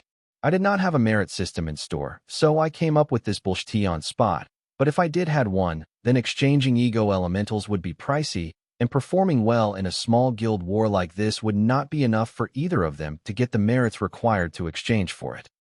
Hearing my explanation, Jaya gave me a blank stare. It seems all her enthusiasm from before vanished after learning that I would be the judge of who gets how many merits for what. But the same was not true for Cindy and Diana. They became alarmed, misinterpreting my words, and felt that their every action was monitored and graded. They were okay with it because they would do the same if they were in their boss's shoes. This also meant the throne of the Blossom District was up for grabs. This misinterpretation excited Cindy, as previously she thought that after their boss left, Diana would ascend his throne to gain control of the Blossom District, but now it was clear that it was not set in stone. After Diana's poor behavior previously, it was not a surprise that their boss may have come back to square one. That is, deciding the next in line for his business down south. And Cindy did not know who her boss was leaning toward, but she knew that she was one of the main contenders, and this war here was her chance to perform and leave a long-lasting impression. Diana's thoughts were not much different from Cindy's, but this did not mean that she was upset that the position she was promised had become shaky, as it was her fault. And she was not worried that Cindy or others would be given the Blossom District, as she thought she could get her boss to change his mind and win back what was promised to her with her new attitude towards life. Seeing that Diana and Cindy may have misinterpreted my explanation to Jaya, I did not correct them because Cindy and Diana were competing with each other. That was what I wanted. Hopefully, they both will keep the spirit of competition in their mind, because last thing I want was them conspiring against each other. That would not be productive. It seems I will have to think of something to make sure that either of them doesn't cross the line. The duo mirror array was powerful enough to withstand the attack of 15 A-rank warships, which was impressive. It could be seen that the Circle did not spare any effort to keep others from spying on them and protecting themselves. Yet it crumbled in face of Diana's second wave of attack, as this time the cannonballs shot by her 15 warships had been powered by Wind Rule power. Hence, the duo mirror array shattered like glass at the first impact of the wind rule-powered cannonballs. A soul energy-powered array never stood a chance in front of rule-powered attacks. Seeing the power behind the combo skill, Diana had become confident and started to believe that if something unexpected doesn't happen, then she alone could wipe the circle's sun blossom branch from the face of the world. Now she understood why her boss did not send the tropes to battlegrounds and instead asked her to finish it off, loaning her an ego elemental. Diana glanced below from the deck of the carrier floater and looked at her former colleagues who kept chanting kill. Thinking of massacring these circle's goons with her next attack, Diana showed no pity or hesitation in her eyes. If not for her trying to figure out how to use 2 ego elementals in a combo attack, she would have already shelled these fools into ash. Phantom Fleet aim. Having thought of a way to use the 2 ego elementals in combo with her skill, Diana ordered her Phantom Fleet to aim and yelled, "Skill combo wind rule, powered guided cannonballs." Phantom Fleet, open fire. Sensory meaning wind rule ego element, use skill guiding wind. Haste meaning wind rule ego elemental, use skill speed of wind. Diana ordered her Phantom Fleet to open fire and then blessed the cannonballs with 2 wind rule ego elemental skills to launch the combo skill wind rule, powered guided cannonballs. The idea was that Diana would use the skills of the 2 ego elementals to enhance the power and the aim of her Phantom Fleet's attack. Enhanced by the wind rule, numerous cannonballs entered the desolate Punisher array at an unimaginable speed, and instead of traveling in a straight line, they curved and bent under the guidance of the wind rule, and only aimed for areas where Circle's card apprentices were present, making sure that all of the cannonballs hit their target with a devastating speed. On the side of the Circle, Mike saw the Phantom Fleet prepare for the 3rd round of bombardment and immediately ordered the elites of the Circle to stand guard just in case some of the cannonballs slipped the prohibition of the desolate Punisher array. Unlike the duo mirror array that was powered by soul energy, the desolate Punisher array was powered by silence rule power. Though it did not have strong defense power like the duo mirror array, it had strong prohibition ability, which could render the soul energy and low-level rule power useless. So in front of the numerous incoming cannonballs, none of the Circle's card apprentice present showed signs of fear, as they knew as soon as the cannonballs entered the desolate Punisher array, they will lose the enhancement of both the soul energy and the rule power and will be nothing more than mortal-level cannonballs. Such attacks at most would manage to hurt a few feeble card scholars, so they had nothing to worry about. Hence, with this calculation in mind, a bunch of promising elite card soldiers prepared to interpret the cannonballs before they ruined their headquarters' beautiful infrastructure. While the minions moved to defend their base, Mike descended to a nearby building and searched for G-Foam to ask him if the desolate Punisher array was lacking something. After all, he planned to use the array to help him stall time for his plans. Though he had a strong inkling that the enemy must have something up their sleeves to deal with the desolate Punisher array, he believed that despite the enemy's counter for the desolate Punisher array, it was powerful enough to buy him some time. All he had to do was patiently wait until all the pieces were in place. Just when Mike thought that he had the situation under control, a variable occurred. He could not find the yin-yang harmony sex disciple, which gave rise to him thinking of various variables that he had not thought of previously. With that, Mike felt the situation spiral, and the only way to put an end to it was to find the yin-yang harmony sect disciple G-Foam. Thinking of this, he immediately summoned his grimoire, but he was unable to summon it. Before he could contemplate why he was not able to summon his grimoire, he heard the cries of his underlings. Mike immediately turned to witness that the influence of the soul energy and rule power on the cannonballs did not get negated after entering the confines of the desolate Punisher array. Instead, the cannonballs danced in the air, searching and hunting their targets. To his surprise, even the strongest of his minion and the elders of the inner circle were helpless in front of the attacks. That was when he noticed that none of them had summoned their grimoires. To be accurate, none of them was able to summon their grimoire, similar to how he was not able to summon his grimoire. With all this proof right in front of him, pointing to the obvious, it did not take Mike long to conclude that the disciple of the yin-yang harmony sect, G-Foam, had betrayed him and had turned the array that was meant to protect the Circle's card apprentices, equipping the token cards in their grimoires, into a death trap, targeting those that had equipped the token cards in their grimoire. G-Foam, Mike screamed with bloodshot eyes, watching his subordinates bombarded into a blood and meat shower. The agony-filled cries of his subordinates soon masked Mike's enraged scream. Now that the desolate Punisher array was suppressing his soul energy, the only other available power source for Mike to use was his physical strength and rule power. Rule power was more potent than soul energy, but the silence rule's prohibition had been maximized by the desolate Punisher array, making it so that despite his high mastery of rule power, Mike would have a hard time channeling it. Experiencing the dread of the desolate Punisher array's enhanced silence rule, Mike understood why the main branch was desperate to ally with the Yin-Yang Harmony sect. But seeing it being used to mow down the members of the circle instead of protecting them, Mike could not help but wonder if this betrayal was the Yin-Yang Harmony sect's idea, or if it was just Ji Feng's idea. If it was just Ji Feng, then the damage was controllable, but if the Yin-Yang Harmony sect was behind this, then not only he, but the main headquarters was in danger. After all, the Yin-Yang Harmony sect was authorized to prop up a desolate Punisher array at the main headquarters and every branch of the circle. Mike always felt that the main office was hasty when it came to allying with the Yin-Yang Harmony sect, and the events of today proved his gut right. Though the Yin-Yang Harmony sect's betrayal did catch them unprepared, it did not mean that it was unexpected. The circle had already calculated the benefits and dangers of allying with a force like the Yin-Yang Harmony sect. Dealing with a force as powerful as the Yin-Yang sect, they were more cautious than ever. After all, they planned to hand the security of all their publicly known operations to the Yin-Yang Harmony sect. They would be fools not to be cautious about this alliance and not consider a betrayal as one of the possibilities of how this alliance could come to its end.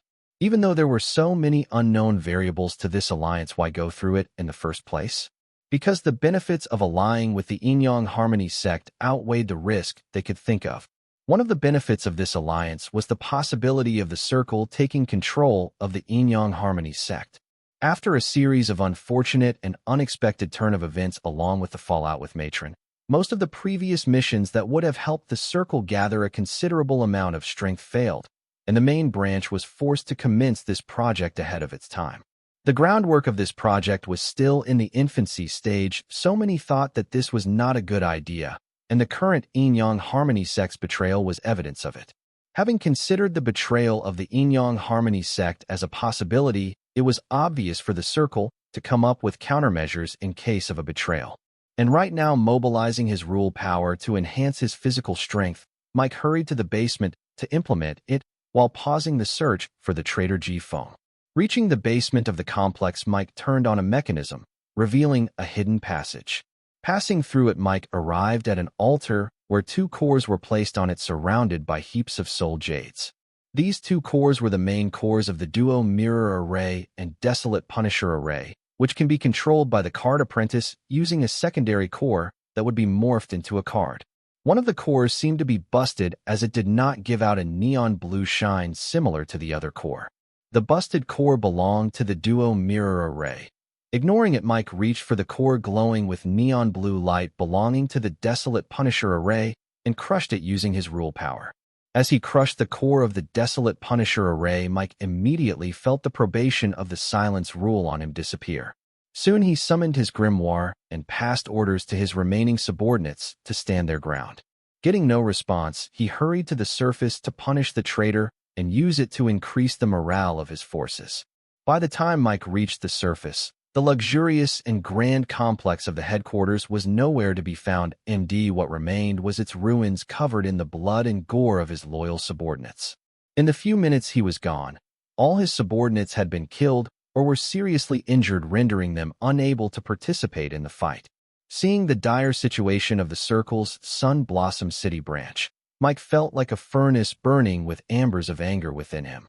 He wanted to scream Bloody Mary and charge ahead to cut the head of his enemies, but there was not a single enemy on the ground for him to vent his anger. This only made him more angry and depressed. Because the mighty circle that once ruled over the surrounding cities was brought down to its knees by a single person. Mike blamed Ji Feng and the Yin-Yang Harmony sect for this outcome. Thinking of Ji Feng, Mike stopped staring at the ruins of the circle's headquarters and hurried to find Ji Feng and kill him before the others arrived. Only by killing him with his hands will his anger subside, but he had a bigger motive for hunting for Ji Feng when his men were dying. He had to uncover if it was Ji Feng who betrayed them or the entire Yin-Yang Harmony sect. Though it might not look like it, the Yin-Yang Harmony sect was a huge force in the shadows. Due to their special inheritance of silence rule, they have a lot of allies who would rather compromise with the Yin-Yang Harmony sect than make an enemy out of them. Therefore, it was of most importance for Mike to find Ji Feng and steal his soul before Mike launched his endgame. Holy SHD, what is happening down there? Why are they not able to summon their grimoire? Jaya yelled as she watched her elder sister's cannonballs dance in the air as they hunted down the members of the circle.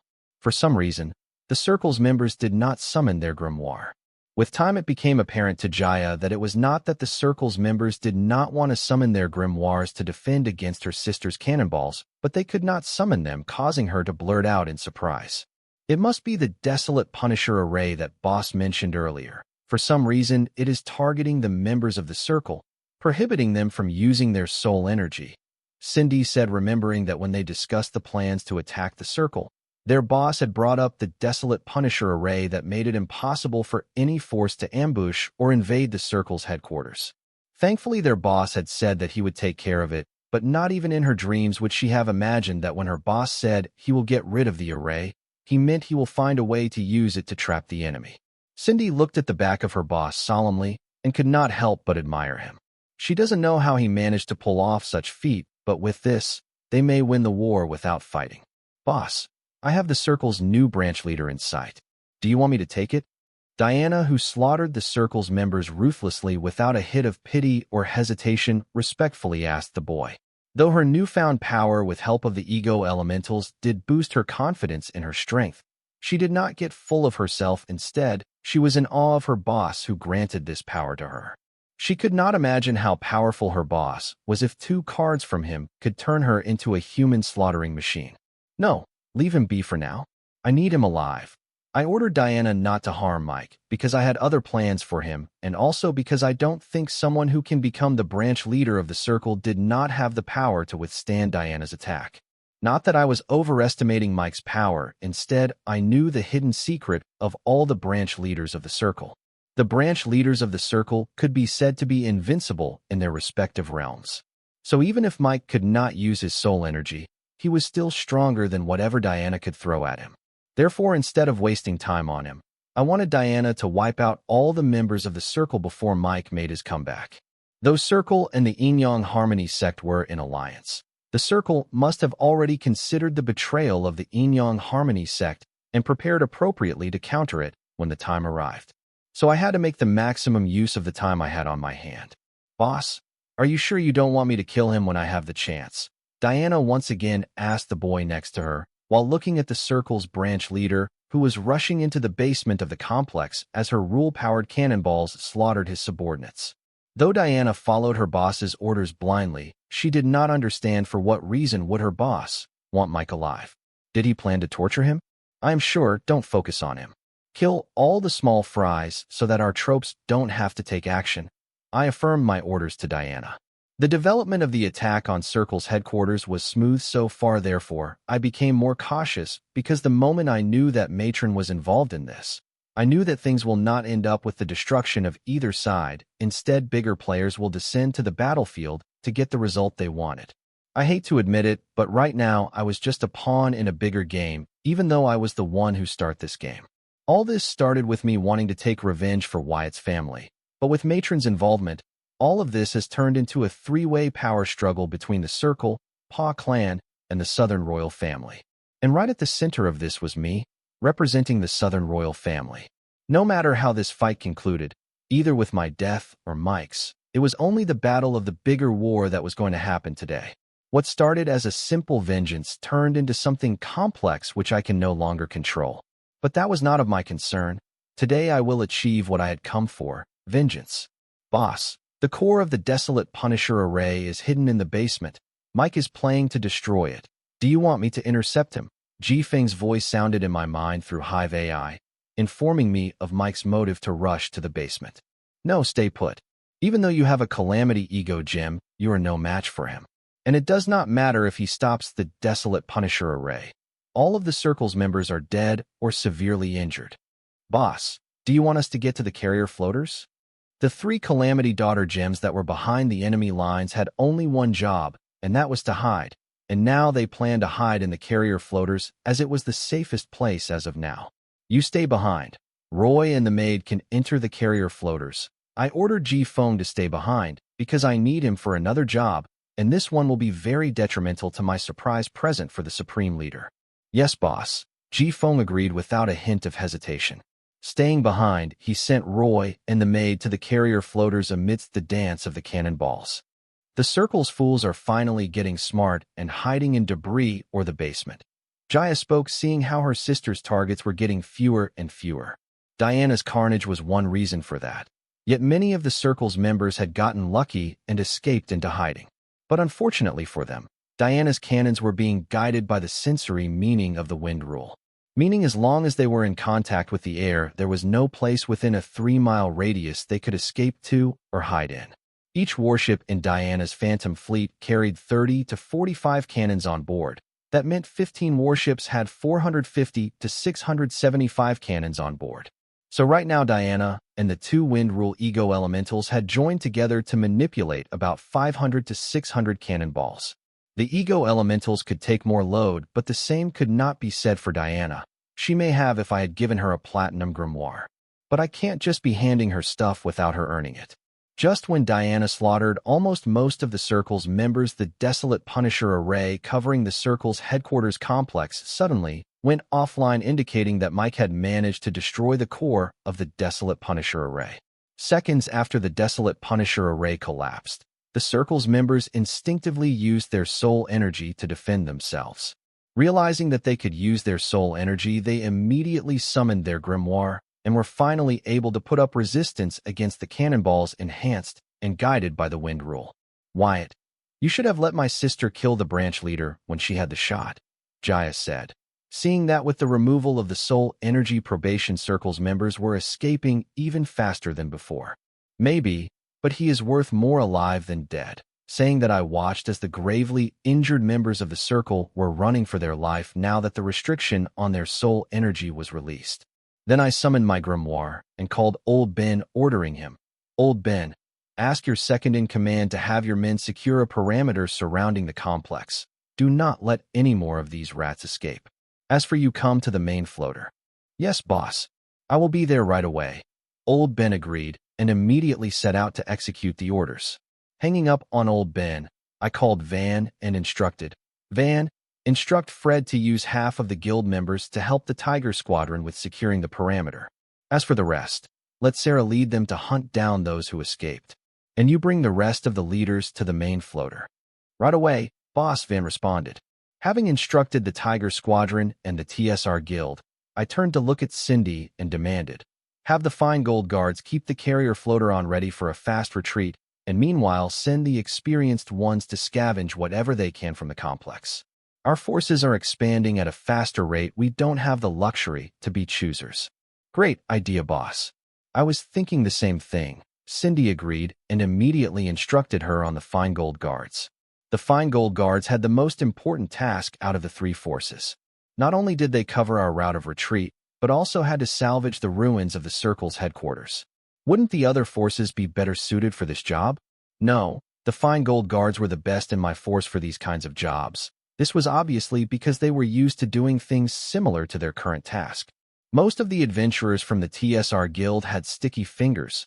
That was part of being an adventurer for most. So if I had asked them to salvage the remains of the complex, most of the precious things would have been pocketed by them. Therefore, they were not suited for this job, so I had them hunt for the members of the Circle that escaped. As for the soldiers of the Tiger Squadron, these guys were too proud to involve themselves in acts like pillaging during the Monster War era. If I were to ask them to do it now, I don't think they would agree. Considering that they specialized in security, having them form a secure perimeter around the Circle's headquarters complex was the best use of their talent. When it comes to the Fine Gold Guards, even though they were more loyal to Diana than me, they did not have sticky fingers like the adventurers of the TSR Guild, nor were they too prideful to scavenge the ruins of the Circle's headquarters. They were more like cooperate slaves that did what their salary payers asked them to do. All I am trying to say was that they were more flexible than the adventurers of the TSR Guild and Tiger Squadron. Having given out the instruction, I waited for all the leaders to gather at the main floater. It did not take long. Considering the warring situation, they got here as soon as possible and greeted me, "Boss." Van, Old Ben, Bright Brothers, Vivian, you guys get to the battlefield and purge the remnants of the circle. I ordered the remaining Calamity Daughter gems that had not been assigned any task so far. The inner elders of the circle were old veterans in the Card Lord realm. Most of them had formed their ego gems because of the wealth and resources that they had gathered over the years thanks to the tranny of the circle in surrounding cities. They were strong. If not for them, Diana would have wiped out the entire complex off the face of this world before Mike was able to destroy the core of the desolate Punisher array. These old bones made use of their third-rate rule power mastery to resist Anna's wind rule enhanced and guided cannonballs. Not only did they buy time for Mike to get rid of the array plaguing them, but also were able to save quite a few of the Circle's members. Still, this massacre was a hit. The Circle's force was down to 1/4 of what it used to be. But those that are alive were the elite of the elite in the Circle's ranks.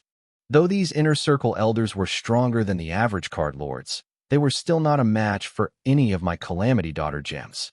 Now that they were equipped with ego elementals, they would not even have to make use of their Calamity Gems perks to kill most of the Circle's elders. So I handed them the task to deal with them. "Yes, boss." All the Calamity Daughter gems agreed and moved to the battlefield. "What about us?" Jaya asked, pointing at herself and Cindy.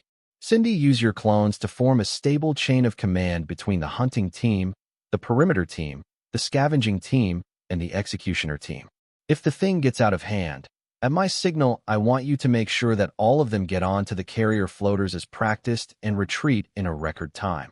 Though Diana had managed to single-handedly cripple the forces of the Circle, knowing the full story, I knew that this was just the start of the war. The real war had yet to begin. Therefore, I did not get satisfied with the current results. Instead, I asked Cindy to stay on alert and prepare for a retreat at the first sign of complications. "Don't worry, boss. Leave it to me." Cindy agreed, even though she wanted to get some merits on the battlefield by killing some of the Circle's elders. Now that she had an artificial ego gem and a fire rule ego elemental, Cindy was more confident in her strength than before. So she could not help but be disappointed when she heard that she was stuck with the assist duty, but considering that she would also be assisting the executioner team, she thought she would get enough opportunity to fight the Circle's elders who were rumored to be the strongest force of the Circle. As for you, Jaya, you go assist the hunting team hunt the Circle's deserters. Taking Jaya's willful nature into the account, I did not want Jaya anywhere near this complex. I had a feeling that if given the chance, she would somehow end up making trouble for me. So I assigned Jaya to the hunting team with the TSR Guild. These guys were too wild. They lacked the discipline of the Tiger Squadron and the Fine Gold Guards. The joint training was proof that the TSR Guild members like Jaya were better of doing some grunt work. Hunting down the injured escapees of the Circle was that grunt work. Hopefully, they managed to find them all before the war was over. The Circle's members were more familiar with these surroundings than the TSR Guild members, so it would not be a surprise if a few of them were able to successfully hide from them. Making Jaya the trouble make a good addition to the hunting team. "Can I be part of the executioner team?" Jaya asked. "No, just complete the task that you are assigned," I said sternly. "Pretty please, executioner team is where all the fun's at," Jaya bargained.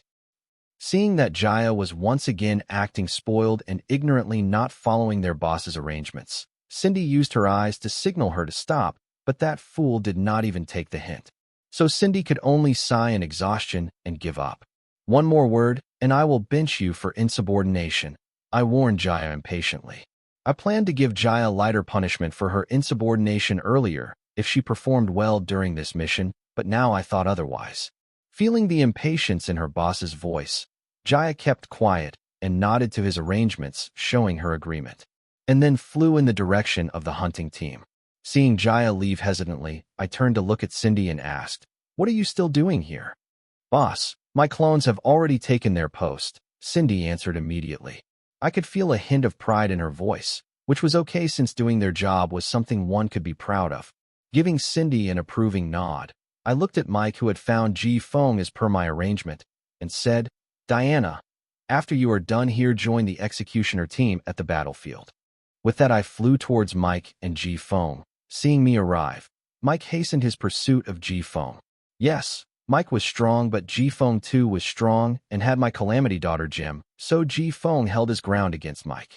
But with every passing second, it could be seen that Mike was gaining an edge over Ji-Feng.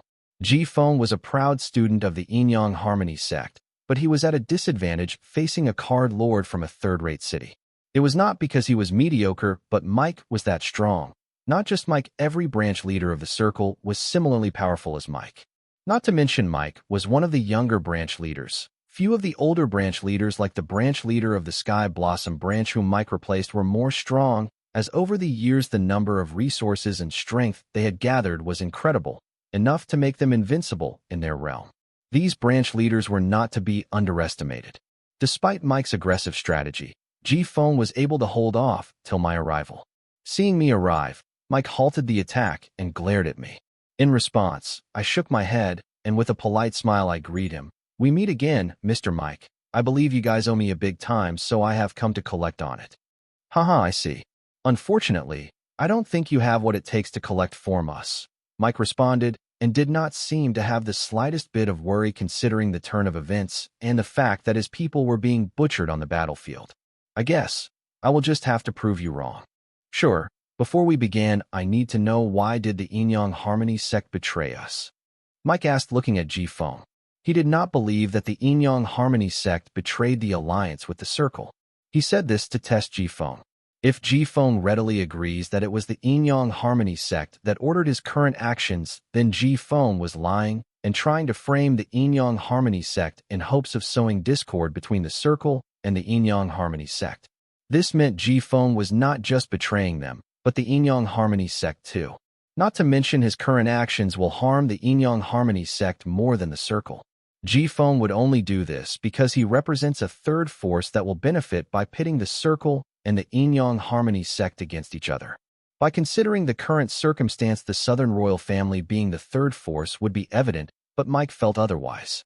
Southern Royal Family never bothered with the Circle or Yin-Yang Harmony sect in the past, and had not enough reasons to do so now.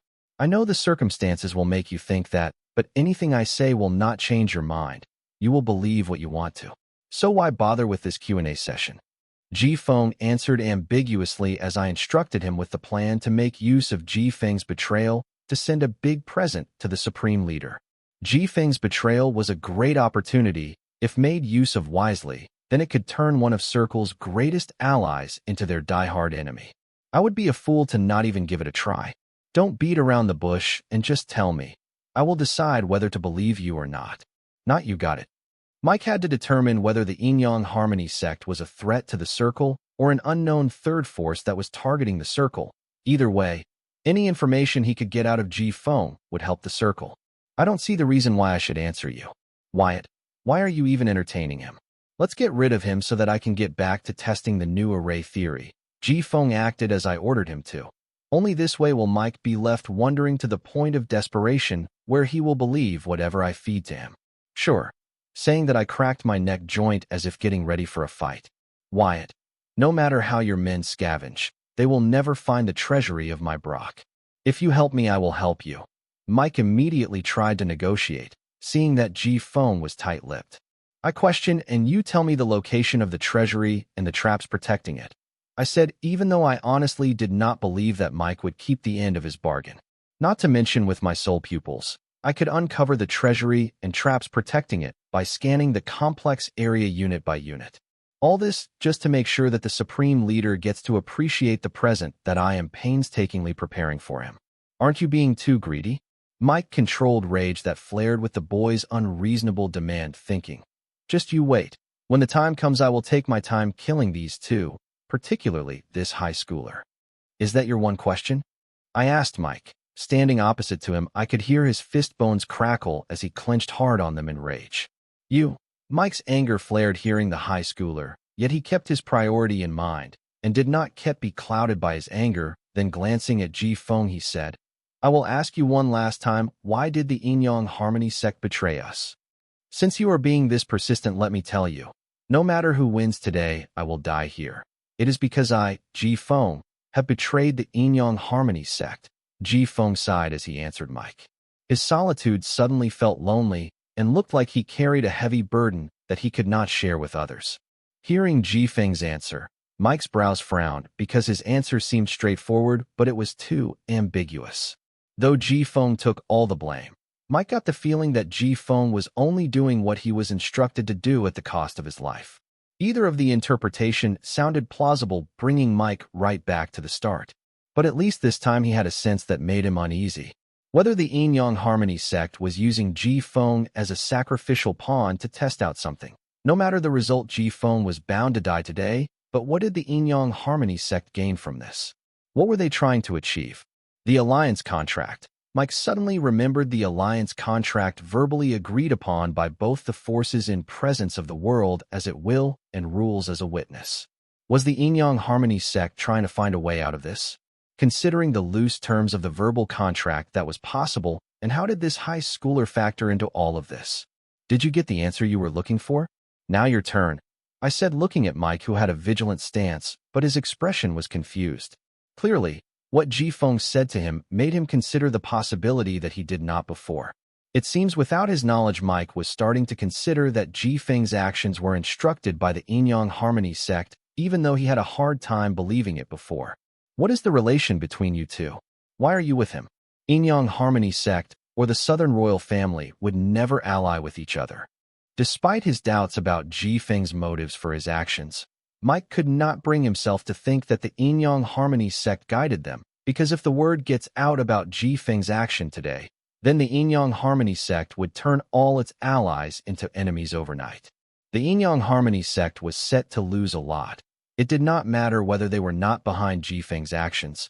This fact did not change even if Ji Feng publicly announced that he did this independently out of his own discretion. So it would be bizarre and foolish of the Yin-Yang sect to attempt something like this. But Ji Feng's words haunted him to consider otherwise. The circumstances will make you think that, but anything I say will not change your mind. You will believe what you want to. So why bother with this Q&A session? No matter who wins today, I will die here. It is because I, Ji Feng, have betrayed the Yin-Yang Harmony sect. Ji Feng's lonely solitude kept flashing in Mike's mind whenever he tried to affirm himself that the Yin-Yang Harmony sect had nothing to do with this incident. Shaking himself awake from his thoughts, Mike found a reason to doubt Ji Feng. What was his relationship with the high schooler? Why did he decide to act out now of all the times? Was the Southern royal family somehow involved in this other than helping the high schooler? Thinking of this, Ji Feng felt that there was a story here that would lead him closer to the truth. Hey, that is not the directions to the treasury, is it now? Hearing Mike question the relationship between me and Ji Feng, I reminded him to hold up his end of the bargain. The treasury is next to the 7th ground floor of the main tower, Mike said, staring at Ji Feng, waiting for an answer to his question. And the instructions to get past the traps covering it? I asked. That will cost you extra. Mike eyed Ji Feng, making it clear that he would exchange the instruction only if Ji Feng were to answer him. That was not the original deal. I reminded Mike that that was not what we had agreed on. These are the new terms, take it or leave it. Mike did not budge, but rather made his stance clear. Great. Then let our fist do the talking dash. Just as I was getting prepared to fight Mike, Ji Feng interrupted me, following my instructions. Wyatt, let me. It doesn't matter if a dead man knows too much. Then glancing Mike in the eye, Ji Feng said, before tonight, I had never met Wyatt. But I have you thank for introducing us. It was you who lead me to him. Without you, I would have missed out on a golden opportunity to achieve my agenda. He wants vengeance. I have my agenda. When I contacted him, we got to talking, and it did not take long for us to understand that we had the same goal and might as well help each other. As of now, Wyatt and I are in a temporary partnership, and your end marks the end of our partnership. Honestly, I thought it was going to be a hassle to deal with the desolate Punisher array. But thanks to you, I made a friend in an unexpected place. Now be a dear and give me the instruction to deactivate the traps covering the treasury. This was a story I came up with to legitimize Ji Feng's collusion with me, knowing that Mike or any other well-learned card apprentice would ask this, seeing the play Ji Feng put up. Haha. So all this time I believed you were trying to make a major breakthrough in your realm. You have been monitoring my actions silently, waiting for an opportunity. One thing I don't understand is what the Yin-Yang Harmony sect gains from doing this. Hearing Ji Feng and my well-coordinated story of how we met. Mike let out a laugh, ignoring my demand to hand over the instruction to deactivate the traps covering the treasury, and instead tried to get more info out of Ji Feng. Mike, I already answered you. Yin-Yang Harmony sect has nothing to do with this. I betrayed them for my agenda. Please hand over the instruction to deactivate the traps covering the treasury to my friend here. Ji Feng continued to claim that he had acted independently, and the Yin-Yang Harmony sect had not to do with this. Hearing Ji Feng repeat the same words again like a parrot, Mike got to thinking. No matter who wins today, I will die here. This sentence that Ji Feng spoke earlier came to Mike's mind, making him wonder why would Ji Feng betray the Yin-Yang sect at the risk of his life. Who does that? Did he have a grudge against the Yin-Yang Harmony sect? No. If he did have a grudge against them, then he would not claim that they were not influencing his actions in any way, instead would try to frame and implicate them. There has got to be something he was missing, but all this no longer made sense to Mike, yet he tried hard to do his best, because this incident will influence Circle's future course a lot. And Mike did not want to be the sinner who led the Circle astray. Mike remembered something that he learned about the Yin-Yang Harmony sect when they first installed the Desolate Punisher array covering their branches complex. All the Yin-Yang Harmony sect disciples who left the sect to help the sect's allies manage the Desolate Punisher array were under a prohibition that banned them from revealing the secrets of the Desolate Punisher array. Thinking of this, Mike suddenly thought of the possibility that the prohibition that Yin-Yang Harmony sects had placed on its disciple may have more to it than just restricting them from revealing the mysteries of the Desolate Punisher array. I get you just a puppet. I will not get any more answers from you. Thanks for the help so far. If it helps know this, you will be avenged. Mike concluded that the prohibition placed on the Ji Feng by the Yin-Yang Harmony sect had more other applications. So he realized if the Yin-Yang Harmony sect was really behind this incident, then it was foolish of him to think that he could get any answer from Ji Feng, who was nothing more than a puppet. Even capturing his soul would lead to nothing, as the prohibition left by the Yin-Yang Harmony sect on Ji Feng's soul would turn any of his effort to recover Ji Feng's memories into a useless effort. This way, even if Mike were to ask the Yin-Yang Harmony sect for an explanation about it, they would claim that they could not risk revealing the secrets of the Desolate Punisher array. So no matter who was behind this incident, be it the Yin-Yang Harmony sect or any other third force, all the traces of their presence end with Ji Feng. This conclusion made Mike more paranoid about the Yin-Yang Harmony sect, because only they seemed to have the power to turn Ji Feng so desperate, but Mike still could not figure out their motive behind this incident, which made it hard for him to conclude that the Yin-Yang Harmony sect had betrayed the Circle. But in his heart, he had concluded that the Yin-Yang Harmony sect was behind his, and the only reason he could think of them doing this was they had found a loophole in their contract and wanted to test it out. And the Circle's Sun Blossom City branch, which was located far from the main branch in a third-rate city, would make a good test subject as long as they take care of the evidence of what transpired that led to the destruction of the entire branch. Then they could get away with it. I am not sure if you will be able to avenge me, but I thank you for the thought. Ji Feng shook his head and then replied, displaying how hopeless his situation was. If you two are done, now tell me the instructions to getting rid of the tarps covering the treasury. I demanded, continuing the play to portray that I and Ji Feng were in a temporary partnership, as we conveyed earlier, by showing that I cared more about the treasures of the Circle's Sun Blossom branch than whatever Ji Feng was up to. Kid, you do know that you and your force will either be killed here or be used as the scapegoat to cover what actually happened here, Mike said, trying to mess with the boy's head by sowing doubt about his temporary partnership with Ji Feng. Mike, who had an answer to who was pulling Ji Feng's strings from behind, was no longer worried and began to focus on the fight in front of him. Due to Ji Feng's unexpected betrayal, his previous plans had more or less become useless. The Desolate Punisher array was a big part of his plan. Now that he had destroyed it with his own hands and lost more than two-thirds of his forces, now he could only choose to fight head-on, as there was no time to regroup and plan. Though he had no plans, messing with the enemy's head was one of the first things he had learned on the streets. Really? Then how about you and I team up and kill him first, and then you can kill yourself to save me some trouble? I said sarcastically. I could see that my sarcasm did strike a nerve with Mike, and then added, "Old fart, why don't you worry about yourself? I think I got myself covered." Mike, it is useless. We have already reached an agreement in presence of the world's will. This boy here is a lot smarter than you think. Ji-Feng reposed to Mike's little mind game, informing him that trying to instill discord between him and his temporary partner was useless. Kid, we too were in a contract with them. Look where it has brought us. If you are not smart about this, you too will end up where I am now. When all this is over, you are a loose end to them. Kid, do you really think that they risk letting you and your men live? Mike knew that if the Yin-Yang sect wanted to bury this incident, then they will have to bury all the people involved in this.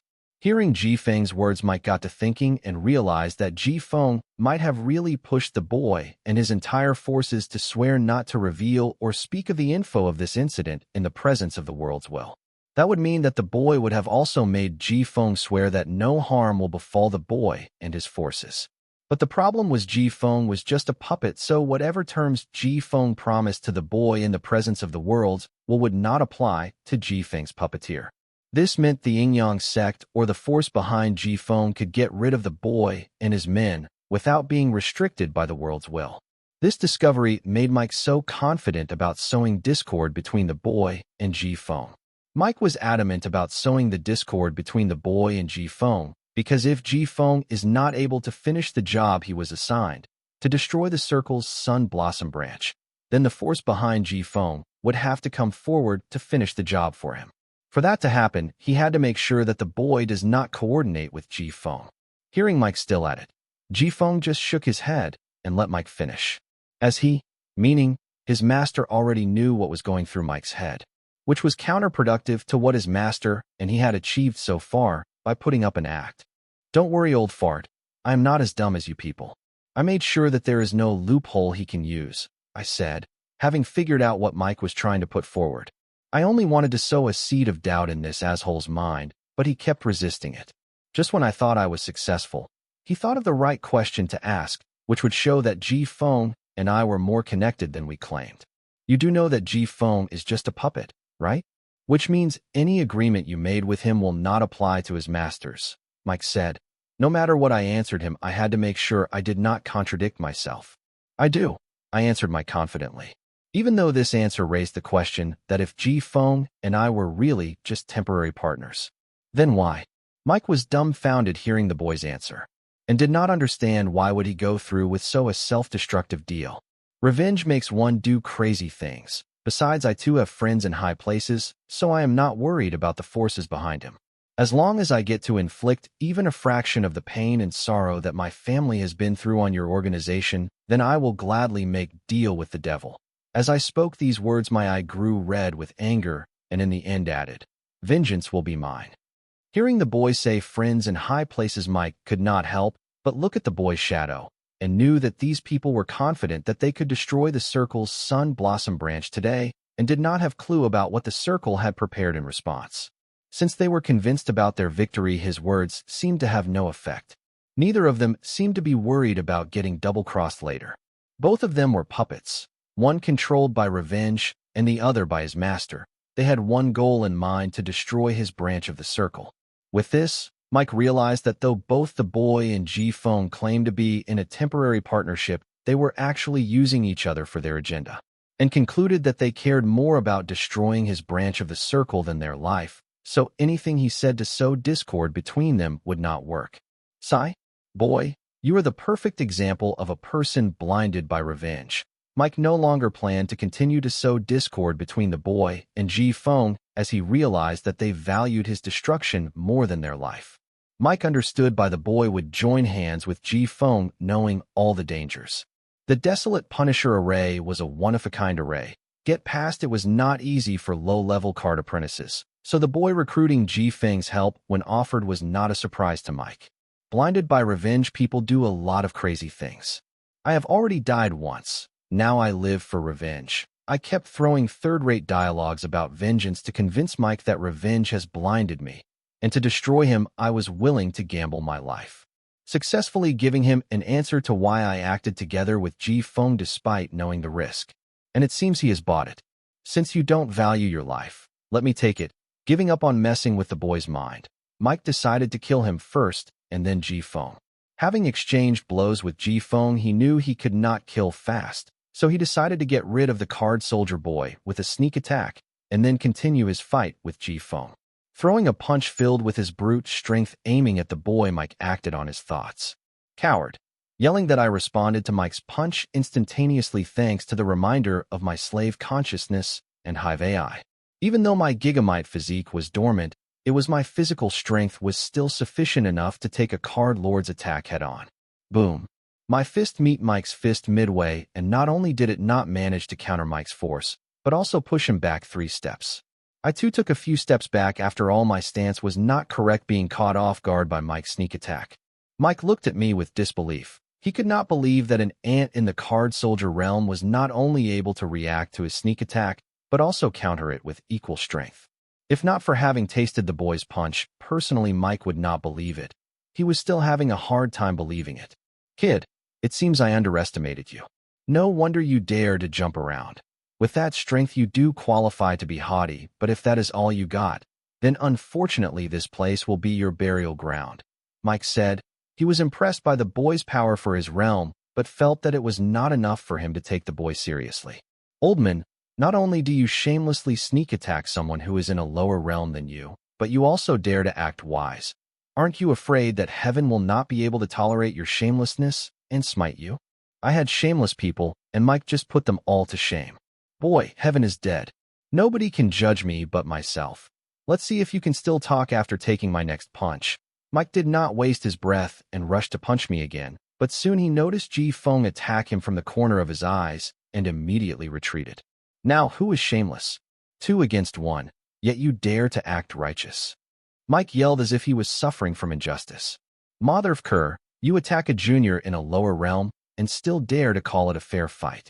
You have no right to complain about justice and righteousness. Kid, I am not the shameless one here, you are. You invade my house and attacked me. Yet when I try to defend myself you have the galls to call me shameless. So what if you are in a lower realm than me?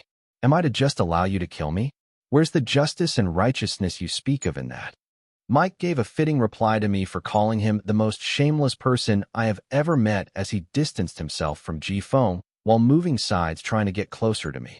Vengeance justifies my actions. What about yours? I once again revenged to shield my real motives. Not that revenge wasn't the motive. It was but just a part of it. Mike seems to have decided to go after the weakling of the herd. And according to him, I was the weak link in my group. So I moved behind Ji-Feng. My strength justifies my actions, Mike answered, still trying to near me. At this point, I and Mike were going around in a circle with Ji-Feng in the middle. Then Mike added, Revenge, is that enough reason for you to come to me seeking your death? Yes, I said, stalling for time. But what worried me was, why was Mike acting along with my charade? Was he also stalling like I was? Or maybe he did not plan to kill Ji-Feng and still hoped to capture him to interrogate him about the puppeteer behind his betrayal. That could be the reason why he had fixated on getting rid of me first. Mike still counting on capturing Ji-Feng would explain a lot. That would mean he did not plan to attack me, instead Ji-Feng, when Ji-Feng happened to be more focused on protecting me than himself. So I was the distraction, and Ji-Feng was Mike's real goal. Just when I thought of this, I saw Mike suddenly rush at me. Following his moment, Ji-Feng came forward to intercept him like the previous time, but this time Mike was prepared. Instead of attacking me, he abruptly turned to face the incoming Ji-Feng, and channeling his rule power, he took Ji-Feng's attack head-on. At this point, it was already too late for Ji-Feng to make use of his rule power to defend. When Mike's rule-powered fist slammed into Ji-Feng's palm, the force behind the attack crushed the bones of Ji-Feng's arm and sent him flying to crash into a bunch of rubbles. If it was some other card lord, they would have been rendered unable to fight, having taken a rule power attack unprepared at point blank. But Ji-Feng was no ordinary card apprentice. He had a Calamity Daughter gem, and its Viltronian physique was strong enough to keep him to get back on his feet, but he was severely wounded after he had taken a rule-powered attack head-on. Not to mention the gem's restructure ability. With it, he could reconstruction his wounded body parts with a thought in seconds. Ji-Feng soon rose from the debris. His clothes were no longer neat. They were torn and blood-soaked. Most of Ji-Feng's body was also stained with blood, but his wounds seemed to have closed and was no longer bleeding, which was a huge surprise to Mike, who thought that he had rendered Ji-Feng immobile and unconscious. Therefore, he could not help but mumble, It seems fearing that my attack would kill him, I held back a lot. That must be it. Ji-Feng was angry. He failed his master's task. For a being whose world revolved around his master, failing to protect his masters was a huge failure in Ji-Feng's books. So his anger right now normal for a calamity daughter gem, but he would not dare to act on it unless he was ordered by his master. So dusting himself off, Ji-Feng immediately rushed to his master's side. Mike did not stop him or continue to attack him. He was really flabbergasted by seeing Ji-Feng doing fine after taking a rule-powered attack at point-blank range. It seemed as long as Ji-Feng did not try to run, Mike would not take desperate measures.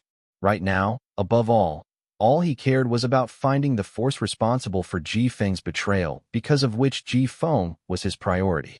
Mike was about to say something, but feeling a bunch of unknown but decent powers gathering towards his location, he searched for them vigilantly.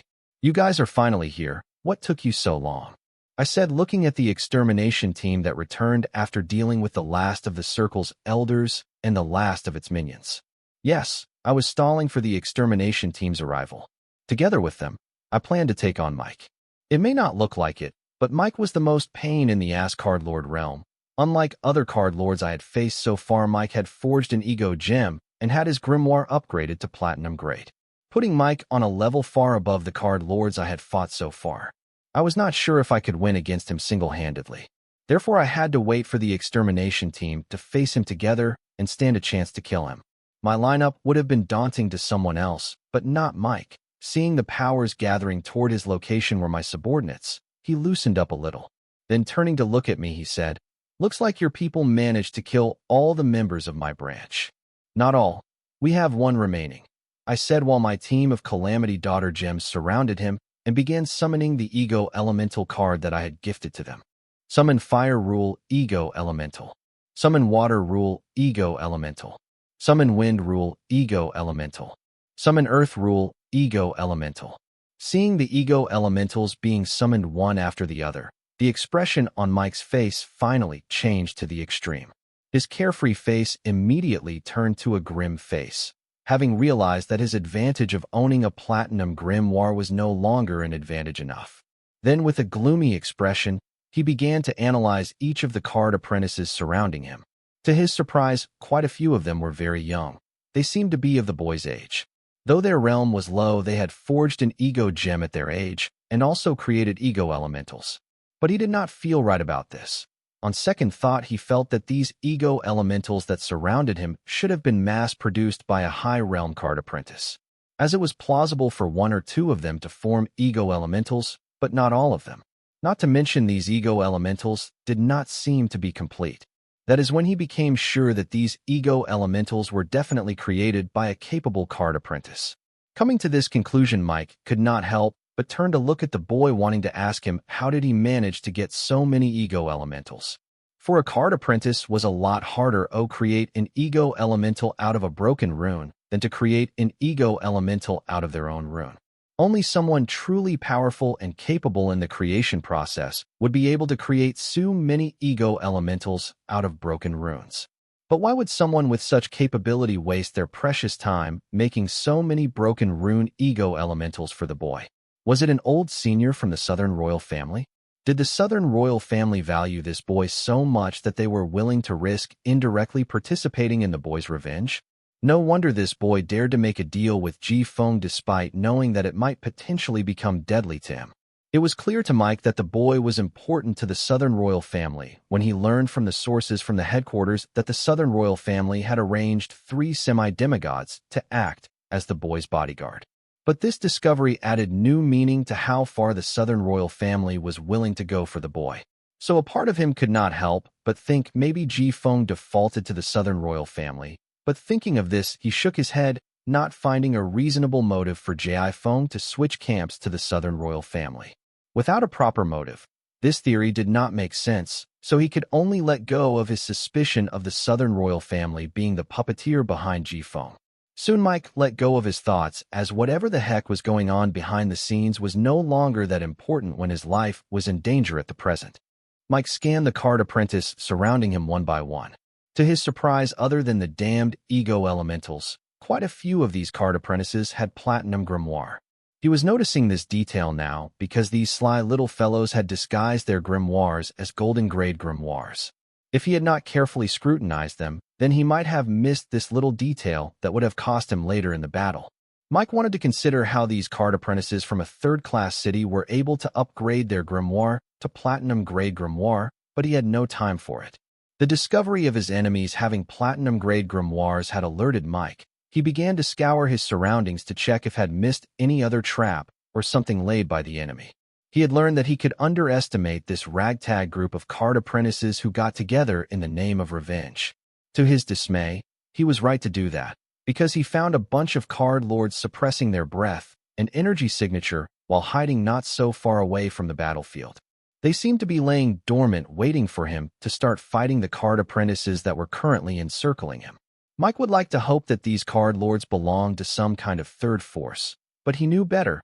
These card lords were more likely to be of the same group as the card apprentice surrounding him. They must be some kind of assassin squad lying in wait to assassinate him when he gets sloppy while fighting the other squad. Mike finally realized that he was trapped.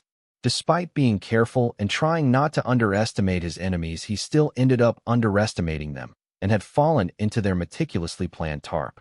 The chances of him walking out of this trap alive were very low. Realizing that the enemies he was facing could not only harm him mortally, but kill him before his rescue arrives, Mike was distressed and turned to look at the boy, wondering how a nobody like him managed to achieve a feat like this. A bunch of loyal card lords, dozens of ego elemental cards, and platinum grimoires were not something that a force originating from a third-rate city should have. Yet Mike was witnessing it right in front of him. Mike was finally afraid for his life. The freaking branch manager of the circle was afraid for his life. The more Mike understood about his current circumstance, the more he felt awe for the boy who made it possible. He could not help but wonder, was this the wonder that thirst for revenge could achieve? The circle, who only gained information on the boy from the Paw clan, underestimated him and his achievements big time, despite that his potential had managed to become an eyesore for them. The fact that the boy was able to survive and thrive despite the circle's past effort to destroy him and his life spoke for the boy. Now Mike finally began to comprehend why the source from the Paw clan emphasized so much on killing the boy when they had the chance to. The Paw clan and their master, because of their unique style of operating, were elusive to the circle too, so it was not clear how this boy was related to the Paw clan to conjure so much hate from the matron. Considering the current stiff relationship between the circle and the Paw clan, Circle would rather sit and watch the Paw clan's potential enemy grow, but fortunately for the Paw clan, this enemy of theirs had cultivated a deep hatred for the circle, proving that given the chance to grow, he wouldn't just be trouble for Paw clan, but the circle too. Now Mike had 3 goals.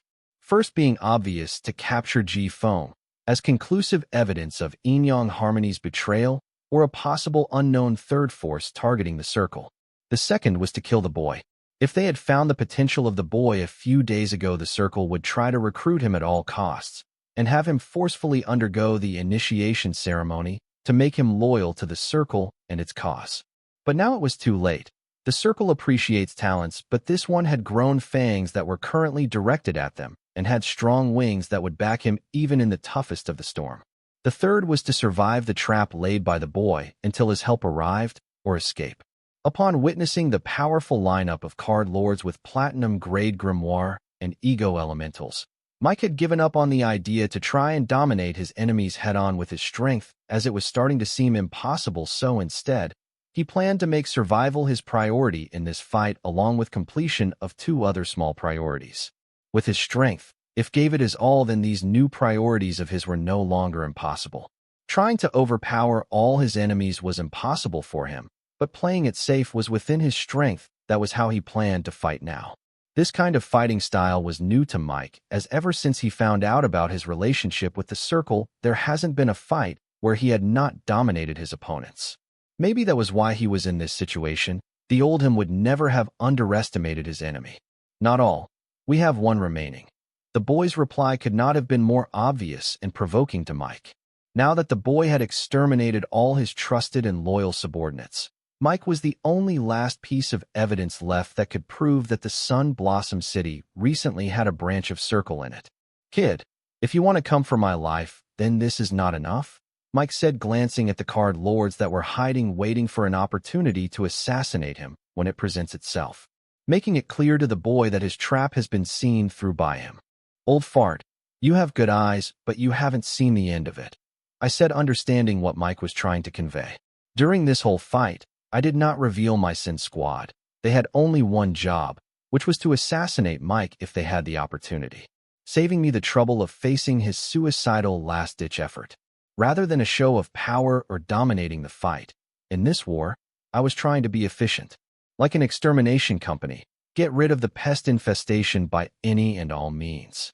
Maybe even a little over the top than any extermination company out there, because my pests wielded F-King grimoires and runes. Other than my calamity gems hiding their platinum grimoire and the Sin Squad lying in wait, I had not prepared any other tactical cards against Mike, because I had none and did not feel the need to. Yet I bluffed to Mike about having other arrangements because I could not have Mike thinking he had figured my bottom line. I need him to be on his foot watching his back. Only when his mind was divided between fighting us and taking caution against the unknown will he be prone to make more mistakes, because of which we will have an easier time dealing with him. With this in mind, I had bluffed to Mike. No matter how many numbers I had on my side, I will never underestimate an enemy. As a scientist, no matter how much a probability was in my favor, I would always prepare for the worst. Only by knowing that I had done everything in my power was I able to enjoy the process. Not that I was overly cautious. I have taken many risks throughout my life, but only when I knew that I had done everything in my power to lessen the odds of the risk and prepared for the follow-up contingencies in case of a failure. Your bluff needs a little more work, kid. Mike called the boy's bluff that the card lords and the hiding weren't the end of his measure against him. Though Mike felt like the boy couldn't have planned for other contingencies against him, having already learned a lesson on underestimating this particular boy, Mike could only take caution against the possibility that the boy had other tricks up his sleeve prepared for him. Old fart, if that helps you believe it. But when I step on your cold corpse, don't come to haunt me, I said while the extermination team had taken their position. When multiple card apprentices faced a single capable card apprentice, the chances of friendly fire were very likely, but when encircled the target, these chances increased drastically. Therefore, multiple card apprentices could only take turns to attack the target at the center, but with careful positioning, it could be avoided. This meticulous positioning could not only be used to help decrease the friendly fire, but also help create a defense mechanism. Therefore, I did not have the extermination squad immediately engage Mike in a fight, but had them get into meticulously calculated positions. This way, not only would they be able to avoid friendly fire and make up for each other's shortcomings, but also create an effective method among them to defend and help each other when the other was in a dire situation. This positioning technique has been widely known as battle array formation. The brilliance of this was that it would be too late for the enemy before they realized that they had entered a deadly battle array formation. The other beauty of this battle array formation was that these meticulously calculated positions were that the people in these battle array formations have a faint connection forming between them through the surrounding soul pathways. If the trust and faith between the card apprentices forming the battle array formation were present to a certain degree, then this battle array formation displays many miraculous effects, such as an increase in coordination between the card apprentices or decrease in the cooldown period of their cards, or a decrease in the soul energy consumption and stamina. Similar effects can be achieved if the card apprentice forming the battle array formation used the same cards.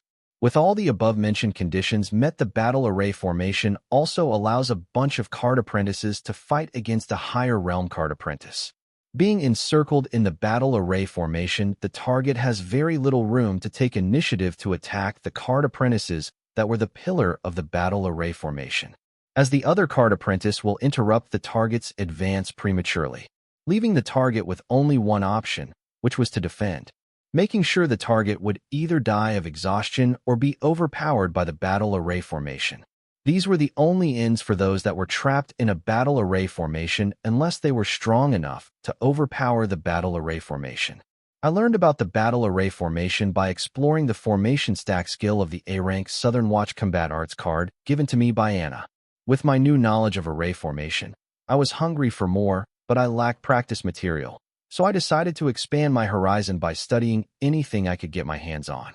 So the Southern Watch Combat Arts card skill formation stack was a good place to start.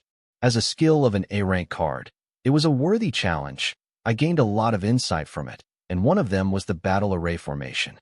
I had focused on this particular insight because of the upcoming war preparation, as I felt that this was a good addition to my arsenal. Battle array formation was one of those disciplines of array formation which need a very acute sense of the soul pathways. It had very high demands to be mastered by an array master, but thanks to my soul pupils and Hive AI, I had little to worry about when it came to mastering battle array formation. Kid, you think you are so smart. You must be feeling good about yourself right about now, Mike said as the extermination team got into their respective position and completed the battle array formation. Yes, I do. Seeing Mike at the center of the battle array formation set up by the extermination team, I said smugly. Well, let me prove you wrong. Let's if your battle array formation can hold up against this. Saying that, Mike Platinum Grade Grimoire suddenly shone with a flash of brilliance as he chanted, Summon Origin Cardbone Dragon. With Mike's chant, a 100 feet wide magic circle appeared under him, and soon a colossal lizard skull surfaced from within the magic circle and let out a deafening roar. Roar!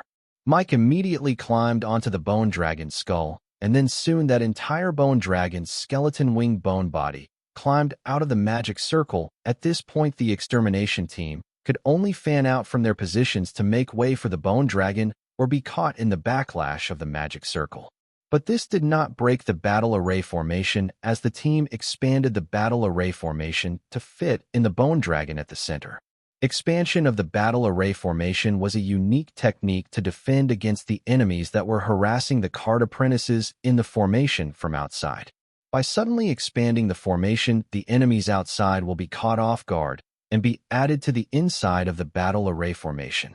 Standing on the shiny white skeleton skull of the bone dragon, Mike, who saw that the emergence of the bone dragon was not able to break the battle array formation, could not help but frown and added, Kid, you got skills.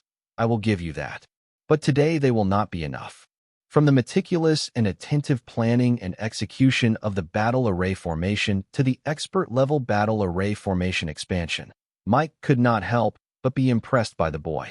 He had heard the boy was good at card creation, but seeing him skillfully set up a battle array formation mid-combat, Mike was in awe of the boy's talent. The more impressed Mike was, the more he felt the need to kill the boy and rid the circle of potential future trouble. Bone Dragon, soar.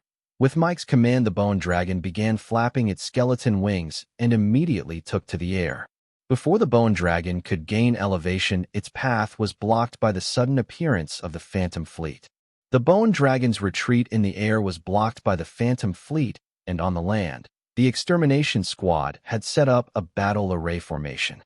As I concluded that Mike and his bone dragon were trapped, I heard Diana seeking permission. Boss, let me take care of the skeleton lizard.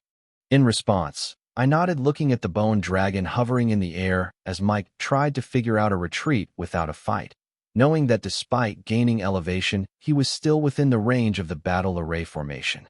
So if he were to try and fight his way out, he would be entangled by the battle array formation. Card combo, Wind Rule powered guided cannonballs, fire. Gaining my permission, Diana immediately used her new card combo to attack Mike's bone dragon. Aiming at the bone dragon, the Phantom Fleet shot nearly 500 to 600 cannonballs, which were immediately enhanced and guided by the 2 Wind Rule Ego Elemental, as per Diana's will. In face of the incoming cannonballs, the bone dragon showed no resistance. It took the attack head-on, causing Diana's brow to frown, as the bone dragon would only do that if it were confident of its defense. But contrary to Diana's speculation, the bone dragon's skeleton body's defense was not able to withstand the barrage of her card combo attack. Being impacted by 500 to 600 cannonballs, its skeleton body was demolished into numerous fragments. What the FCK? Seeing this, the extermination team and I was dumbfounded. As having felt the domineering intent of the bone dragon, we knew the Dun Dragon was strong, but for it to go down just like that, we could not believe that something like the bone dragon would be Mike's trump card. Speaking of Mike, I immediately searched for him, but I could not find him. It was as if he suddenly vanished into thin air with the destruction of his bone dragon. Giving a plausible explanation as to why the bone dragon collapsed without putting up a fight, Mike sacrificed the bone dragon for his escape. Considering that Mike may have not escaped far, I immediately used my soul pupils to scan the surroundings to find any clue about Mike. But instead, I made another scary discovery. Guys, be careful. The bone dragon is not dead. Its skeleton fragments have soul, energy, and traces of spirituality. As soon as I was done warning, each of the skeleton fragments of the bone dragon floated into the air and began to grow into an individual bone dragon. The bone dragon's skeleton body had shattered into hundreds of pieces and was scattered into the surroundings, allowing them to give rise to hundreds of clone bone dragons, forming the current clone dragon army. Witnessing this, I grew alert and hurriedly searched for Mike, while the extermination team prepared to face the clone army of the bone dragon. The rise of the clone bone dragon army only signified that Mike did not use the bone dragon as a sacrifice for his escape. Instead, he used one of his bone dragon's abilities to skillfully hide as his clone bone dragon army took delta with his enemies. Now I realized that Mike and his bone dragon were not trapped by the Phantom Fleet in the battle array formation. Instead, he had his plans, and I played right into them. Realizing that Mike may have not escaped, but instead used the bone dragon's ability to hide, I was alerted and immediately used my soul pupils to search the surroundings for any clues about him. Knowing that if I did not find Mike quickly, he will use this opportunity to come after me during the chaos as the extermination team fought the clone bone dragon army to the point of exhaustion. My search for Mike continued. By now, most of the skeleton fragments of the bone dragon had already grown into a clone bone dragon, but I had yet to find Mike's whereabouts. It was as if he was never here in the first place. Having exchanged blows with Mike, I knew he was here. Therefore, I scanned the surrounding area numerous times, yet I still reached the same conclusion. Frustrated, I persisted to search for Mike, while the extermination team stood against the clone army of the bone army. Fire. Diana fired another round of wind rule-powered guided cannonballs aiming at the skeleton fragments of the bone dragon that were growing to an individual bone dragon. But to her surprise, when in danger, a brilliance shone on the fragments of the bone dragon and protected them from her attacks. Soon others followed suit and tried attacking the skeleton fragments of the bone dragon only to get the same results. It became clear to the extermination team that at this stage it was impossible for them to attack or destroy the skeleton fragments of the bone dragon and could only watch as they grew into individual clone bone dragons and form a clone army. Having grown into individual bone dragons, these clones did not immediately attack us. Instead, they waited for the late bloomers of their kind to turn into a fully grown bone dragons. Each of the bone dragons had the same colossal size and skeleton frame as the original bone dragon.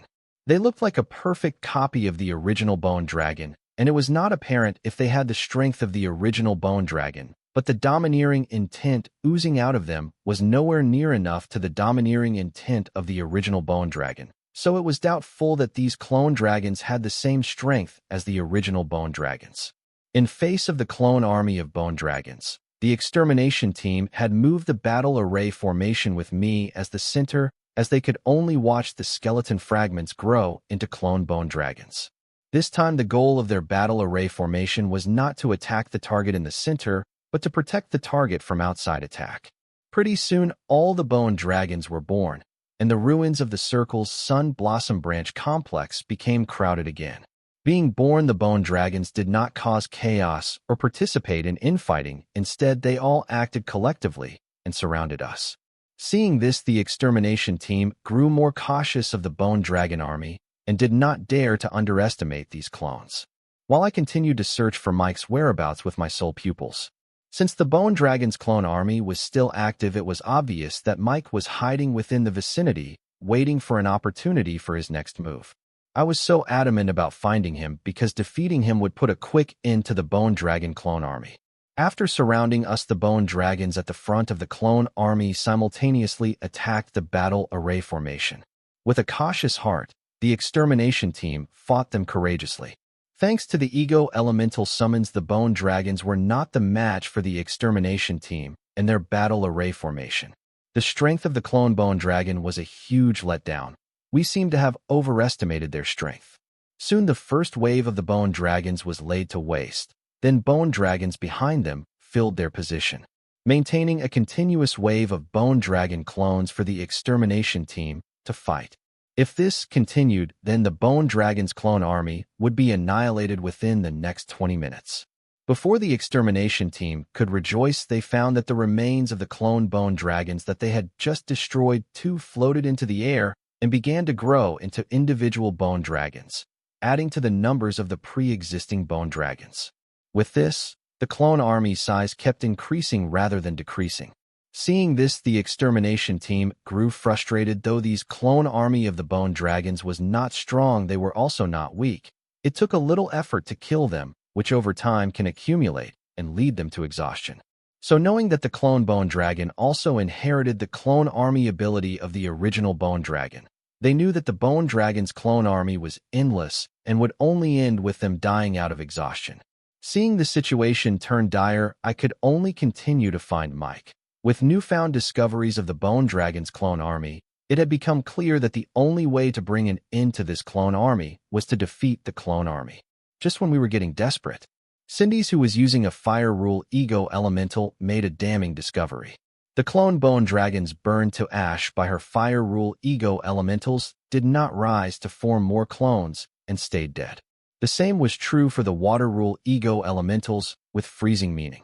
The frozen bone dragons that were shattered were still trapped in the freezing meaning of the water rule and were not able to raise another clone army. Seeing this, the extermination team decided that the earth, wind, and water rule ego elementals will trap the clone bone dragons, and fire rule ego elementals will burn them into ash. This method proved effective as finally, the number of the clone bone dragon began to decrease, and if this progress continued without any hindrance, then within the next 30 minutes the clone army would be exterminated for good. But just when we grew optimistic about our situation, we all heard Ji-Feng cry for help, but he was nowhere to be found. While the battle array formation of the extermination squad focused on protecting me as I searched for Mike, Ji-Feng was all by himself. Still, the presence of the battle array formation right next to him decreased a lot of press on him. But the fact remained that at the moment Ji-Feng was the most vulnerable of us all, which Mike used to get to Ji-Feng. No surprise there. The question was, how did Mike get to Ji-Feng without getting noticed by my soul pupils? What happened to Ji-Feng? Where are they? Did they move into another dimension or something similar to Anna's field cards? Answers to these questions were not known to me, but I knew that Mike did not make use of a field card similar to the one that Anna uses. Because with my soul pupils, I can spot the soul pathways of the gate where the summoned field connects with this world. And right now did not see any such phenomenon, so I knew that Mike was not using some kind of elusive field card. This also proved my hunch that Mike never left and was lying in wait for us to make a mistake. From this, I could gather that Mike had a very potent stealth card that he could use to move around, and that was how he got to Ji-Feng. The problem was that Mike's stealth card was potent that even my soul pupils were not able to find him. This was the first time my soul pupils had failed me. I was accustomed to using the soul pupils to solve all my problems. So this time, being unable to use my soul pupils to help me, I felt like I had lost a limb or two. I guess this situation made a great lesson for me, that I was too dependent on my soul pupils. I don't blame myself for that because the soul pupils were that overpowered, anybody would easily come to be dependent and addicted to them. Now that its power was of no use, I had to think of a way to deal with Mike's stealth card by myself. After a lot of thinking, I finally came up with a plan to catch an invisible enemy, and that was the bait and trap method. I had already put this plan in motion by throwing the perfect bait, Ji-Feng. The reason I did not bring Ji-Feng into the battle array formation was obviously that I wanted to let Mike get the impression that though Ji-Feng and I were in a temporary partnership, we were just using each other and did not care if the other died. That was my obvious intention, but it had an underlying intention to it, which was to use Ji-Feng as bait to lure Mike from his hiding. The plan worked perfectly, but I had underestimated Mike's means. Despite keeping an eye on Ji-Feng, I was still unable to figure out how was it that Mike was able to kidnap him without leaving any trace. Yes, my soul pupils failed me this time too. Now, this was worrying, because if this continues before the extermination team finishes off the Bone Dragon's clone army, Mike will have got to each of us one by one. Conveniently for us, Ji-Feng was a Calamity Daughter gem. Killing him without destroying the Calamity Daughter gem was difficult, and if he was not dead, then I could track him down. For a fact, I knew that Ji Feng was not dead because my Calamity Soul Gem did not feel the Calamity Daughter Gem in Ji Feng's body be destroyed. Without wasting any more time, I began to track the Calamity Daughter Gem in Ji Feng's body. Having tracked Ji Feng, I encountered a weird situation. My Calamity Daughter Gem placed Ji Feng in the very position where we thought he was kidnapped by Mike. I tried using my soul pupils to verify the Calamity Soul Gem's findings, even though it has proven to be useless in this situation. And as thought, my soul pupils were not able to find anything of suspicion at that location. Since I already know that my soul pupils were useless against Mike's stealth card, I did not doubt my Calamity Soul Gem's findings. Instead, I focused and tried tracking Ji Feng more accurately using the Calamity Soul Gem's senses. It worked. The Calamity Soul Gem was finally able to get a lock on Ji Feng.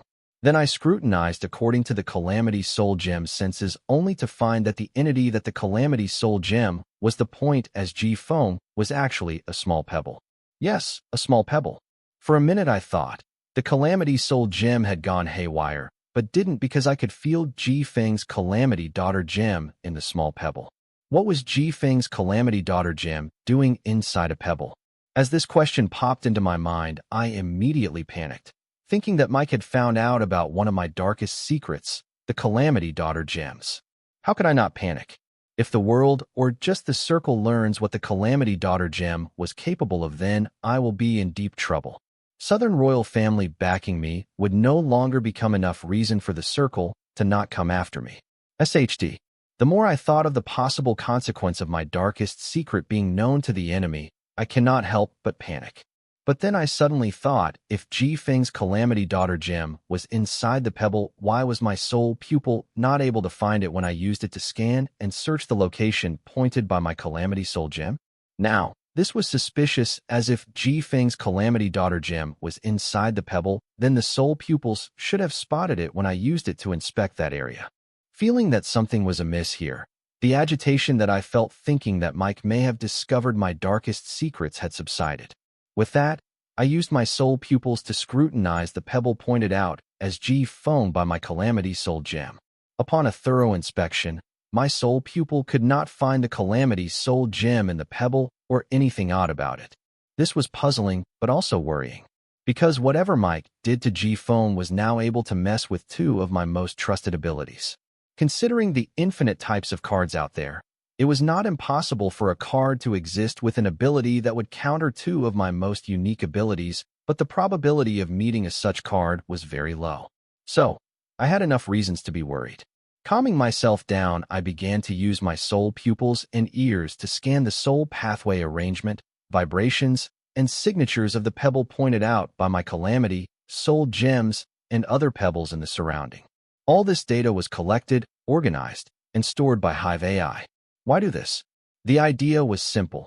I wanted to use the data collected on the soul pathway arrangements, vibrations, and signatures of all the pebbles to find the difference between the pebble pointed out by my Calamity Soul Gem and other pebbles in the surroundings, no matter how minute they were. It did not take long for Hive AI to complete its task. And after comparing the data gathered from the pebble in question and the pebbles in the surrounding, it had found that there was no difference in the soul pathway arrangements and the signature, but there was a minute difference in the soul pathway vibration of the pebble in question when compared to the other pebbles. Deducing that the pebble in question was different or something about it was different from the other pebbles. Apart from this conclusion, Hive AI was also able to uncover another anomaly among the data of the other pebbles in the surrounding. It found another pebble that had the same soul pathway vibration as the pebble in the question, meaning that the pebble too was different or something about it was different from the other pebbles. Following the conclusion of my Calamity Soul Gem, let us just say that the pebble in question was Ji Feng, then what or who was the other pebble? Asking this question, a sudden thought popped into my mind, blowing the whole case wide open. The brilliant thought that I had was, what if the card used by Mike was not a high-level stealth type card, but a high-level disguise card? What if Mike had used his high-level disguise card to disguise himself and Ji Feng as pebbles? That would explain why the Calamity Soul Gem pointed out the pebble in question as Ji Feng. If Mike had turned Ji Feng into a pebble, then it would explain why my Calamity Soul Gem felt Ji Feng's Calamity Daughter Gem inside the pebble. But this did not explain why soul pupils were not able to see through their disguise. Unless Mike's high-level disguise card was not only capable of disguising the targets by changing their appearance, but also changing their soul pathway arrangements and signature too. Even the soul pathway vibrations were almost spot on. If not for the Hive AI, I would have never noticed the minute differences in the soul pathway vibrations. Since Soul Pupil's forte was soul pathways, so it was still disappointing that Soul Pupils could not tell Mike's disguise apart. But I only blamed myself for not having a higher realm to bring out Soul Pupil's true potential. I know the conclusion I arrived at was weak without evidence, but it made much more sense than the other theories I could think of. The only way I can prove this conclusion was by forcing Mike to deactivate his disguise. So, I moved from the center of the battle array formation to pick the pebbles. I could not order anybody from the extermination squad to pick up the pebbles, but I did not, as they, in their position, were what made this battle formation array. If one of them moved, the others will feel the burden of it, or in extreme cases, the array formation will break down. Therefore, instead of ordering my subordinates, I went to pick up the pebbles. Just as I was moving to pick up the pebbles, I realized the potential dangers to it. What if Mike manages to turn me into a pebble similar to what he did to Ji-Feng? Then it would be game over for me, being trapped as an inanimate object. I say this because ever since I had concluded that Ji-Feng had been turned into a pebble, I have been trying to contact him through Hive AI, but I did not get any response, as if his soul too had been turned into a soul of a pebble. Whatever card Mike was using, its effect was scary, and I did not want to be a victim of it, so I decided not to step out of the array formation to pick up the pebbles, leaving us with two options. 1. I could summon a summons and have it pick up the pebbles and bring them to me, but if Mike wanted to, he could turn the summons into a pebble or use it as a means of transportation to get to me and transform me into a pebble or something worse. Second, since Ji-Feng was unresponsive, I could use my authority to take control of his Calamity Daughter gem remotely through the Hive AI connection. Upon achieving remote control over Ji-Feng's Calamity Daughter gem through the Hive AI, I would order it to disintegrate its current body and restructure a new one. A reasonable plan, but it was not without flaws. The reason why having Ji-Feng reconstruct his body to rid of the effect of Mike's card on him was not ideal was because Mike's card was too powerful. It not only turned Ji-Feng's body appearance into a pebble, but his soul pathway arrangements, vibrations, and signature were also morphed to match that of a pebble. Due to this, Ji-Feng's soul also thought it was a pebble and remained unresponsive. Even his Calamity Daughter gem had morphed as part of the pebble. Due to this reason, even my Calamity Soul gem had a hard time pinpointing its location, and my soul pupils failed to differentiate it from an ordinary pebble. Despite having most of him morphed into a pebble, Ji-Feng's abilities were still present in him. This was the reason for the minute difference noted by the Hive AI in the soul pathway vibrations of Ji-Feng morphed pebble when compared to soul pathway vibrations of other regular pebbles. What I am getting at was that even if I use my authority to trigger a restructure of pebble Ji-Feng's external body, the Calamity Daughter gem part will still remain the same. By using restructure, I am not undoing what Mike did, but actually destroying what Mike did and regrowing a new body in its place. With the exterior body restructured, the interior part will still be the same. Meaning even if the exterior of the pebble was destroyed to form a new body of Ji-Feng, his Calamity Daughter gem will still be a pebble. Since the Calamity Daughter gem houses his soul, it too will think and be a pebble. Meaning even though I have managed to get the external shell back to normal using the restructure ability of the Calamity Daughter gem, the gem will still be under Mike's card's effect, as I cannot use the restructure ability on the Calamity Daughter gem itself, because once the gem gets destroyed, its ability does too, stopping the restructure process of the Calamity Daughter gem midway. Therefore, even though it was possible to use restructure ability on the gems themselves, I never used it to restructure them. Now that would be idiotic on my part. There was a story back on Earth which told the tale of an Asura who manages to please the god with his penance and was granted a boon. The Asura used the boon to gain the power to incinerate anybody by placing his hand on their head. Asura being an Asura, he doubted the authenticity of the power granted to him by the god as a boon. So he decided to use his new ability on the god to check the genuineness of the power granted to him. Enraged by the Asura's audacity, God tricked the Asura into placing his hand over his own head. As a result, The Azura got incarcerated into ash by his own power. Many lessons can be learned from this story, but one I was talking about was to never forget the possibility that the gun in your holster can not only be used to protect you, but can also be used to kill you. The same applied to the restructure ability of the Calamity Soul/Daughter gem. Using it on my mortal body was fine since, unlike mortal's card apprentice had an active soul, but using it on our soul would kill us. Because for the restructure to work, it would have to destroy the existing one to create a new one. So the problem with my second plan was, even if I were able to get Ji-Feng's body back, his Calamity Daughter gem will still be a pebble, and his soul in it will continue to be unresponsive, thinking that it was a pebble. This meant the Ji-Foam I will get after the use of restructuring ability will be in a vegetative state. Here was where it got interesting. I know this, but Mike didn't. So I will remotely control Ji-Feng's vegetative body to pick up Pebble Mike and place him in a storage card. This would force Mike to take action, because once he was in the storage card, it was game over for him. The storage card does not store living beings for a reason.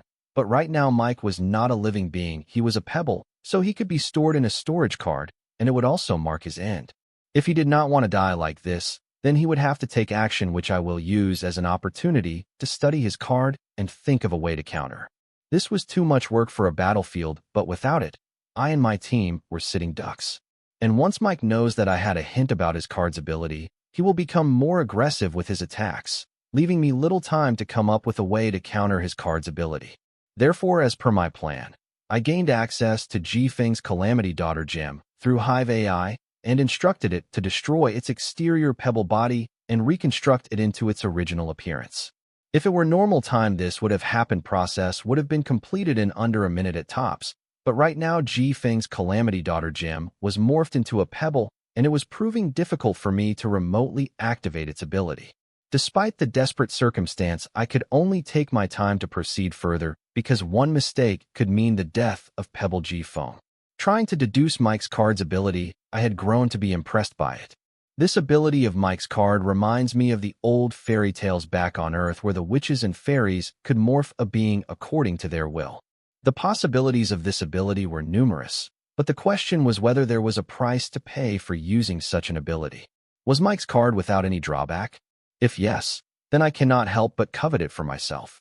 Mike Brown, though the rest of the city thought that he was destined for greater things, he knew better.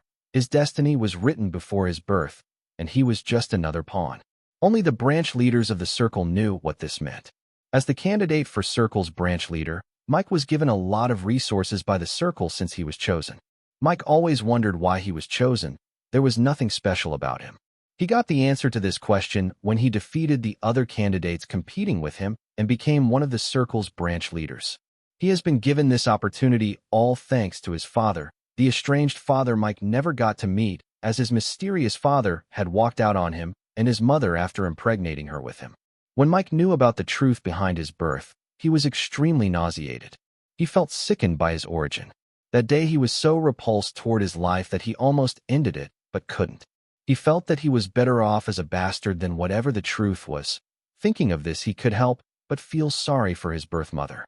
But the truth did not change depending on a person's comfort level, so he could only choose to ignore it and pretend that he did not know the truth. Yes, he closed his eyes to the truth so he could live with himself. Among all the resources that were available to Mike, the best were his two origin cards, the Bone Dragon and the Myriad Devil Body. If not for his origin cards, he would have lost to the other candidates in the fight for the circle's branch leader position that had just become available, the branch leader of the circle's new branch, the Sun Blossom branch. Becoming one of the branch leaders, Mike learned a lot about the operations of the circle and what happened to the branch leader whose shoes he was filling in. Learning this new information, Mike did not feel like a part of something bigger. Instead, he felt more disgusted towards his origin and the circle's part in it. After all, he learned that everything about him was a big lie, and the only comfort for him in all this was that his mother was his actual birth mother and not the part of Circle's schemes. So she became his anchor for him to live with himself. Despite finding himself in a position of respect and power that could allow him to fulfill all his ambition, Mike continued to live with his mother, as she was the only part of his life that was true. When it came to this, other circle's branch leaders thought that Mike was lucky and could not be envious of him. The life of the Circle's branch leaders was bizarre. Trying to make sense of it using common sense would get one nowhere. Therefore, Mike had long since stopped trying to make sense of his origin and decided to link it to the only thing keeping him sane: his mother. His anchor. His mother was not just the reason that kept him sane from this vulgarity that was his, but she also allowed him to use his incredibly powerful card, Myriad Devil Body, without losing himself to the card's ability. Despite having figured out the way to control the power of his origin card, Mike did not use it frequently. Yet he had to use it today due to the unexpected turn of events. If only the Yin-Yang Harmony sect had not betrayed them, it would not have come to this. Having planned to not face the boy and his subordinates, Mike thought of a way where he could complete all three of his objectives without much effort. Though this plan would require him to use his origin card Myriad Devil Body. Wasn't the situation like this why he spent all that time mastering the abilities of this card? So without hesitation, Mike decided to execute this plan. Bone Dragon, soar. Mike commanded the Bone Dragon to immediately took to the air. Just as the Bone Dragon was gaining elevation, its path was blocked by the sudden appearance of the Phantom Fleet. This was within Mike's calculation. He had already seen them in action and knew that this fleet of ghost ships would take action to stop his Bone Dragon if they were to try to retreat by soaring to the sky, and this was exactly what he wanted. Being trapped between the battle array formation and the Phantom Fleet, he wanted the enemy to be confident about their strength and underestimate him so that what he was going to do would go unnoticed. Skill combo, Fire. With Diana's command, the Phantom, powered by her two wind ego elementals, destroyed the Bone Dragon to pieces, creating a movement of distraction, which Mike made use of by whispering. Origin card, Myriad Devil Body, Pebble. By the time all the disturbance was settled, Mike had used his card to morph into a pebble and fell to the ground along with the skeleton fragments of the Bone Dragon. This way he was successfully able to escape the eyes of the boy and his subordinates. And now, while his Bone Dragon's clone army engaged the enemy, he planned to use the chaos to his advantage and get to his two targets, Ji-Feng and the boy. Just when Pebble Mike was considering a plan to kill the boy and kidnap Ji-Feng, he watched the boy's subordinates control and move the battle array formation to place their boss at the center of the battle array formation to protect him from his Bone Dragon clone army. This move of the boy put a dent in Pebble Mike's plans. Therefore, he improvised and decided to kidnap Ji-Feng, whose temporary partner ditched him during tough times. But that was easier said than done, as he was a pebble right now. Location, Sun Blossom City, Circle Headquarters. Card name, Myriad Devil Body. Card type, Origin card. Card rank, Unique grade. Card rate, --. Card durability, --. Card effect, Myriad Devil Body card was created using the corpse of the Myriad Devil, giving the user the physique and abilities of the Myriad Devil. Additional effect, Myriad Devil Transformation, Myriad Devil's Hex, Myriad Devil Physique. Caution, the user can lose true self to the Myriad Devil Transformation. Myriad Devil Transformation. This ability allows the user to completely transform into any of the myriads of things and beings in existence at their will using a medium. Note, the medium is the tiny part of any of the myriads of things and beings in existence the user wants to transform into. Caution, the user can lose himself in absolute transformation and forget their true self. Myriad Devil's Hex. This ability allows the user to transform any being into any of the myriads of things and beings in existence at their will using a medium. Note, the medium can be anything from the target's hair, sweat, blood, spit, nails, and flesh. Myriad Devil Physique. This physique enhances the user's body with the growth of the user to withstand the power of the Myriad Devil and allows the user to adapt to their surrounding instantly.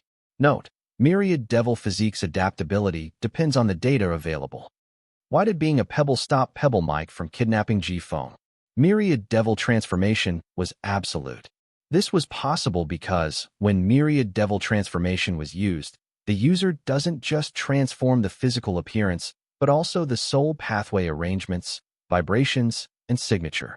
This made Myriad Devil Transformation so effective that if Mike were to transform into any being or being, then the worlds would take a while to reach a correct conclusion. The problem was that with the transformation of the soul pathways arrangements, vibrations, and signature, The soul pathways of the user don't just transform to resemble the soul pathway of the said target, but they also start to display the same function as the soul pathways of the target were intended to. That was to say that the soul pathways of the user will not only resemble the target's soul pathway, but also start displaying the same properties. This was the drawback with the soul pathways arrangements, vibrations, and signature transforming along with the physical appearance. This side effect of the myriad devil transformation made it hard for one to categorize it as a disguise skill. If the soul pathways of the user started to display the function of the target's soul pathway, what happened to their previous functions? Were they all erased? Did the user lose the ability to transform back to the original form again? No, the original functions get backed up as a tiny but redundant part of the morphed soul pathways. The user can access them anytime they want, but except for the myriad devil body skills, most of them will not work at the same efficiency as they would with the original body. But to access them, the user's soul should not lose its true self to the power of the myriad devil transformation and keep the spirituality it had before the transformation. Right now, Mike was not just disguising as a pebble, but he was a pebble. Thanks to his previous training, his soul was able to retain its spirituality with effort, unlike Ji-Feng's soul, which has lost its true self and believed that it was a pebble. After transforming into a pebble, it took Mike's soul a while to retain its spirituality. After gaining spirituality, Mike's soul could resist the confusion, memorize its past self, and recall the circumstances. From then on, it would struggle to retain whatever it can of its original strength and abilities while maintaining its current form.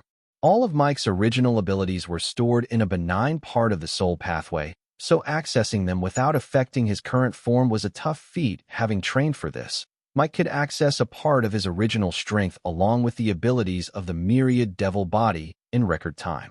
With that pebble, Mike was no longer Pebble Mike, but Super Pebble Mike. Soon Super Pebble Mike used its spirituality to navigate its surroundings and find its targets.